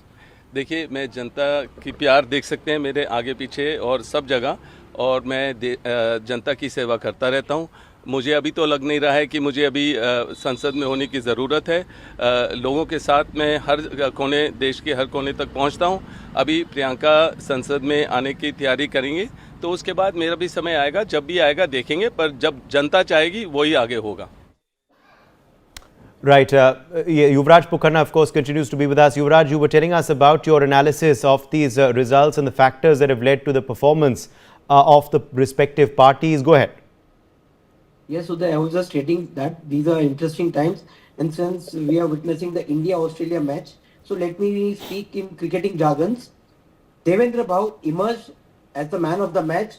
He not only finished Uddhav Thackeray and Sharad Pawar in one go, but he also delivered Maharashtra in platter to the center. He rejuvenated the party cadre and confidence, and now he has emerged as a convergence of the RSS with the BJP. That is one. And I expected the ball to cross the lines as a 4. But trust me, this is a 6er. This is a home run. So these are interesting times, and I'm sure that BJP is going to surely cross 125 mark on its own in Maharashtra. Okay. Now, as far as, of course, Jharkhand also is concerned, and let me quickly draw you in here, Jasmine Sandhavalia. Jasmine Sandhavalia, is this a disappointment for your party? Interestingly, you are the single largest party in Jharkhand. However, of course, your allies have let you down. It seems the AJSU leading on just 1 seat out of the 10 seats that it contested on. What are the factors that you believe have gone wrong for the NDA alliance in Jharkhand vis-a-vis the India bloc? Jasmine, can you hear me? Okay, I think we have lost Jasmine's connection there. Gargi Nandi Roy, why don't you come in here? Gargi Nandi Roy, let's quickly talk about Jharkhand for a second before we come back to Maharashtra. What do you believe has emerged to be, the drawback for the NDA alliance in Jharkhand? I think, Uday, thank you for inviting. I think that as you yourself said, that BJP has done well in Jharkhand. See, Shivraj Singh Chauhan or Hemant Vishwa Sharma, whoever worked, I think they have succeeded. I think the women voters, which have worked in Maharashtra also, so BJP has done well. I think the allies, yes, they have disappointed. But the difference, whatever we have seen, what is the latest tally, Uday? What is the latest tally last I see? No, the tally difference is not very huge. Obviously, there are only 80 seats. So, but Maharashtra, what we have seen is a sweep. So Jharkhand, I think the allies have been disappointing, and that the women, the welfare scheme to women, that I think always works, which worked in Jharkhand also. So I think that is one thing the women voters may have, but the tribal area, what is the tally, exact tally you there now? What is the tally? Because I can't see your board now. 33 for NDA, India 45. Yes, and others 12 3. difference. So do you think that there is a chance of I don't think so. Changing? Not right now. This is like It's quite a gap. It's quite a gap right now. Quite a gap, but maybe 2, 3, a few more. Okay, you're hopeful. You're hopeful. You're saying that. We can be hopeful. I mean, I think a few more here and there. So I think the BJP, as you have said, is the largest party in Jharkhand also. So their technique, whatever they spoke about the Bangladeshi and Rohingya immigrants, illegal people coming there, taking the land of the tribal, that thing worked in BJP's favor. That has worked, but the allies, I think, has been disappointing. And women vote in Jharkhand. Okay, And Lavanya Balal, let me get to you in talk here. on Lavanya Maharashtra, Balal of the I'd love Congress, let me quickly bring you in here. Gargi Nandi Roy is saying that the picture could turn in Jharkhand, the NDA could emerge and the India could go down. Lavanya Balal, your counter to that. Also, Lavanya Balal, as far as, of course, Maharashtra is concerned, since you are the Congress spokesperson, is that, something that is disappointing, that it seems to be the Congress that should have been the fulcrum of the alliance, but the Congress is actually pulling the opposition alliance, the Maharashtra Vikas Aghadi, down in Maharashtra. What has led to that? Good afternoon, Uday. It is heartbreaking, disappointing to see the results in Maharashtra.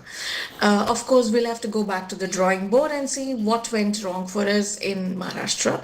Having said that, I wouldn't say we are pulling our allies down. Responsibilities equally on all the partners. If you look at the vote, seat sharing also, I think our partners had more number of seats than we had in the, alliance. We are not blaming anybody. We just need to go back and look at why we lost it. And also, I think when we are analyzing, always a retrospective, we have much more clarity than what we have when we are going into a situation. But that, the last hour of the voting, we saw 12% of Maharashtrians voted. A huge number of Maharashtrians voted in the last 1 hour of the voting day. And I think the answer lies in that 1 hour. But yes, it is extremely disheartening that we didn't do well in Maharashtra. We expected to do well, and I think one is how the BJP also, their seat sharing was, if you notice, it is a lot of places it is Dalit versus OBC, which is once again a deciding factor. The Maratha factor was a deciding factor in these elections. Yes, Lavanya Balal, just speaking on, of course, you're raising questions on that last 1 hour of voting. You are, we saw in Haryana too, you had raised questions on the EVM there. Lavanya, at the end of the day, it is these EVMs and it is the same. Hear me out. It's the same EVMs and it's the same election commission which has conducted the Jharkhand elections as well. It's the same EVMs which are being used in Jharkhand as well, where you are winning. So isn't that a bit hypocritical? It was the same one, it was the same EVMs also in Jammu Kashmir, where your alliance won. So doesn't that become hypocritical, where in the state that you lose, you raise questions, and in the state where you win, you praise the EC? I'm not blaming the EVM machines at all, because the same EVM machines were used during the Lok Sabha elections, which gave us a tremendous boost in Maharashtra, if you notice. So I'm not blaming the EVM machines. We are not blaming that. What I'm saying is the crux of the matter as to, if there is a learning, the learnings have to come from that last 1 hour as to what changed for everybody in that last 1 hour of the voting. I think that's where we need to go back and look at, for the answers. Okay. When it comes to Jharkhand, yes, it's very heartening to see that we have done well. By-polls are happening today in Punjab as well. Yes. In Karnataka, the Congress won all 3, seats. Okay. Punjab also we are doing well. UP I'm not sure about the numbers in the by-polls, but yes. The BJP is doing well there in UP. Okay, can I come here? In Maharashtra right now, in fact, senior leader of the BJP, Vinod Tavde, is addressing a press conference. Let's go live across. Dada Pawar आणि Ramdas आठवलेंचे RPI या सगळ्यांनी जे एकत्रित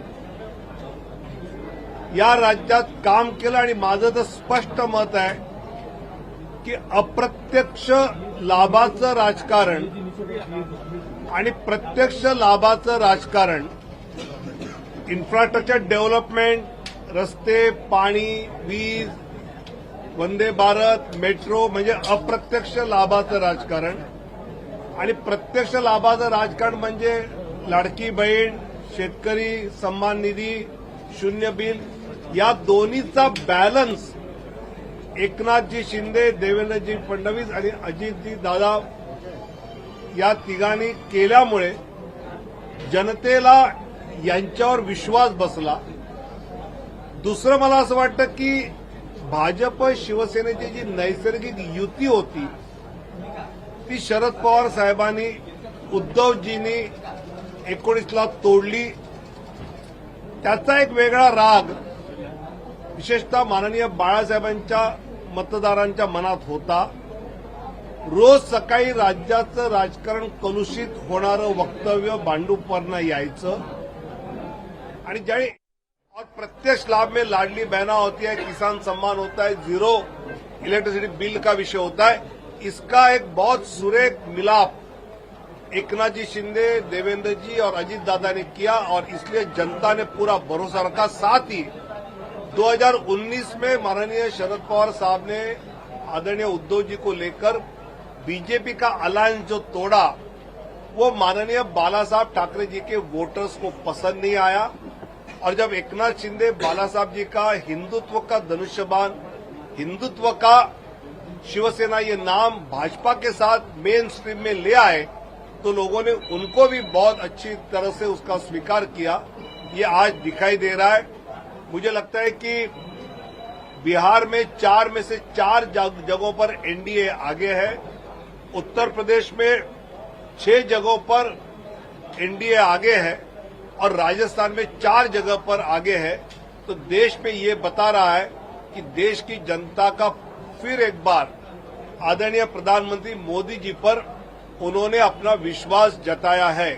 आपका सवाल ये होगा कि मुख्यमंत्री किसका होगा, कौन होगा, तो एकनाथ शिंदे जी, देवेंद्र फडणवीस जी, अजीत दादा पवार और भाजपा का केंद्रीय नेतृत्व साथ मिलकर इस विषय में निर्णय करेंगे और आपको बताएंगे. आज महायुति विजय का जश्न मना रही है और महाराष्ट्र की जनता को बहुत बहुत धन्यवाद दे रही है.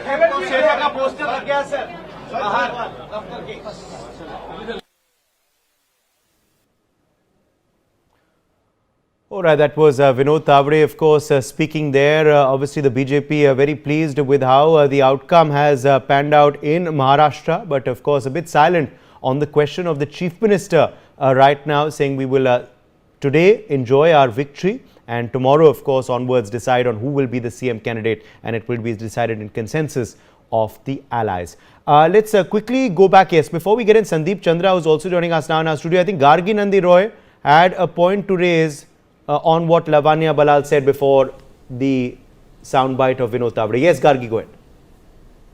What I wanted to tell her is, with Congress, after the Lok Sabha election, there was no new narrative in Maharashtra that Congress had come with. The same thing. So Congress had nothing new to offer in the Vidhan Sabha election. Whereas if you see after that, in these few months, firstly, obviously this Ladli ban, 2.3 crore women have been benefited, 7,500 rupees went to their account. So that is a huge number, the women voters. The developments, yes.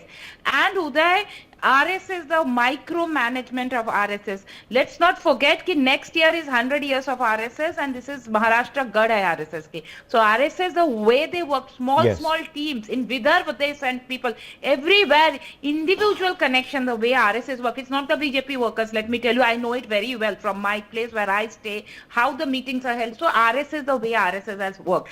And let me tell, in Lok Sabha election, the Dalit voters, the Hindu Dalits were there, but the both Dalits, so many times Kiran Rijiju came to Okay, I'll come back to you. Let's get in the others. Let the others have their opening comments. I'll come back to you, Gargi. You made your response. Sandeep Chandra, come in here. Sandeep Chandra, we are of course seeing now a very robust picture emerging for the Mahayuti in Maharashtra. And this has been something that has been constant since the morning. It's not changed. It's not likely to change either.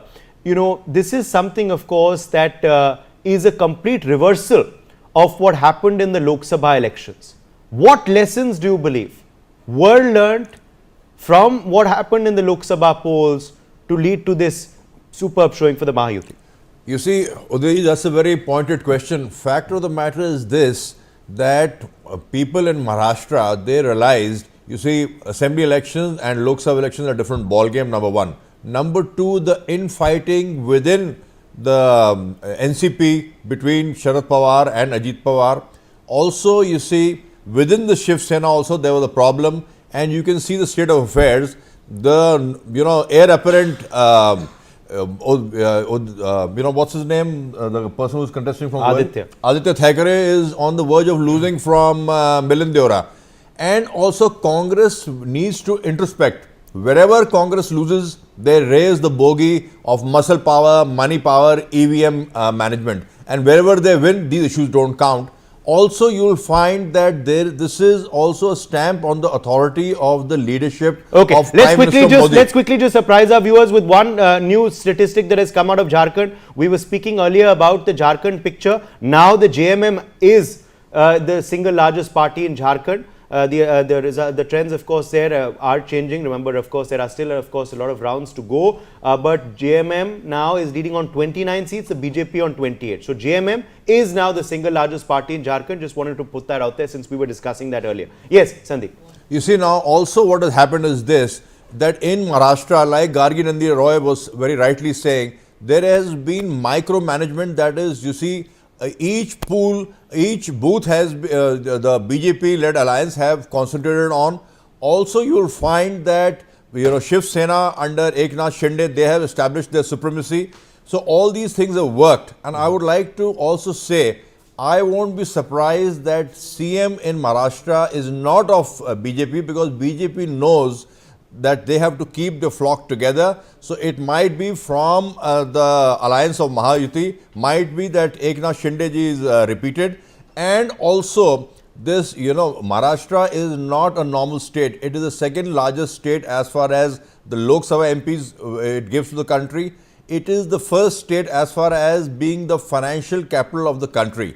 And also this bogey of Adani and, Ambani, this has not gone down well with voters. And Congress needs to introspect. It is like, devil quoting the scriptures. Not far long back, you'll remember, you were so political that when Congress was in power in the center, the complete party was outsourced to the late Ahmed Patel, who was the, whose only work was to raise finances for the party. So this Adani, Ambani, Dharvi and all will not work. And also, the leadership of, top leadership of Congress, it is their failure. And Rahul Gandhi ran away from Maharashtra, just, propping up Mallikarjun Kharge. Also, you'd like to, he needs to stick his neck out. And romanticizing of politics. And if I am allowed to use a Hindi phrase which goes for Congress, idhar udhar ki baat chhod, ye bata mera karwan kyun luta. मुझे राह गुजर से गिला नहीं, तेरी रहबरी का सवाल है, तेरी लीडरशिप का सवाल है। चलिए लबाने आपको जवाब दे रही है, then I'll get Nikhil as well. Nikhil has been waiting patiently. Yes, I know. It's extremely disappointing. The previous speaker was speaking. I think he wants Indians to forget that when an Adani commits a corruption or there is a scam, it affects every normal Indian. It may not become, election issue, but it is something that every Indian has to think about. To write it off saying, oh, it is not some issue that you should be speaking about, and this statement saying, oh, Rahul Gandhi ran away from Maharashtra. I'm sorry, he didn't run away from Maharashtra. He never runs away anywhere. And that is very extremely offensive and not the way to talk about opposition parties, even if you disagree with them.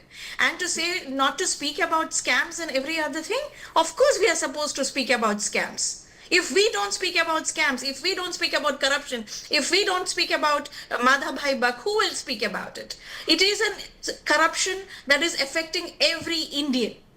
And we will continue to speak irrespective of I'll come back to you. I'll come back to you with elections. a couple of follow-up questions on what you just said. But Nikhil Jain, let me quickly draw you in here. Nikhil, let's just talk a bit about Jharkhand now. Of course, Jharkhand is going in the way of the India alliance there. Very, very solid showing, of course, for JMM and Congress there. Of course, BJP would have hoped that the allies would have supported them better. That's not something that has happened there. What are the lessons from Jharkhand that are emerging and how, of course, the opposition has surprised a lot of pollsters, even though there were a couple who did predict the opposition to come back there, but they were in minority. Most of the pollsters and analysts were actually saying that it's going to be the BJP who's going to upset the opposition's government there, but that has not happened. What are the lessons, Nikhil, that the opposition perhaps learnt in Jharkhand from Lok Sabha and has led to this showing for the JMM and Congress there? Udit, I think there is one single lesson from the results in Maharashtra as well as Jharkhand, that if there is one thing the Indian voter wants right now, it is cash in their pockets. It is the voters today are very, very transactional. What you want are cash handouts. Jharkhand, Hemant Soren did that in Jharkhand after the Lok Sabha elections. Eknath Shinde did that in Maharashtra after the Lok Sabha elections. Shivraj Singh Chauhan did that in Madhya Pradesh right before the Madhya Pradesh state elections the previous year. And that is the trend and pattern that we're seeing. So a lot of people thought that Hemant Soren would have had the edge. Okay, Nikhil, just hold on for a second. Eknath Shinde's son, Chief Minister Eknath Shinde's son, Shrikant Shinde, who is a member of parliament, is speaking right now. Shrikant Shinde is speaking right now of the Shiv Sena. Let's listen in. People are showing his the way he has worked for 5 years. जिस तरीके से unavailable रहे, from the starting we were saying unavailable and not accessible MLA. I think he is on the verge of losing his seat. So I think people in last 2.5 years, the way Eknath Shinde has worked, the way he has carried forward the legacy of Balasaheb Thackeray, the way Mahayuti has worked under his leadership, and the way Mahavikas Aghadi or the Ubhata netas, leaders, जो सिर्फ गाली गलोच और आलोचना, उसके सिवा उनको 2.5 साल में कुछ जमा नहीं करने के लिए, उसमें से एक नाम था आदित्य ठाकरे का भी, लोगों ने उनको उनकी जगह जो है ये दिखाने का काम इस इलेक्शन में किया है। सर कौन बनेगा मुख्यमंत्री सर?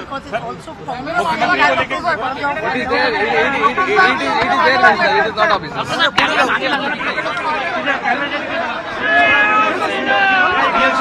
सर पहली प्रतिक्रिया क्या देंगे? सर पूरे एक मिनट शॉट को मिलने दे पहले।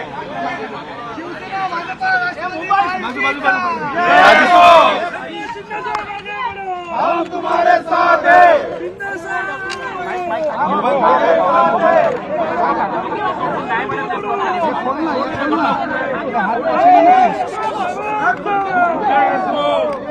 सर मोठ्या प्रमाणात महायुतीच्या सीट्स लीडवर पाहायला मिळत आहेत, जल्लोष सुरू झालेला आहे. सर पहिली प्रतिक्रिया तुमची काय सांगाल? All right, that was of course Shrikant Eknath Shinde speaking there. Eknath Shinde, of course, has hit out at Uddhav Thackeray and has said that the other Shiv Sena faction just made allegations and was not concrete on their vision for the state, which is why this picture has emerged. Also silent, interestingly, on who will be CM of the state. Yes, Nikhil, back to you. You were telling us about the lessons to be learned from the picture that has emerged today from these two states.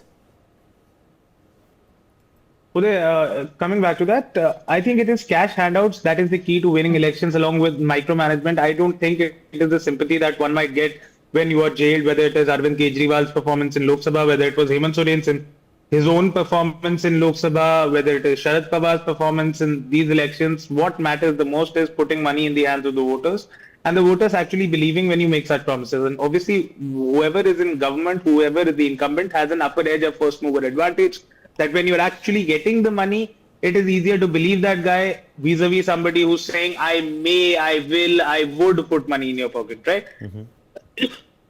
Because both the parties that we're seeing in Maharashtra as well as Jharkhand, they are the ones who rolled out schemes like this. Now, the problem with that I see is this is not good governance. I'm all for social welfare measures. I'm all for, giving basic needs to people. But the kind of schemes. Okay, I think we've lost Nikhil Jain's connection there. Yes, quickly, of course, coming back to you now on who will be Chief Minister in Maharashtra. What is your hunch? What is your sense, Yuvraj Pokharna? Will the Mahayuti go with their incumbent CM Eknath Shinde once again? Will it be continuity in the state of Maharashtra, or will it be Devendra Fadnavis who will come back to the CM's chair after this superb showing for the Mahayuti, but of course particularly bolstered by the BJP's performance, which currently stands at 124 leads? Uday, from where I see, these were not just merely high voltage elections, but there was a lot of things at stake. For instance, these were very personal elections, and personal as in it was the personal credibility of the leaders which was at stake. It was about existence and identity as well. If you see, Sharad Pawarji has clearly been outplayed by his own protege, by his own student, Ajit Pawar. Uddhav Thackeray has clearly been ousted by his own karyakarta, his own worker, his own former colleague, Shinde Saab. So this is more about that. And yes, as I said, Devendra Fadnavis comes out as the man of the match, but you need to understand that Devendra Fadnavis, at the end of the day, is a Brahmin, and Shinde is a Maratha. So if BJP wishes to mitigate the Maratha voters, I think Eknath Shinde is the man to go. But yes, the NDA or the Mahayuti, so to speak, is well within its volition to choose a CM. But now they've clearly crossed the halfway mark. So it is a very clear and easy thing for them. There won't be any scuffle, there won't be any tussle. But I feel personally that Shinde will continue as the CM, and these two will be the deputy CM. That's what I feel. Yeah. Okay.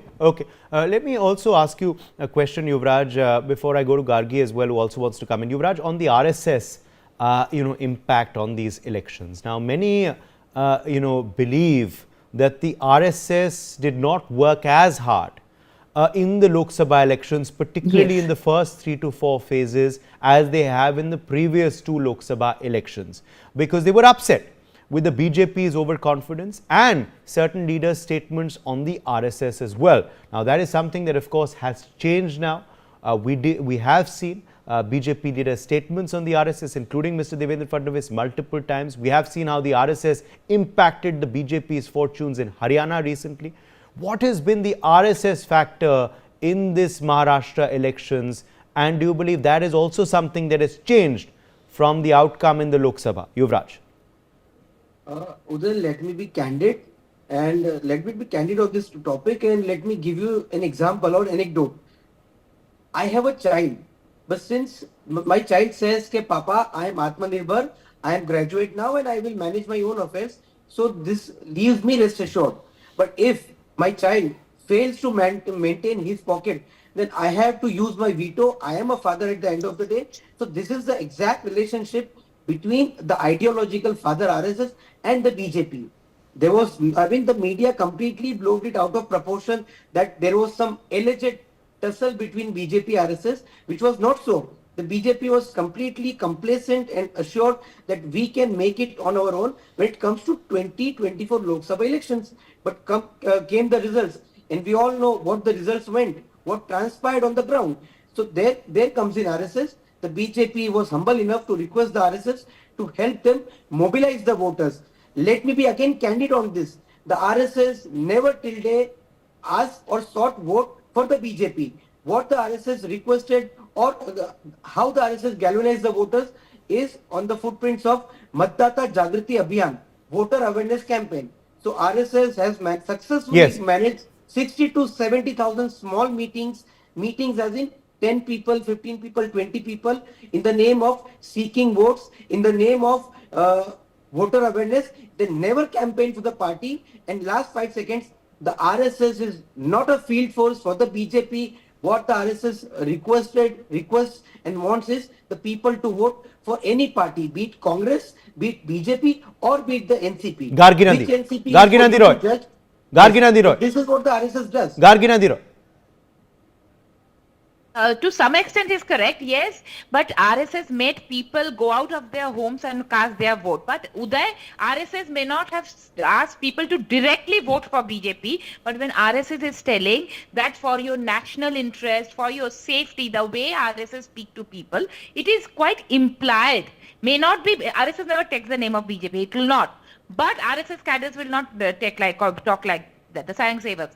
But when they talk to people, it is implied and they talk on issues. And this has been in Maharashtra like that, when this Ulema vote came in, when this Salman Hazari and Nomani, the way they spoke, when the Ulema made the demands and people like Uddhav Thackeray also agreed because of his vote bank politics, he agreed to it, so that there has been a huge consolidation of the Hindu votes. And where I stay, the way RSS work on the ground, the way they worked during COVID time, and when they talk to people about national interest, about their safety, it is implied that the Hindu voters got consolidated.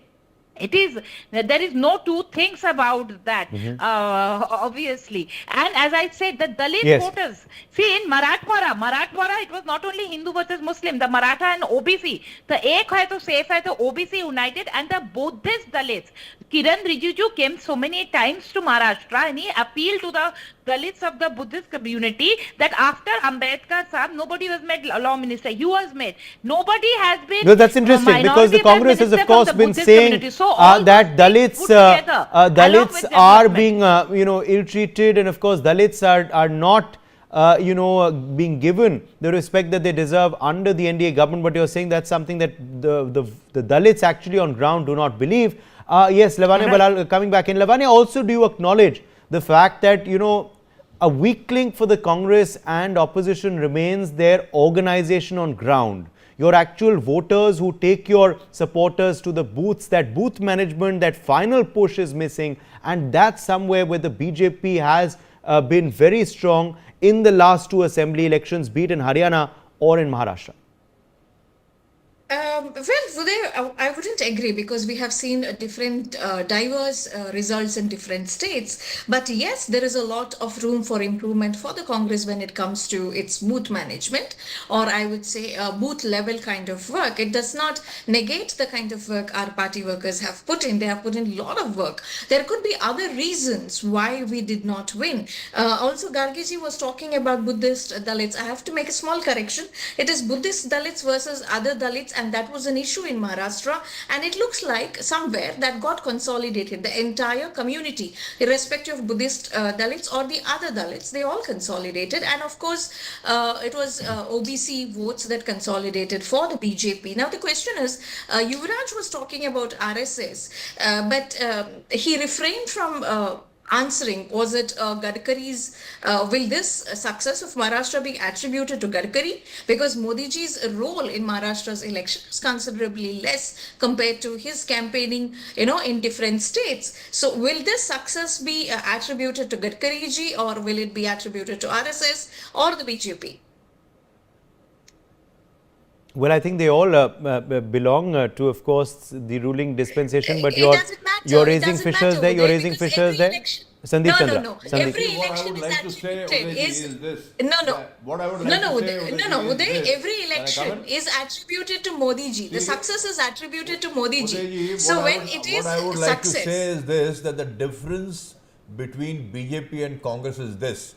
till now, and people have seen through this, till now you see Congress has been doing minority appeasement politics at the cost of the majority community. While the BJP says sabka saath, sabka vishwas, or okay, I just want to quickly apprise our viewers with one interesting development also now. Aditya Uddhav Thackeray is leading from the Worli seat. Milind Deora is trailing. Milind Murli Deora is trailing, although the margin right now of Aditya's lead is just 1,715. So Aditya Thackeray leading by 1,700 votes right now. About half the counting is over.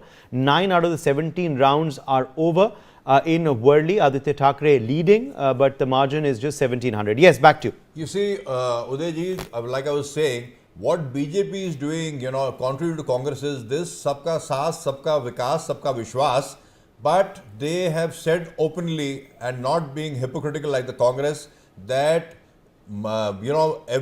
development of all, but not at the cost of majority community. Versus minority appeasement, number one. Now, coming back to Maharashtra, who will be the CM? Let us not forget that between Eknath Shinde's Shiv Sena and Ajit Pawar NCP, they have about 93 seats, and they will definitely call the shots as far as appointing the CM. So I will plumb, and I can see the writing on the wall that Eknath Shinde is going to be repeated as CM. Also, intra-party politics will come into play, and I don't think Devendra Fadnavis will become the CM.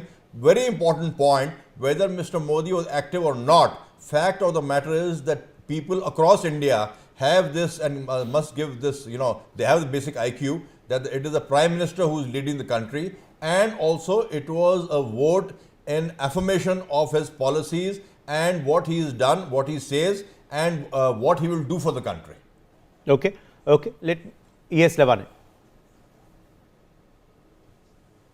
Yes, Lavanya, your response. No, the previous speaker, because I also, Lavanya, I'd like you to weigh in on what's happening in Wayanad. What you make of course, the solid showing for Priyanka Gandhi Vadra there. She is currently leading by 3,57,580 votes. So, very, very solid margin. I think that's just about the margin that Rahul Gandhi had. In fact, she might just cross Rahul Gandhi's margin as well. Rahul Gandhi what was the margin for Rahul, Lavanya? It was more than 4 lakh. Okay, more than 4 lakhs, yes. So, counting of course still on, but right now Priyanka leading very, very comfortably by over 3.5 lakhs. So, how do you believe that's also going to impact your party in Lok Sabha? It's the electoral debut of the General Secretary. It's going to of course be her entry into the lower house of Parliament. How is that going to impact your party in Parliament? She's worked as, the party person for the last 25 years, and she's contesting elections for the first time. And her success is going to help us a lot in our And just want to apprise our viewers, BJP is coming third in that seat. BJP is coming currently third. Navyari Das is third. Satyan Mukheri of the CPI is second. But the gap, interestingly, between the CPI and the BJP is just about 80,000. Yes, Lavanya. Yeah. See, Wayanad has always been a Congress bastion, and also this time around BJP fielded somebody different in the fray. Last time it was their party president from Kerala, Surendran, who had contested, but it was not at all. We did not have any doubt about Priyanka ji's success in Wayanad at all. But having her in Lok Sabha is the boost that we need. It is a kind of strength that we need, especially from southern states. We have one more strong voice to express about the requirements of southern states, the policies that impact the states in the south. It's good to have her in the Lok Sabha. Okay. Let me quickly, of course, now draw back in Sandeep Chandra. Sandeep Chandra on, of course, now also, interestingly, you made a point earlier that your analysis is that the BJP will not rock the boat and is likely to continue with Eknath Shinde as Chief Minister. Why do you believe that? See, Udayji, why I believe it's a very important question, that they will not like to rock the boat. BJP may be the single largest party, but like I just told you that between Eknath Shinde, Shiv Sena and Ajit Pawar NCP, they have close to 100 seats, which is a big chunk. Also, the Ajit Pawar factor will come into play because you see, Nobody, politics is the art of possible. At the end of the day, what are permanent are your own personal interests. Ajit Pawar has, smelt victory. He is victorious. He has decimated his uncle's party. Now the real NCP is Ajit Pawar party. So is this with the Shiv Sena Shinde. The real Shiv Sena is Eknath Shinde's party. And this has been established. You find Ajit Thackeray. Okay, interestingly, Nanded, which is the other parliamentary election which is seeing a bypoll, the BJP now leading in Nanded. Interestingly, remember that's a seat where the Congress had won in the Lok Sabha elections. The member of parliament there unfortunately passed away, but the Congress now is trailing by 4,600 votes. So it's close in Nanded, but the BJP now ahead in Nanded parliamentary constituency as well. Yes, Sandeep, back to you. You see, what I was saying was that the alliance politics will come into play, and Devendra Fadnavis also has, it's open secret, a lot of enemies within the party. Politically, you're so political, everybody knows he doesn't see eye to eye with Amit Shah. Also, this Brahmin factor, the Maratha pride factor will come into play, and also the backward factor will come into play. And you mark my words that if you see the body language, also the swearing in is on 26th of this month, just 3 days later. Yes. So this name has already been stitched up, and you will find, I am not 100% sure, I am 500% sure that Eknath Shinde is going to be repeated as CM. But yeah, plum portfolios will go to the BJP, and Ajit Pawar factor and Eknath Shinde factor will continue to play as far as this government is in place, and it will be in place for 5 years. And also it's a big blow to the opposition, because they were saying that, well, India Alliance is winning.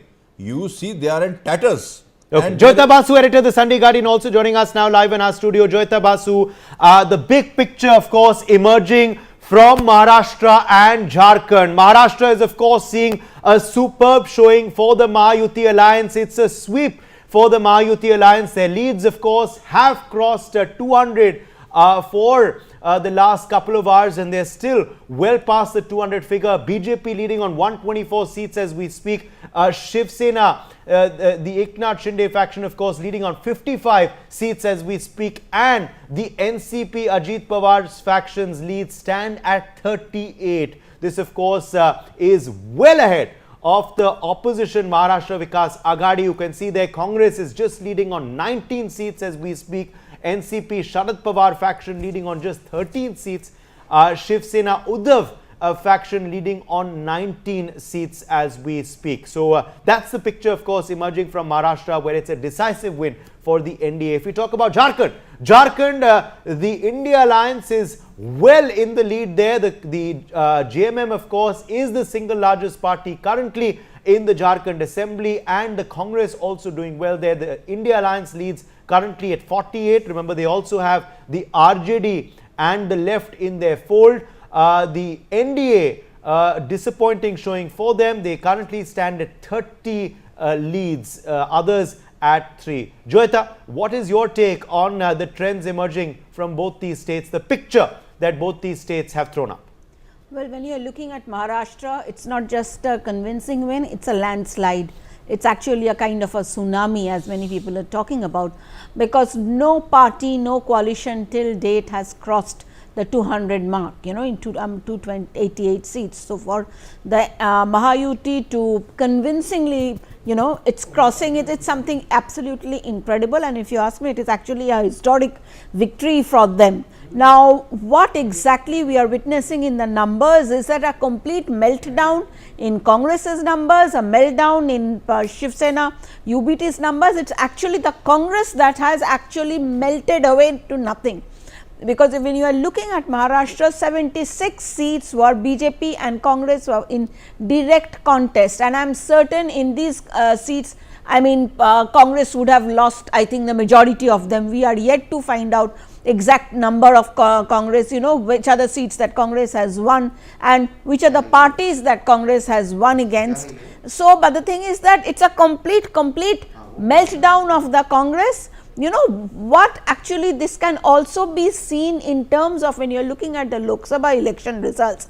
the Congress went overconfident after the results and tried to behave like the big brother at that time. Now, from there to drop, they actually were talking in terms of throwing out this government and coming back with power, major power. But what happened was that, okay, I think one particular, apart from the stability factor, the double engine factor, that it helps to have a government which is there in all the center and the state, that really worked against the Congress. Number one, people got a little scared when they saw the Maharashtra election results in the Lok Sabha. In this case, it's going to sound bad, but the fact is, ek hai to safe hai. That slogan worked brilliantly, especially when it comes to the Shiv Sena voters. Now, when we are looking at the Shiv Sena voters, what we are witnessing is that ultimately at the core of Shiv Sena, what is the core of ideology of Shiv Sena? It's the Hindutva ideology.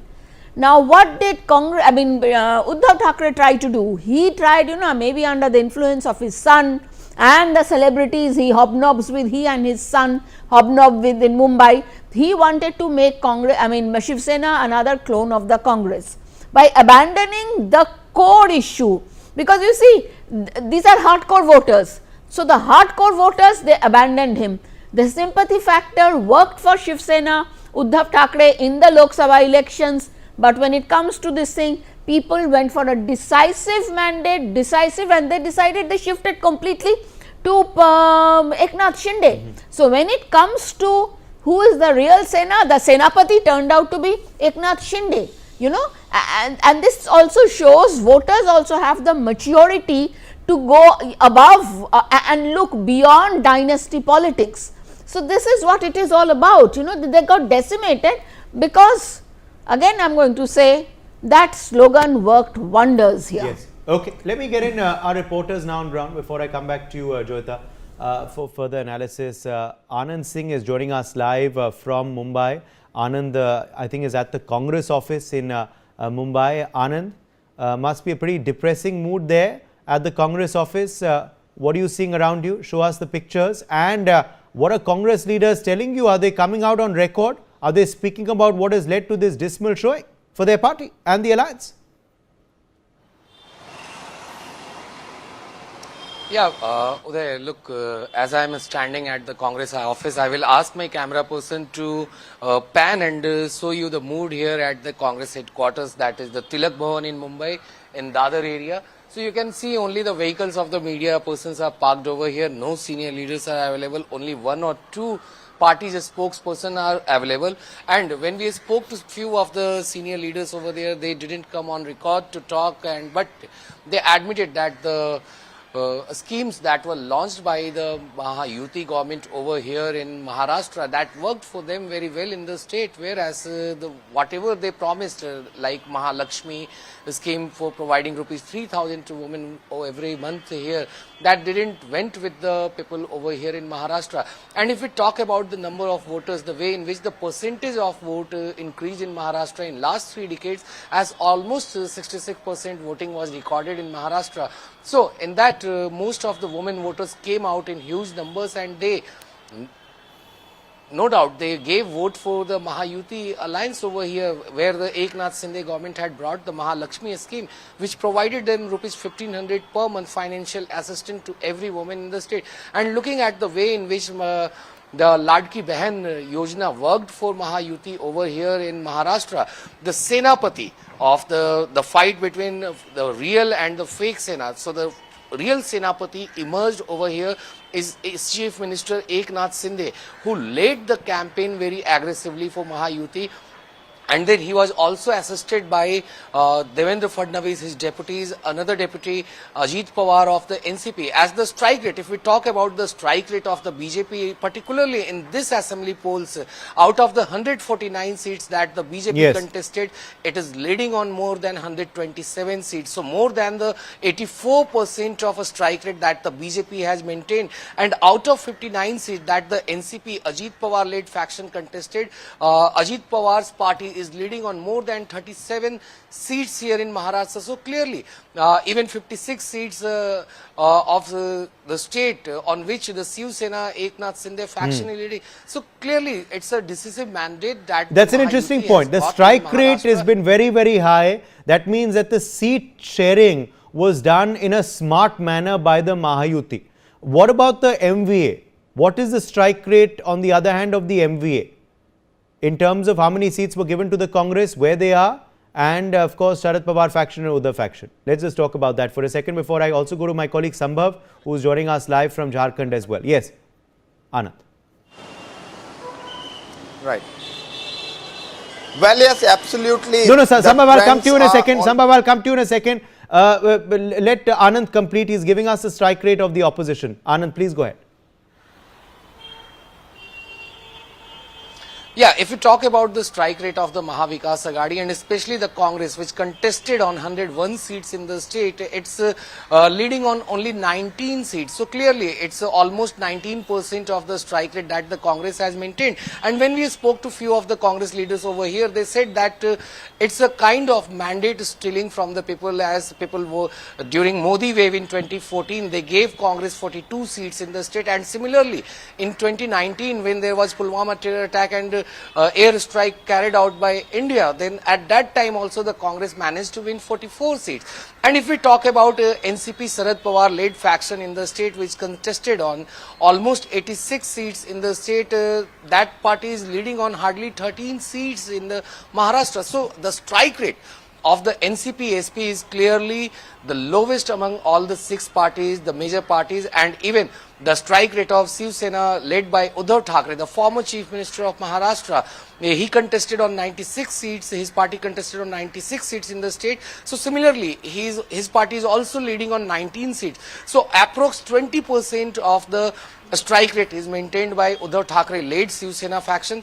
So definitely a major setback for the Mahavikas Aghadi, as they were too much confident that they are going to. I think that tells the story. That tells the story. In the assembly polls, that the strike rate has been dismal, which shows that the seat sharing was completely not thought through by the Maharashtra Vikas Aghadi, and you are seeing the parties who should have been the fulcrum of this alliance actually pull down the alliance completely. Let's go across now to Ranchi, where at the Chief Minister's residence, Sambhav Sharma is standing. Sambhav, it must be a joyous mood there. Are party workers beginning to arrive at the Chief Minister's residence to congratulate him? Is the Chief Minister present at his residence currently in Ranchi, or is he in his constituency? What's the latest report that you can share with us from on ground?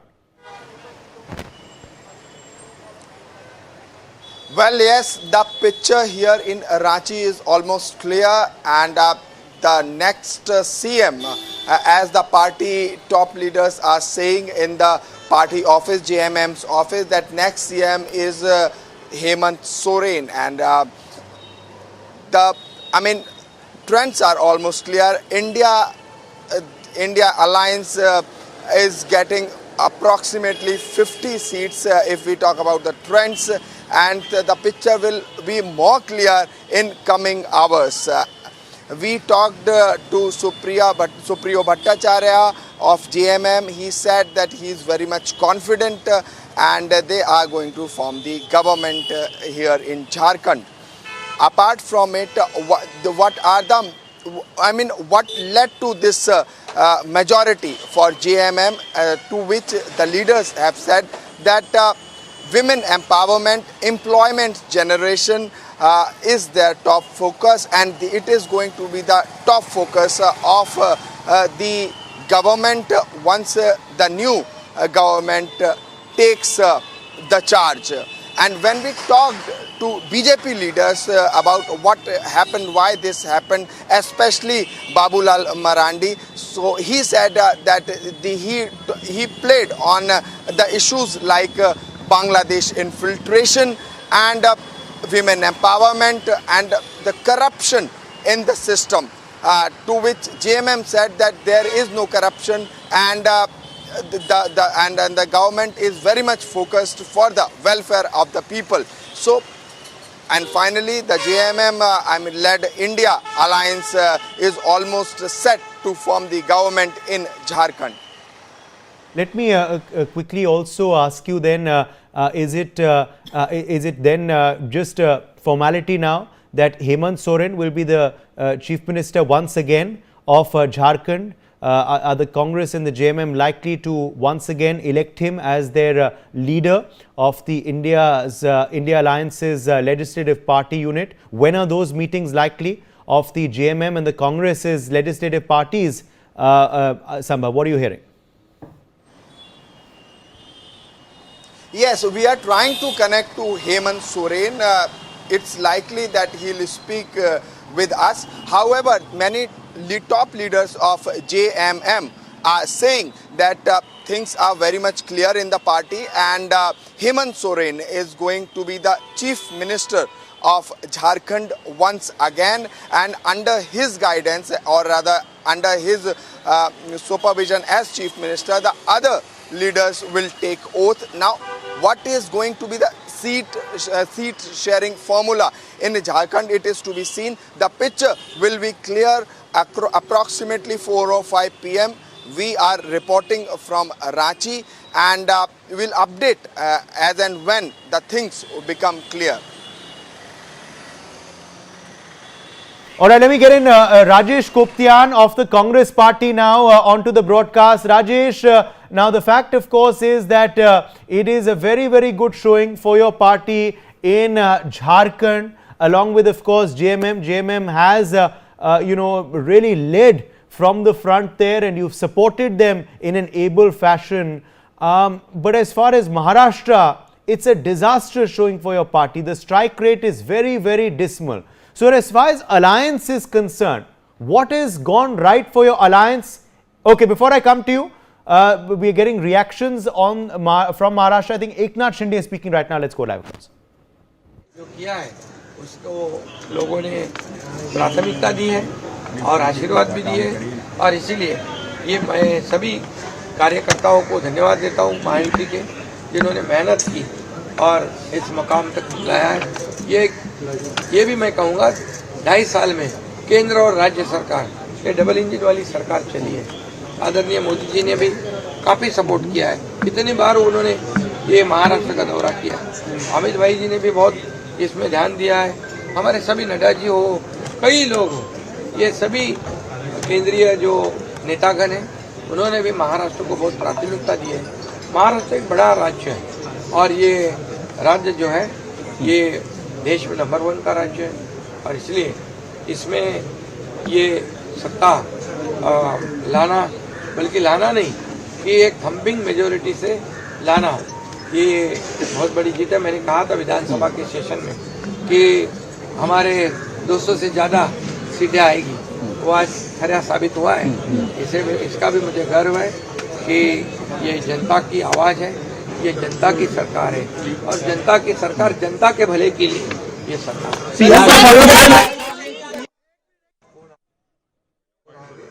और मैं इतना ये भी कहूँगा कि एक हमारी team बनकर हमने काम किया। मैं उप मुख्यमंत्री देवेंद्र जी, उप मुख्यमंत्री अजीत दादा और हमारी पूरी टीम जो है, एक ये महायुति की टीम ने काम किया, और इसीलिए हमने जैसे ये पूरे सभी लोगों ने तय कर लिया कि ये सरकार जो है ये गरीबों की सरकार है और सभी लोगों को न्याय देने वाली सरकार है, और टीम वर्क की तरह हम लड़े और जीते। मुख्यमंत्री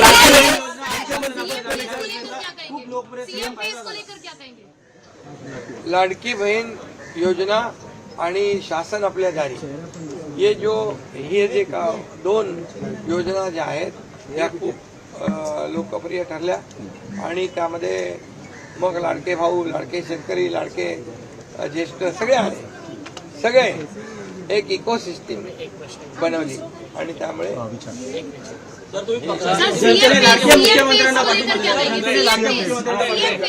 इस वक्त एक बड़ा चर्चा का विषय है। 24 घंटे वाला सीएम मिलेगा। लाडक्या भावाला खूप सहकार्य केले, आशीर्वाद दिलेले आहेत, आणि नक्की आमची जबाबदारी आता वाढलेली आहे। आता हे सगळे आकडे आल्यानंतर सगळे नंबर अंतिम झाल्यानंतर आम्ही तिन्ही पक्ष एकत्र बसू आणि जो निर्णय येतो जसा आम्ही समन्वयाने हा निर्णय घेतला तसा समन्वयाने निर्णय तोही होईल. ज्यादा सीट मतलब मुख्यमंत्री पद है क्या? ज्यादा सीट मतलब मुख्यमंत्री पद है क्या? ऐसा मैंने कहा नहीं मैं कह रहा हूँ, मैं आपको क्या लगता यही है? कहूँगा कि अभी यहाँ पर पूरे आंकड़े आने दो, उसके बाद हम तीनों पार्टी बैठेंगे, वरिष्ठों से चर्चा होगी, उसके बाद जो भी होगा समन्वय से होगा. राजकारणात निवडणुकीच्या प्रचारांमध्ये भाषा घसरली होती, बापापर्यंत भाषा गेली होती, नेत्यांचे एकमेकांचे बाप काढले होते. आज राजकारणात कळालं की एकनाथ शिंदेच खरे बाप आहेत. मी कार्यकर्ता आहे, एक सर्वसामान्य कार्यकर्ता आहे आणि बाप काढला त्यांना आता बाप दाखवला लोकांनी. त्यामुळे आता जाऊ दे, त्याच्यामध्ये मला काही जायचं नाही. मी आपलं काम करतोय आणि काम करत आहे. सर तुम्हाला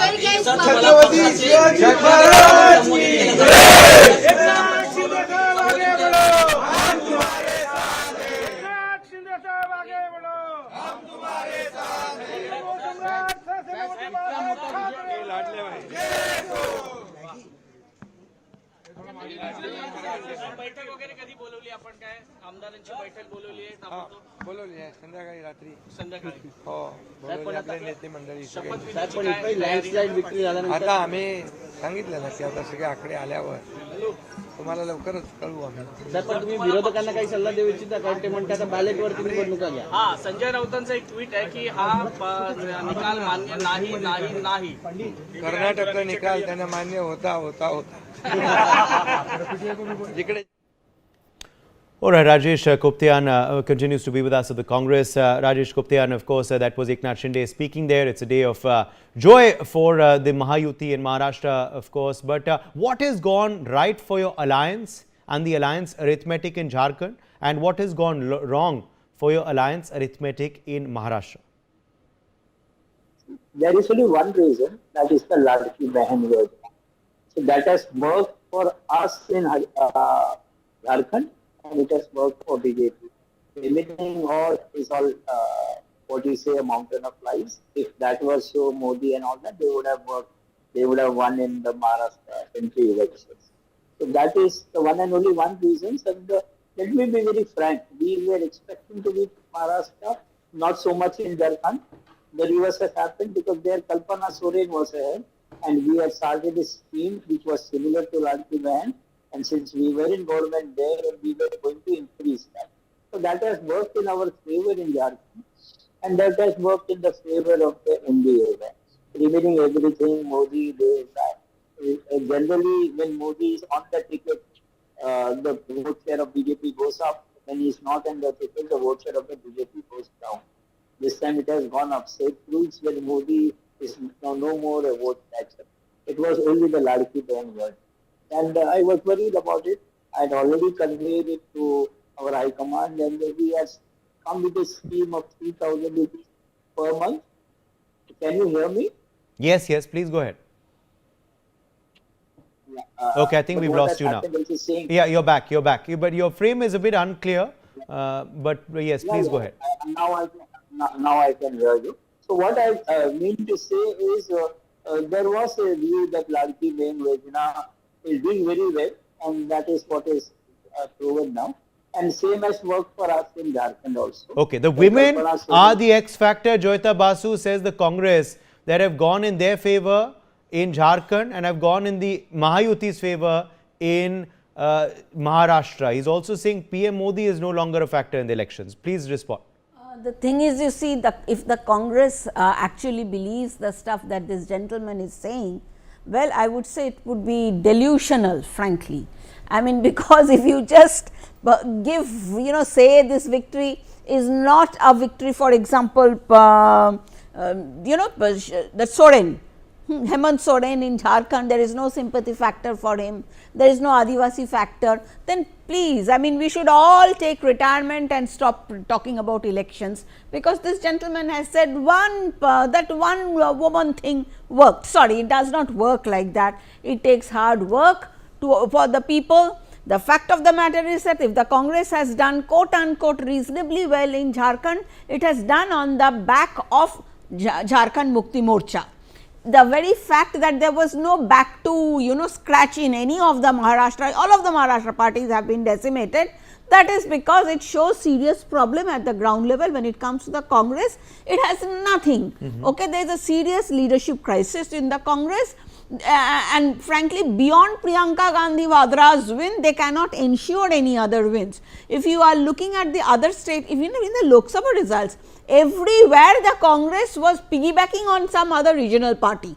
So, it is the regional parties that are winning, not the Congress. Whenever the Congress is in a direct fight with the BJP, that 76 seats that they are that is why we need to find out how many of these 76 seats the Congress won in a direct fight with the BJP. This is in keeping with the tradition of Congress's tradition that they end up losing almost every direct fight with the BJP. So, let us not this gentleman is just talking about one scheme. It does not work like that. Okay, it does not work like that people will go and vote because you are getting 500 rupees or something like that. It does not work like that. You have to talk in terms of your failures. You have failed. That is the main point here.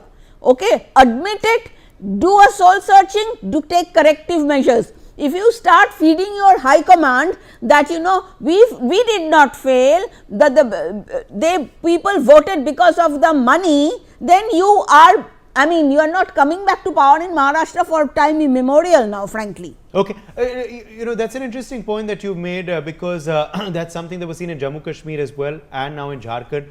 But of course, it's the BJP's ally that has let them down in Jharkhand.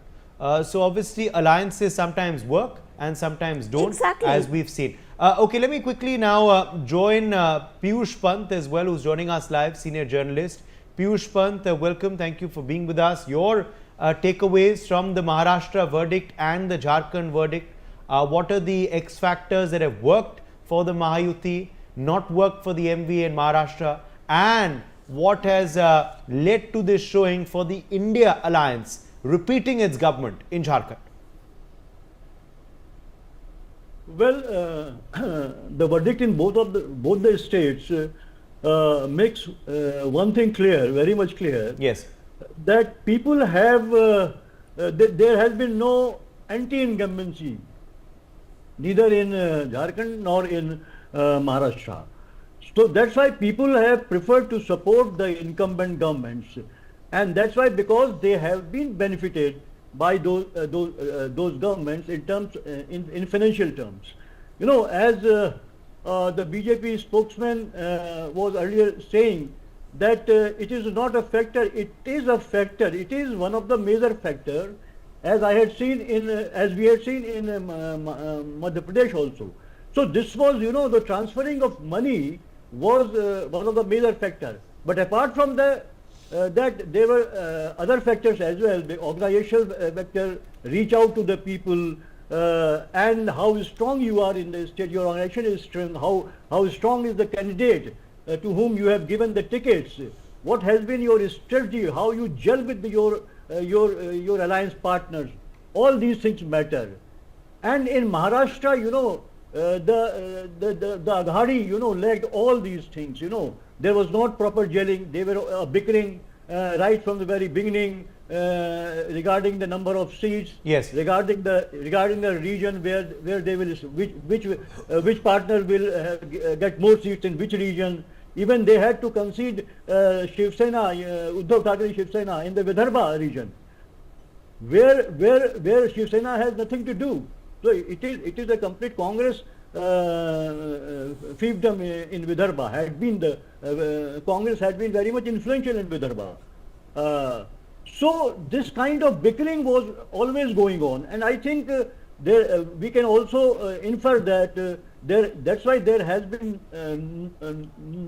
not much effective transfer of votes among the partners in the Mahagadi, because they were always blaming each other, though not openly, but we were listening to these news from here and there, sometimes openly also criticizing each other. Even in Uddhav Thackeray talking about Rahul Gandhi, and Sharad Pawar also commenting. So So these things, didn't go well with the electorate of the Maharashtra.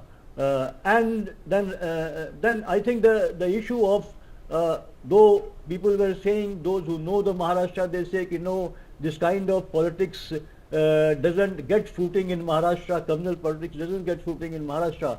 But it seems that there has been some effect of the slogans like batoge to katoge, yeah, later when Pradhan Mantri Modi ji reformed it to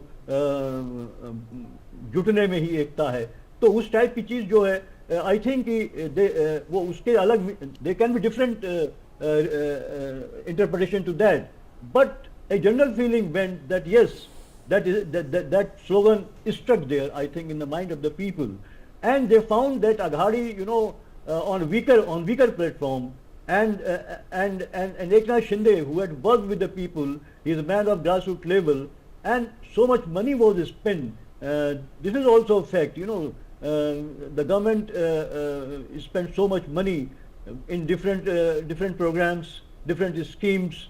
So that could have been one factor, because I believe that there is lot of economic distress in Maharashtra, and this was coming out. Then UT was also able to, or you can say BJP was also able to counter the dissatisfaction among the Maratha region, Maratha people, and regarding the question of that Manoj Patil, who was leading the movement. He was later on he was persuaded to withdraw his movement and withdraw his candidates from the election. So all these things, I think, they went in the favor of the UT, and there are so many factors. But I think one of the major factors was also giving cash to the people, transferring cash to the people. This, even in Delhi, we have been seeing why AAP is winning continuously, because of all these free schemes, transferring money to the people, all these schemes, because I believe throughout India there is a lot of economic distress.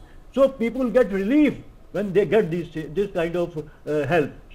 So this is, I think this is... Okay, Rajesh Guptian, come in here. Before I get in, Sandeep Chandra as well, who wants to come in. Rajesh Guptian, come in here quickly to respond to the points that the others have made. That, there are obviously other factors apart from just women that you mentioned. Also, Joyita Basu saying the Congress just piggybacks on its allies and then claims credit. Your response to that. Also, BJP Congress direct contest. Is it something that the Congress is not able to win mostly?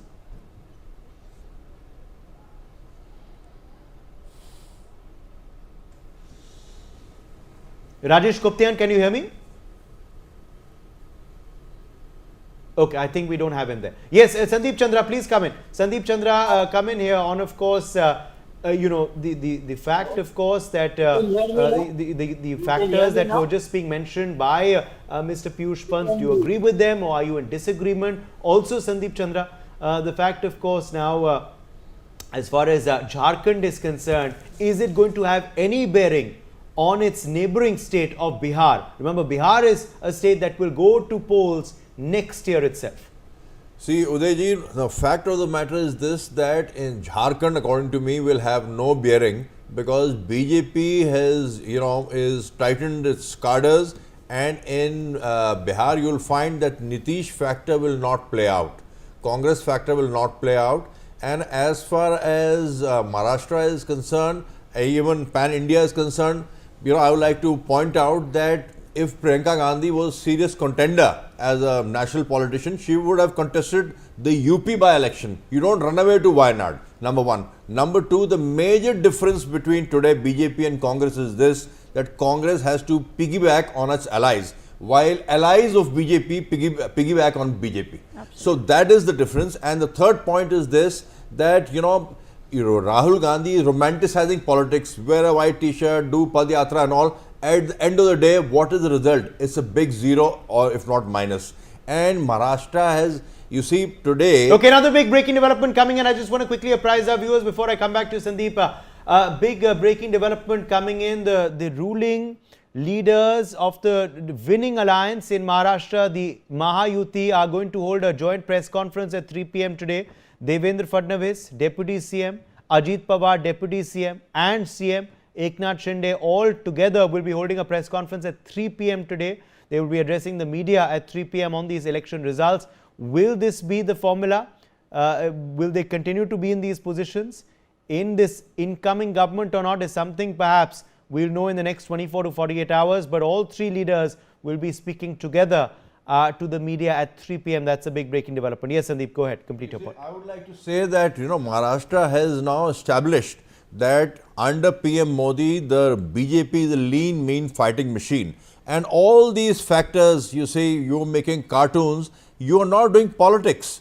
The people of this country want a government which functions.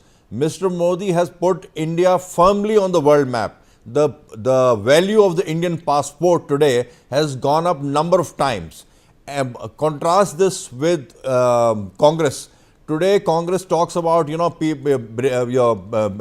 MLAs being broken. This Ayaram, Gayaram culture in India was started by Congress when Bhajan Lal with all his cabinet crossed over to the Congress when Mrs. Gandhi was the PM. So most elected governments have been made to fall by foul means when Congress has been power in the center. Thirdly, when the opposition, when the Congress comes to power in states, EVM is fine, no muscle power, no money power, no booth capturing. But when BJP-led alliance comes into power in states, or the ruling party comes into power in different states, then EVM, then you see your muscle management, booth management. Also, I would like to say, Udayji, something very important. Fact of the matter is this, that Congress needs to introspect. Everywhere they are on a losing spree. And the country has seen policies of Mr. Modi have percolated down to the lowest level. Today, for the first time in India, you have a leader in Mr. Modi who is consequential. All world leaders, if you see his body language, all world leaders, you see, they talk to him, they take his advice, and he's conferred top honors. In Mrs. Gandhi's time, you had a puppet. Okay, let Rajesh respond to that. Rajesh Koptian responding. Yeah, see, the first point is about the allies. Yes. Did we have an alliance in Karnataka? We took them down. They have to treat and go in face our advertisements in the newspaper. Then in Telangana, we took BJP on. We took the local party on. In Rajasthan, we were winning. Last elections we lost. Before that, in Chhattisgarh, right across pan-India, if there is any party which is taking on BJP, it is we. In this election, last MP elections, we gave away 225 of our seats, excepting for West Bengal and our seats went from 50 to 100. Our alliances benefited from us. If Akhilesh won 37, it was because of our vote transfer which went that. Similarly in Bihar. So if these people in BJP, they would see, take it from me. Shinde is not coming as a PM. They have used him, they will show him. So they used Sena UBT before, now they will use Shinde. What we are doing is giving in Jammu and Kashmir, we have opted out of the government. We say, okay, we wanted something they could not. For us, power is nothing. For right across India, we have an alliance and it is give and take. Right now, we are very happy for Jharkhand, we have won. It is because of our votes which adds on to the Jharkhand vote.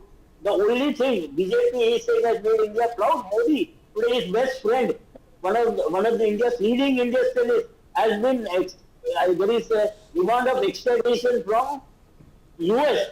It is not an allegation; it is a charge sheet. That is the worst possible indictment of a leading industrialist who is supposed to be closest to PM Modi. What is he saying about Modi? Everywhere it was this thing. When Modi goes down, the BJP 10% goes down in. But Rajesh Kotian, you have lost the big state of Maharashtra. This is a state which gives so many MPs. You are raising the Adani issue. You are saying Modi is going down, but where is that happening on ground? They are winning. They've won Haryana and Maharashtra. These are both states where you did well in Lok Sabha elections, but you were not able to translate that into the Vidhan Sabha elections. Surely there is introspection needed. Are the issues of Soot Boot Sarkar working? Are the issues of Adani Ambani working or not? No, we agreed to that, and I was the person who had told the High Command, Ladki Behan Yojana is a big hit. We have to come a counter to that, and that's why Rahulji came here and announced 3,000 for the students. Also, he had announced 4,000. But the point is, people believe a bird one in hand is better than two in the bush. Okay, So let's talk now about some individual out. seats. Interestingly, we are seeing the seat of Worli really go down to the wire. Joyita Basu, what do you make of that? The seat of Worli go down to the wire. Aditya Thackeray leading currently, but it's a very, very slim lead against Milind Deora. What do you make of this very, very close fight in Worli? Well, it shows that, beyond a point, the Shiv Sena, Uddhav Thackeray faction, he doesn't have a pull. He has zero pull, in fact. And the thing is that so all this plan that Shiv Sena, in fact, one of the reasons why he also broke ranks with the BJP was because he wanted to, apart from wanting to become chief minister, he wanted to establish his son as one of the leading figures of Maharashtra politics. All that plan has gone, and basically that plan has crumbled completely. And the very fact that Milind Deora is kind of, that is South Bombay, that is anyway his playing field. It has been his playing field for some time. But yes, it was thought that because Aditya Thackeray is so much in the limelight always and all that, they would have swept it. But then Uddhav Thackeray was saying that they are going to sweep Maharashtra anyway. So Uddhav Thackeray, it seems, let's put it this way. Uddhav and son have been, even if the son wins this particular seat, they have been swept out of Maharashtra's political landscape completely. Okay. Maharashtra CM Eknath Shinde, in fact, has thanked all the workers of the Mahayuti. He's added that Prime Minister Narendra Modi, Home Minister Amit Shah and BJP President JP Nadda supported us. He also stated that they gave priority to Maharashtra. Do we have that soundbite? Okay. So, but that's a big statement by Eknath Shinde. Eknath Shinde, of course, reaffirming his thanks to the BJP's top leadership as well. It seems that this alliance has worked on ground. What are the factors, Piyush Pant, that led to this alliance really working on ground? There were many who were saying Ajit Pawar is the weak link. There will be, Ajit Pawar will be dropped after Lok Sabha. That's something that did not happen. Ajit Pawar has done fairly well himself as well. Also, the Shiv Sena Eknath Shinde faction, right now, of course, the statements show that Mr. Eknath Shinde is thanking, Prime Minister Modi, Home Minister Shah and BJP President JP Nadda. Obviously, there has been cohesiveness on ground as well. Votes have transferred between the parties on ground. What has, worked for this alliance? Interestingly, this was an alliance that did not exist 5 years ago, but it was forged and it has won the state now decisively. Yeah, of course. I think, Uday, as I told you before, that there was a greater element of cohesiveness among the partners of the UT alliance, this alliance. And since BJP was guiding from the top, and the BJP is a master in making strategies. And you remember when the question was of giving place to Eknath Shinde in place of Fadnavis. It was a big question, and it was not easy for Fadnavis to digest this thing. And we had seen the discontentment, and Fadnavis was not ready to accept the proposal. And even he was not ready to accept the deputy CM post. He said, well, I'll support the government from the outside. But then Pradhan Mantri Modi intervened and he persuaded him to accept it in the interest of the party. So this kind of thing is there, and the partners, they have been not very much against each other. So there have been a better element of coordination among them. Even Ajit Pawar was given lesser seat than the other. BJP is a big partner, of course, no doubt about it. But then the Shinde group. But he accepted it, and he worked hard on that region, and he has succeeded, tremendously succeeded, because no one had expected, because everybody was expecting he will get around 25 seats, maximum 25 seats. So he is the man from the grassroots level, and he worked on that. Okay, fine. Though he had lost a lot of seats, though he was given very few seats during the Lok Sabha election, and his party won just only one seat. But even then he took the stand. Even when Yogi Adityanath gave this slogan of "Katenge to batenge," he came forward and he rejected this slogan. He said this doesn't work in Maharashtra, because he knew it, that the kind of character his electorate has, where he enjoys popularity, where among whom he works. So he clearly took a stand against this slogan, against the stand of the BJP. So that's why I think they are the leaders. The same is with Eknath Shinde. Eknath Shinde has developed, has increased lot of clout among his electorate. He has worked, he has delivered whatever time he got as Yes. CM. So he worked hard and he delivered.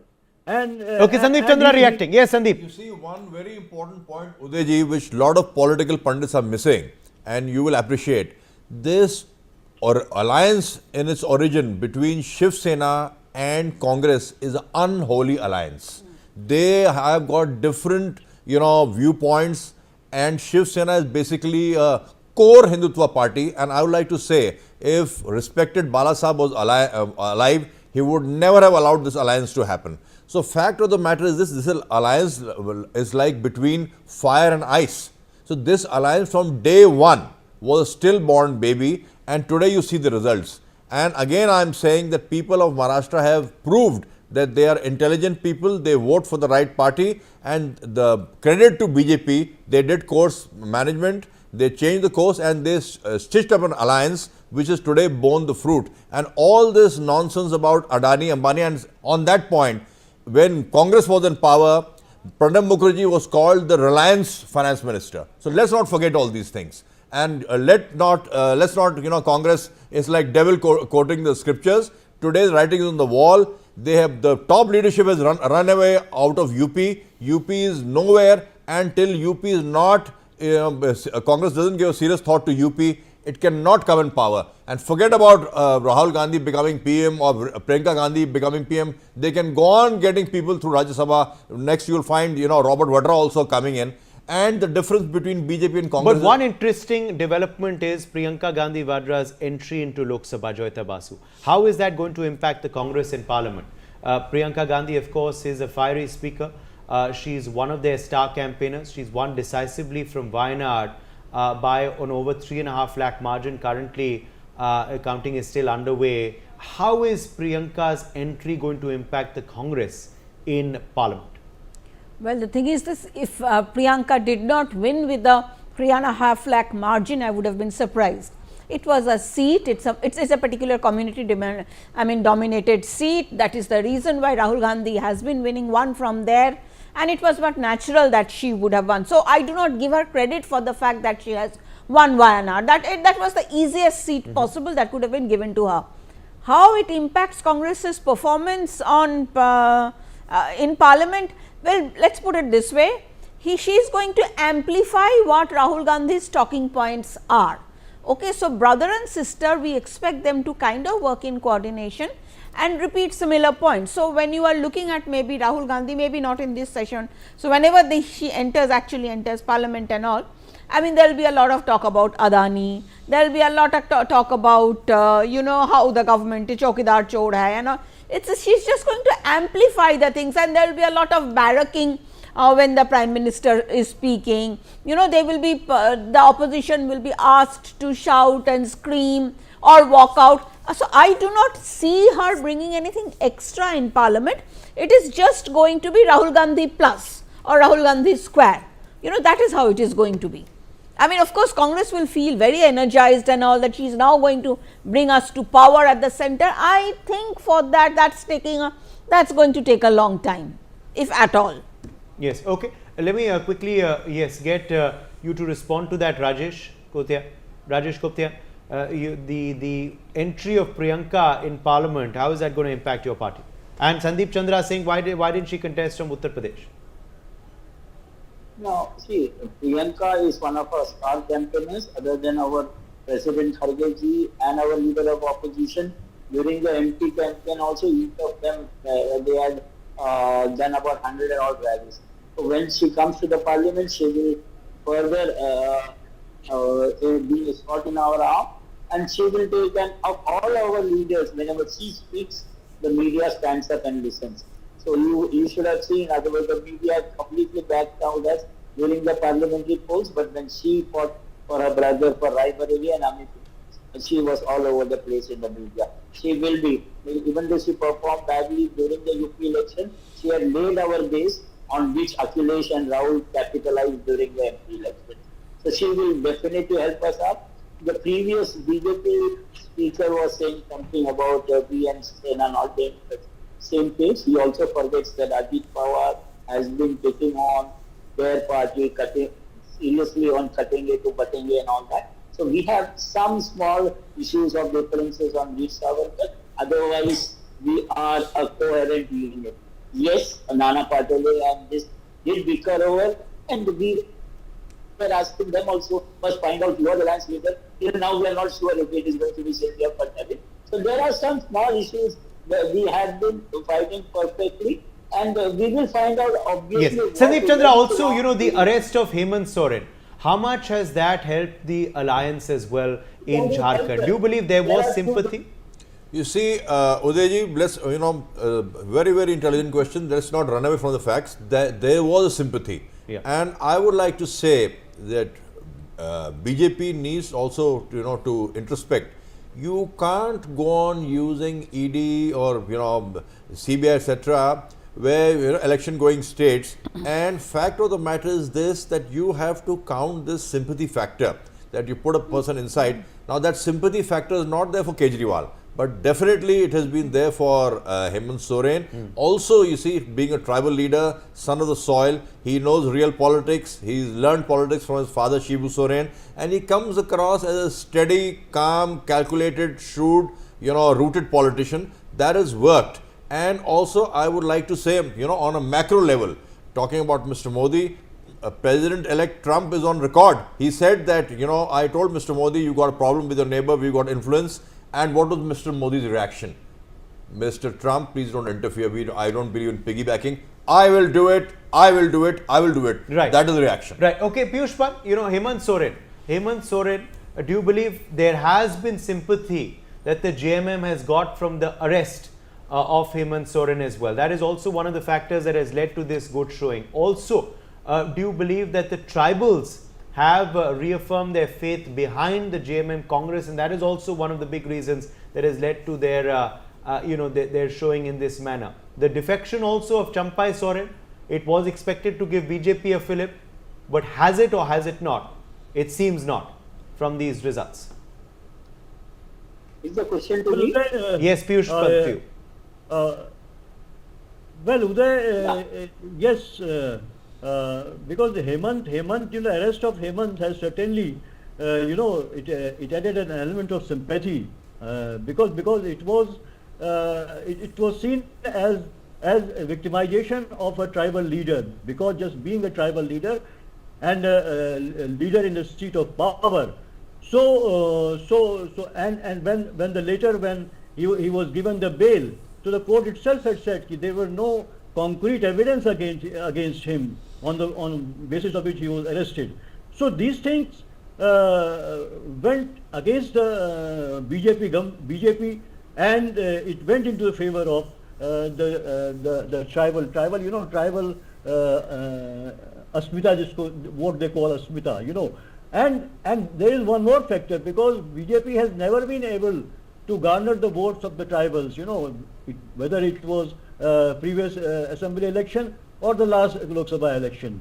They have tried so much things, but they have tried to divide the tribals between Christians and Sarnas, but they have not been successful. Now they brought the card of the communal card of the Muslim grabbing their land by getting married to them, Bangladeshi. So these things have not worked, because earlier, the BJP government, when had tried to they had in a statement the chief minister, and they had organized a program where they had said that those who have married to tribals, who have married to Christians or Muslims or other people belonging to other religions, they will be deprived of their status. This went very much against the BJP, and then later on all the tribals of Jharkhand, you know, they organized a Sammelan kind of thing where they said, well, all yes, we are in unity, and we unitedly reject. Okay. We unitedly reject. I'm going to leave it at that. We've run out of time. My thanks to all of our guests for joining us on this special show, and of course we are going to continue to track the big results of Maharashtra and Jharkhand after this break. We're back on the other side with lots more.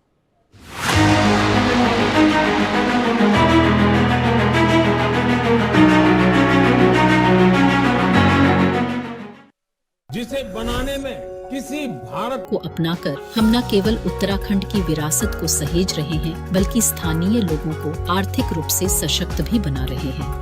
आइए इस त्योहार स्थानीय उत्पादों को अपनाकर उत्तराखंड की प्रगति में अपना योगदान दें और साथ मिलकर एक आत्मनिर्भर और समृद्ध उत्तराखंड बनाएं। NPS वात्सल्य, ये किसने दिया? ये हमने दिया है। सभी चाहते हैं अपने बच्चों की आज की नहीं, कल की जरूरतों को भी पूरा करें। इसीलिए हमने चुना है NPS वात्सल्य, जो सालाना 1000 रुपए के निवेश से भी शुरू हो जाता है। NPS वात्सल्य आप 18 वर्ष तक के बच्चों के लिए ले सकते हैं, जो 18 वर्ष बाद खुद ही NPS अकाउंट में कन्वर्ट हो जाएगा। इसीलिए कहता हूँ, हर उम्र के लिए NPS जरूरी है। भारत माता की सुरक्षा में जिन सपूतों ने लहू बहाया है, उनके आश्रितों का दायित्व धामी सरकार ने उठाया है। मुख्यमंत्री पुष्कर सिंह धामी ने लिया है शहीदों के परिजनों को स्वावलंबी एवं आर्थिक तौर पर सबल बनाने का संकल्प, जिसके तहत सैनिक कल्याण की दिशा में कई प्रभावशाली एवं ऐतिहासिक निर्णय लिए गए हैं। सबसे पहले तो शहीद के परिवारों को मिलने वाली अनुदान राशि को बढ़ाया गया है, जिसके चलते अब बलिदानियों के आश्रितों को 10 नहीं बल्कि सरकार द्वारा 50 लाख की वित्तीय मदद दी जाएगी।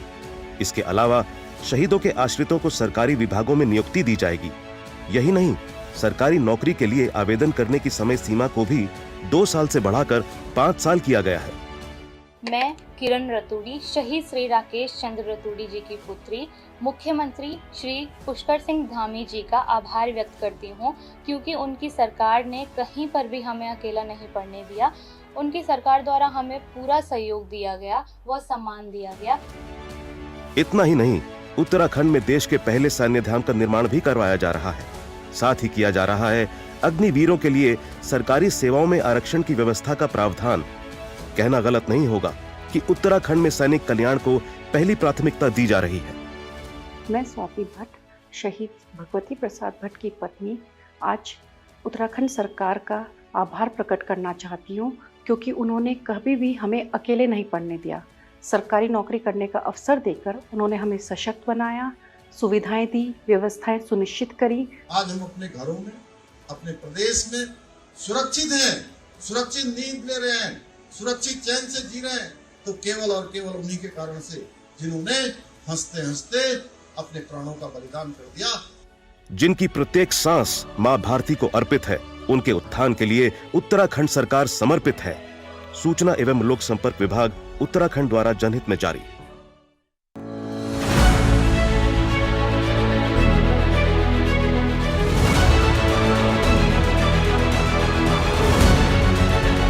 जिसे बना उत्पादों को अपनाकर हम न केवल उत्तराखंड की विरासत को सहेज रहे हैं, बल्कि स्थानीय लोगों को आर्थिक रूप से सशक्त भी बना रहे हैं। आइए इस त्योहार स्थानीय उत्पादों को अपनाकर उत्तराखंड की प्रगति में अपना योगदान दें और साथ मिलकर एक आत्मनिर्भर और समृद्ध उत्तराखंड बनाएं। NPS वात्सल्य, ये किसने दिया? ये हमने दिया है। सभी चाहते हैं अपने बच्चों की आज की नहीं, कल की जरूरतों को भी पूरा करें। इसीलिए हमने चुना है NPS वात्सल्य, जो सालाना 1000 रुपए के निवेश से भी शुरू हो जाता है। NPS वात्सल्य आप 18 वर्ष तक के बच्चों के लिए ले सकते हैं, जो 18 वर्ष बाद खुद ही NPS अकाउंट में कन्वर्ट हो जाएगा। इसीलिए कहता हूँ, हर उम्र के लिए एनपीएस जरूरी है। भारत माता की सुरक्षा में जिन सपूतों ने लहू बहाया है, उनके आश्रितों का दायित्व धामी सरकार ने उठाया है। मुख्यमंत्री पुष्कर सिंह धामी ने लिया है शहीदों के परिजनों को स्वावलंबी एवं आर्थिक तौर पर सबल बनाने का संकल्प, जिसके तहत सैनिक कल्याण की दिशा में कई प्रभावशाली एवं ऐतिहासिक निर्णय लिए गए हैं। सबसे पहले तो शहीद के परिवारों को मिलने वाली अनुदान राशि को बढ़ाया गया है, जिसके चलते अब बलिदानियों के आश्रितों को 10 नहीं बल्कि सरकार द्वारा 50 लाख की वित्तीय मदद दी जाएगी। इसके अलावा शहीदों के आश्रितों को सरकारी विभागों में नियुक्ति दी जाएगी। यही नहीं, सरकारी नौकरी के लिए आवेदन करने की समय सीमा को भी 2 साल से बढ़ाकर 5 साल किया गया है। मैं किरण रतूड़ी, शहीद श्री राकेश चंद्र रतूड़ी जी की पुत्री, मुख्यमंत्री श्री पुष्कर सिंह धामी जी का आभार व्यक्त करती हूँ, क्योंकि उनकी सरकार ने कहीं पर भी हमें अकेला नहीं पड़ने दिया। उनकी सरकार द्वारा हमें पूरा सहयोग दिया गया, व सम्मान दिया गया। इतना ही नहीं, उत्तराखंड में देश के पहले सैन्य धाम का निर्माण भी करवाया जा रहा है। साथ ही किया जा रहा है अग्निवीरों के लिए सरकारी सेवाओं में आरक्षण की व्यवस्था का प्रावधान। कहना गलत नहीं होगा कि उत्तराखंड में सैनिक कल्याण को पहली प्राथमिकता दी जा रही है। मैं स्वाति भट्ट, शहीद भगवती प्रसाद भट्ट की पत्नी, आज उत्तराखंड सरकार का आभार प्रकट करना चाहती हूँ, क्योंकि उन्होंने कभी भी हमें अकेले नहीं पड़ने दिया। सरकारी नौकरी करने का अवसर देकर उन्होंने हमें सशक्त बनाया, सुविधाएं दी, व्यवस्थाएं सुनिश्चित करी। आज हम अपने घरों में, अपने प्रदेश में सुरक्षित हैं, सुरक्षित नींद ले रहे हैं, सुरक्षित चैन से जी रहे हैं, तो केवल और केवल उन्हीं के कारण से, जिन्होंने हंसते हंसते अपने प्राणों का बलिदान कर दिया। जिनकी प्रत्येक सांस मां भारती को अर्पित है, उनके उत्थान के लिए उत्तराखंड सरकार समर्पित है। सूचना एवं लोक संपर्क विभाग उत्तराखंड द्वारा जनहित में जारी।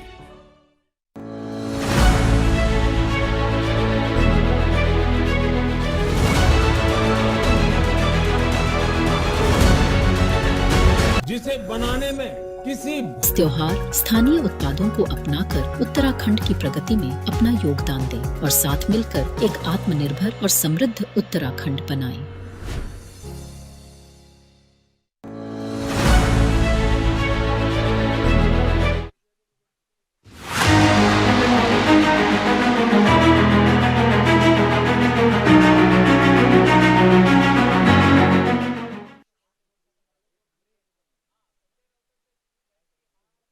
Pratap Singh, you're joining us on NewsX. Our special coverage of the Maharashtra and Jharkhand election results continues. In Maharashtra, it is the Mahayuti alliance that has swept the state, a decisive win for the NDA in the state of Maharashtra. They've won well over 200 seats in the assembly, and in Jharkhand, meanwhile, though, it's the India alliance that has won decisively. JMM Congress combined has done very, very well, well ahead of the BJP Arjsu combined.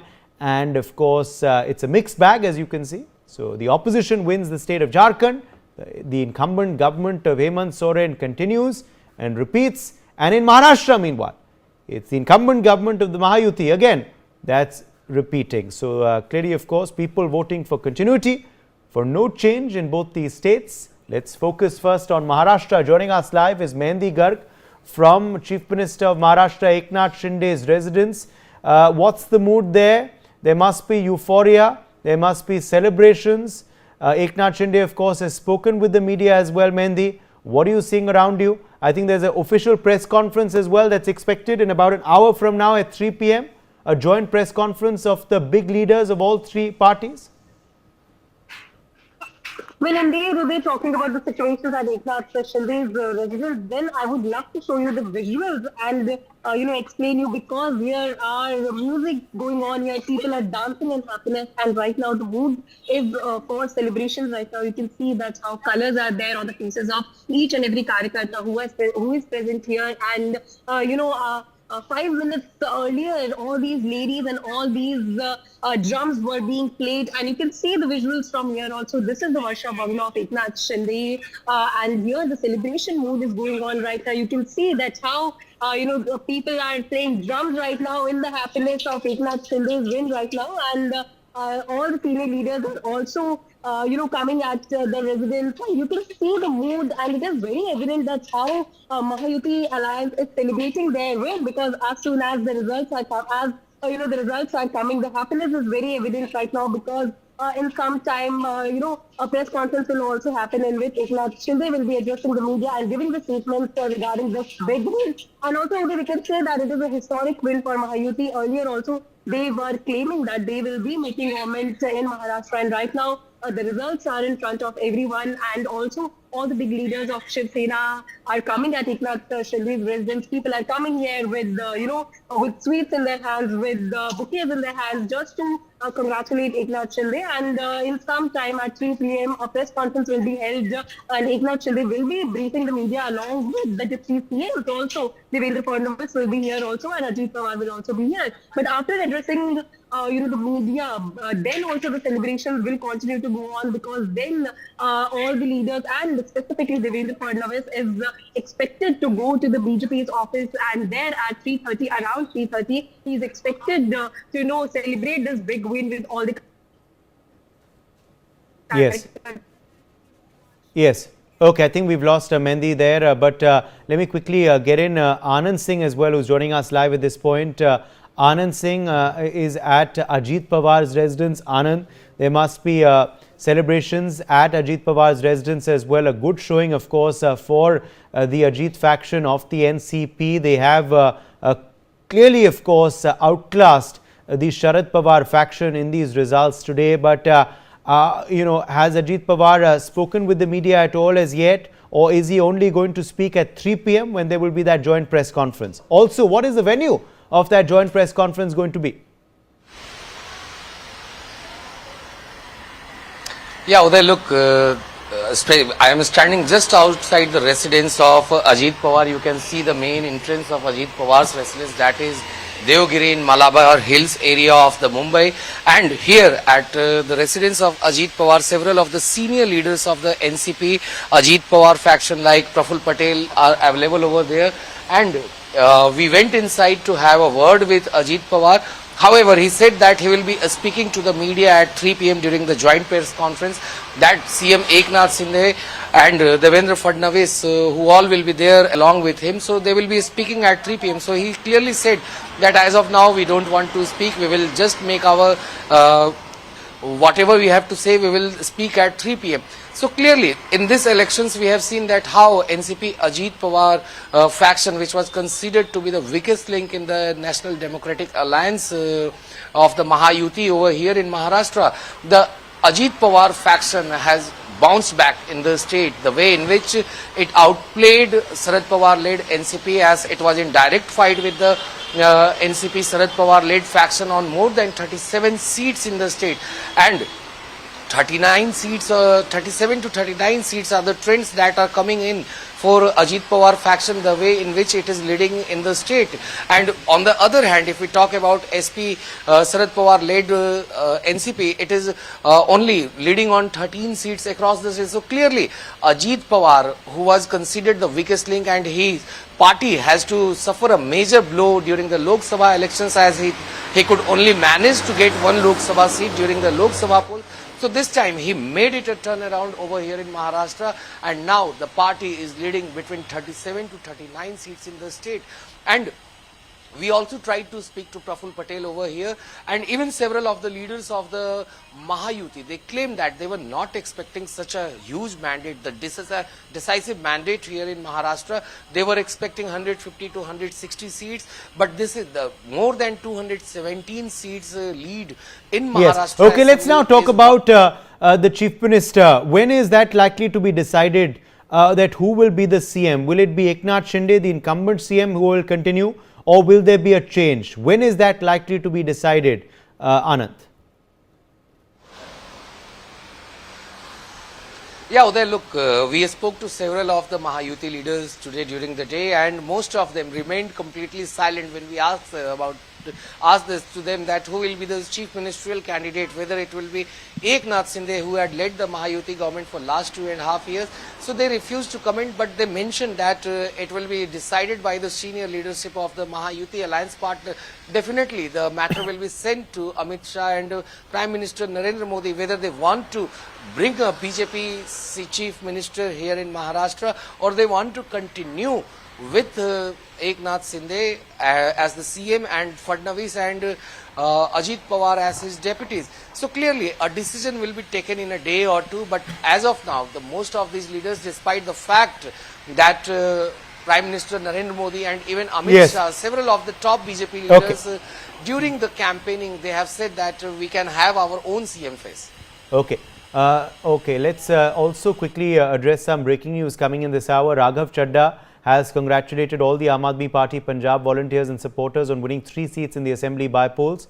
He said under the visionary leadership of Arvind Kejriwal and Bhagwant Mann, the people's trust in our welfare policies and honest politics is growing stronger. Onwards to greater victories is what Raghav Chadha has put out. Remember, of course, various by-polls were also conducted along with the Assembly polls of Maharashtra and Jharkhand. And in Punjab, out of 4 seats, 3 have been won by the Aam Aadmi Party and 1 has been won by the Congress. So Raghav Chadha, of course, putting out a statement on the by-poll, good by-poll showing for the AAP, crediting this to the leadership of Arvind Kejriwal and Bhagwant Mann. Let's also now quickly join Sandeep Chandra, political analyst, who is joining us live. Sandeep Chandra, as far as now the by-polls are concerned, let's just talk a bit about the by-polls. So the AAP, of course, doing pretty well in Punjab. But if we talk about UP, which was being looked at as a big test after the not so good showing for the BJP in the Lok Sabha elections, well, there too, the BJP has bounced back. They are currently leading on 7 seats out of 9. The Samajwadi Party just leading on 2 seats there. So clearly, of course, it seems that this is good news once again for Yogi Adityanath and the BJP in the state of UP. See, Udayji, you are 100% right that this is a very good victory for Yogi Adityanath and BJP in general, but Yogi Adityanath in particular in UP. I would go to the extent of saying that it was an all-stakes election for Mr. Yogi Adityanath, because within the party and otherwise also there were a lot of murmurs because he is getting stronger and stronger and stronger. So today he is proved that he is a pan-India mass leader as far as Hindutva politics goes, and particularly in UP, because this was a very high stakes election, and full marks to Yogi Adityanath that he has come out with flying colors.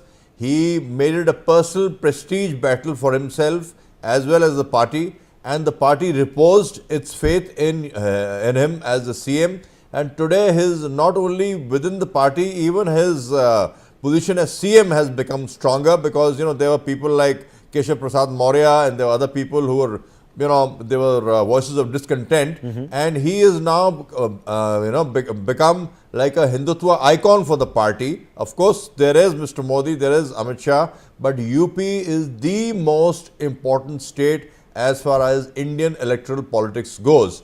And sad state of affairs for Congress, sad state of affairs for Samajwadi Party, that they have, they have been virtually routed. And in UP, it's not a wave, it's a tsunami for the BJP. Full marks to Yogi Adityanath ji, who led the battle from the front. And in Maharashtra also, and in in other also in Rajasthan, correct. Out of 7 seats now, the BJP is leading on 5 seats out of 7. So that's also a relief for them, because in Rajasthan also they didn't do very well in the Lok Sabha elections. You are very right.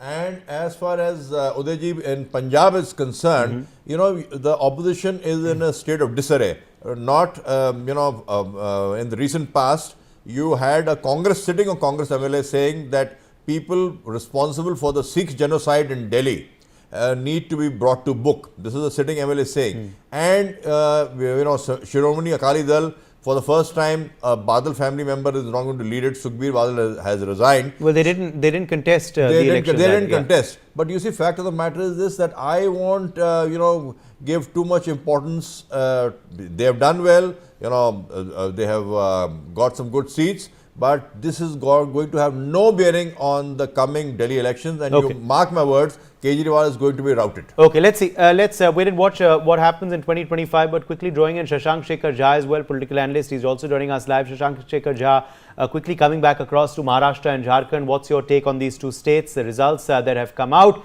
and what factors have contributed to the showing for the Mahayuti in Maharashtra and also the India Alliance in Jharkhand? Namaste to you and your fellow panelists. See, I guess there are 3-4 reasons which we need to evaluate. First of all, Modi magic has clearly worked in Maharashtra because the vote share has increased even more than what BJP got in 2014. Obviously, it has settled all kind of disputes between which is the real Shiv Sena, because the Uddhav Thackeray Shiv Sena has completely failed to show any magic what they tried a bit in Lok Sabha. The third thing is the Ladli Bahan Yojana, because it has been successfully given result to BJP. And fourthly, the reason I guess is because of the RSS cadres being on ground. We have seen that they were not in Lok Sabha, so BJP had a major loss in Maharashtra.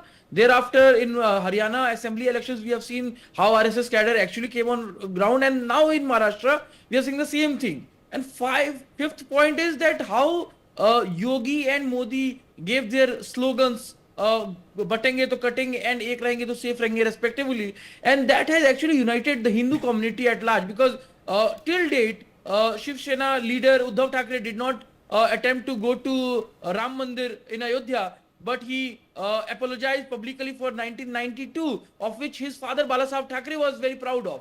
So these are 5-6 reasons, I guess, which clearly gave this momentum and a stable government in Maharashtra for future. As far as Jharkhand is concerned, I guess the seat currently what we are seeing, the India Alliance is taking a lead. However, I still believe that because there are too many pockets in Jharkhand, there are tribal areas too, the vote percentage, the vote differences are very less. So I guess there's still chance for the India Alliance to, actually come back. However, as for the current situation, what I'm seeing is that India is too diverse. Maharashtra is having BJP. The Jharkhand is probably having the opposition alliance. There were too many bipoles also, and we are seeing that UP in Uttar Pradesh BJP has done commendable work. In fact, with all those communal politics from India Alliance, including Samajwadi Party, they have actually had a very big defeat. As far as other bipoles also, I guess it was a very good, after Lok Sabha elections of 2024, it was a mini Lok Sabha election because there were too many states involved.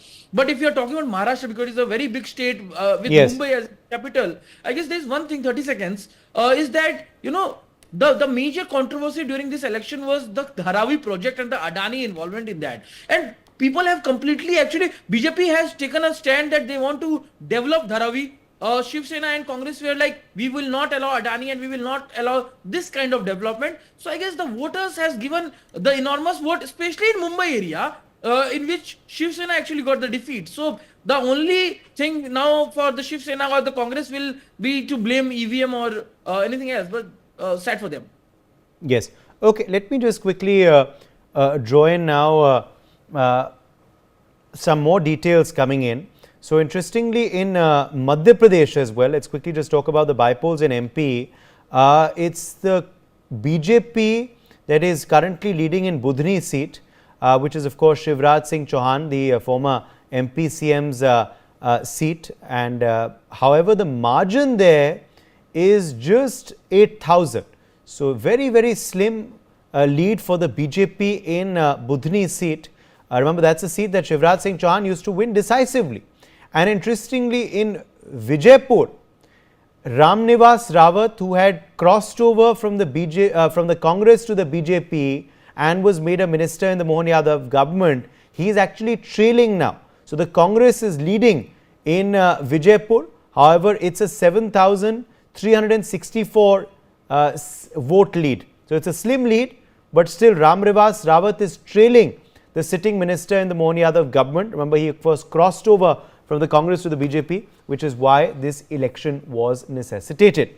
So some interesting aspects there also coming in from the bipoles. But quickly now coming back across to the question of Shashank Shekhar Jha, who will be Maharashtra CM. Shashank, is it going to be Eknath Shinde continuing, or could there be someone else who could be considered? And by someone else, I of course do mean Devendra Fadnavis.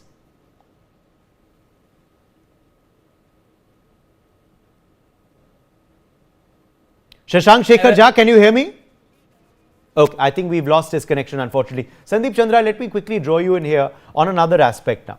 Now, you were speaking briefly about the Aam Aadmi Party. I want to get you in here on the bearing that this verdict is going to have on Delhi and on Bihar next year.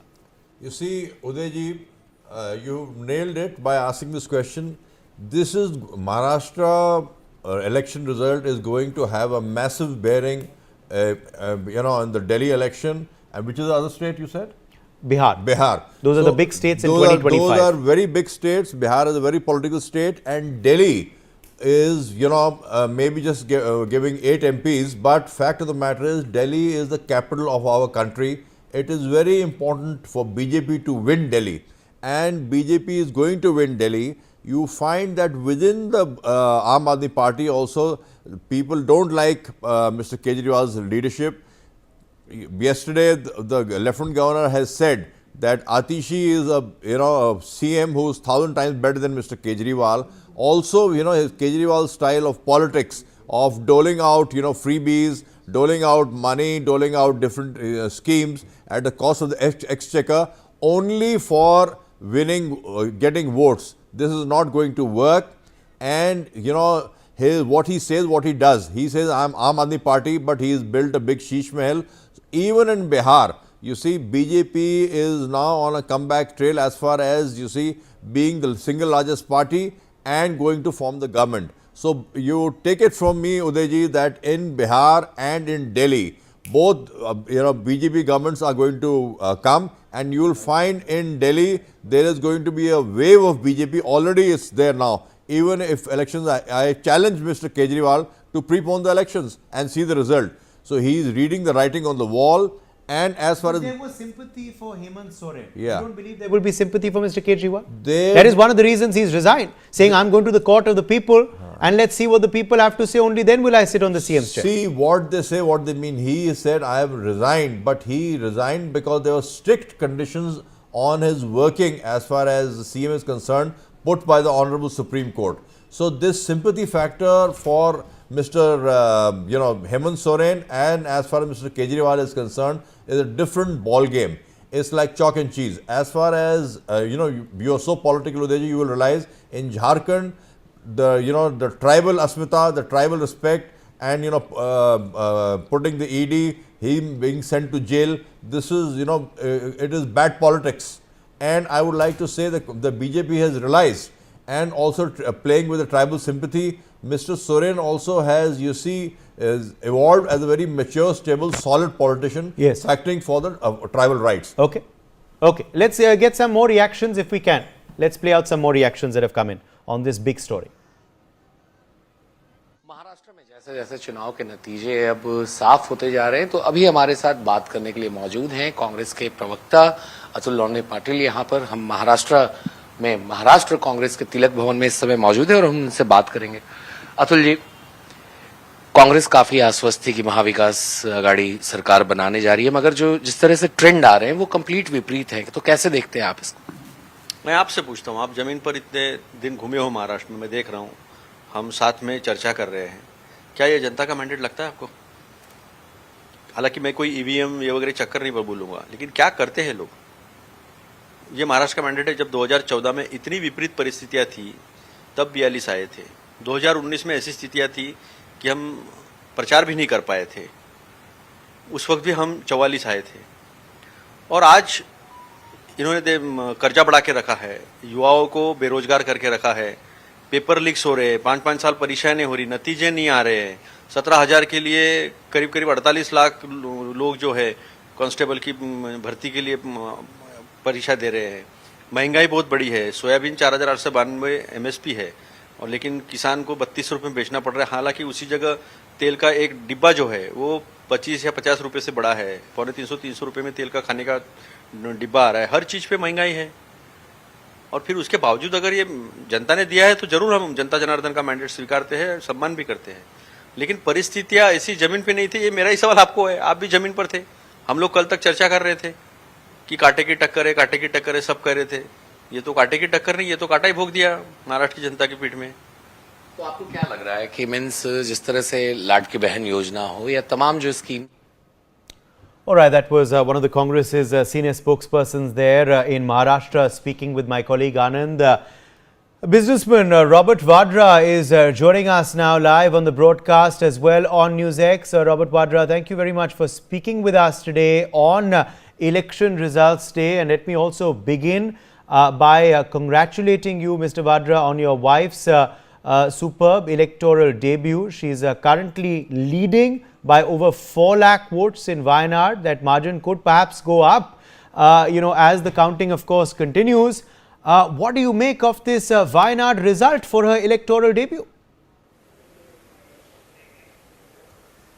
I congratulate the people of Wayanad and I am thankful to them. I am indebted to them that, that they've all come out and they voted, for Priyanka, and I think they have a lot of love and affection, which I see happening all around the country for the family. And, Priyanka has worked very hard, and I'm very happy that this time she was campaigning for herself.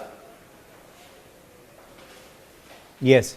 And I think she's seeing the benefits of all the hard work that she's done for years together. And I'm thankful to the people of Wayanad to give her a record-breaking victory. Absolutely. Are you also confident that she will be an effective voice in Parliament? It's the first time, of course, she's going to be in Parliament as a people's representative. She's just gone there, of course, earlier to support her mother Sonia Gandhi and, of course, her brother Rahul Gandhi when they were sworn in or when they were speaking on important issues. Now she will be there as a public representative. Are you confident that she will raise issues effectively in Parliament as an opposition voice? Yes, she's my wife for sure, and I know that she definitely raises all issues for sure. And for the people, for sure, she will. She's learnt a lot from her grandmother to her father, her mother, and Rahul as well. And she's worked and campaigned for all the leaders in the Congress party. And she's really been, on the ground with people in difficult times. And when she was in Lakhimpur Kheri, I remember her going there late night, and the administration were very roughed her up, but she fought her way through. She met the grieving families, and then she was arrested too. At that same time, a lot of other leaders were dropped out, and she still remained arrested. And I think all her experience is going to talk, for herself, as in she'll be there, she will definitely speak on the real issues of the country. She will ask the questions that the people of the country would like her to ask. And, her experience will help her a whole lot being in Parliament. And I'm very proud of this moment. Yes. Now, you also campaigned on ground in Wayanad. You spoke to numerous people on ground there, of course, during this election. What has made Wayanad such a bastion for the Congress party? What's the sense you've got on ground? And now also for the Gandhi family, interestingly, because they've elected Rahul twice and Priyanka as well this time around. I think, honestly speaking, that whichever part of the country that I've been with Rahul and Priyanka, and I've campaigned myself, or I have a way of doing my own charity and own public works, through my spiritual tours and various other, modes I use to meet people. And I feel that the people of the country, they definitely trust Rahul and Priyanka. Because whatever, if they make any promises, they always deliver. And I feel that, when they saw Rahul walk all the way from Kanyakumari to Kashmir, they realized the efforts that he was making and it was not political efforts. It's only to meet the people and understand what's happening on the ground and understand, we have a diverse nation, and to meet people and make that effort, people really respected that. And I feel that also they've seen Priyanka, for years together, decades together, be there for the people. And they've seen, no matter since the BJP came, that how they put in a lot of pressures in various ways. They've misused situations of the agencies and various other ways. So collectively, I think any part of the country, people do see, they empathize, they sympathize, they love, they have a lot of affection, and they have a lot of hope and expectation that, this is a family that always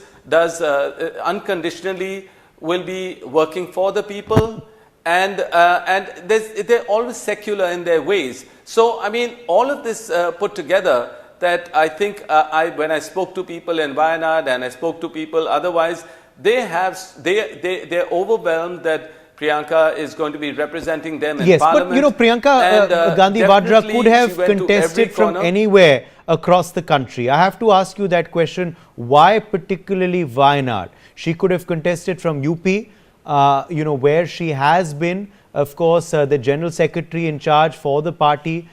She could have contested from any other seat across the country. Why in particular was Wayanad chosen, and why was this moment chosen in 24? I think it's very clear that, Rahul is already in the, in UP, right? And to be in the South for Priyanka would be good for the Congress party and for understanding what is required in the South, and, where you don't need two people in the same state as in UP, right? And if it's left to me, I'll go to further north to understand what's happening in the whole, and create a dynamic throughout the country, that what's happening, in the country and what the needs are. So I think it's a very positive sign that for Priyanka to be in the South and Rahul to be in UP, and, and we get a perspective of what's happening around the country and what is the need of the people of different states.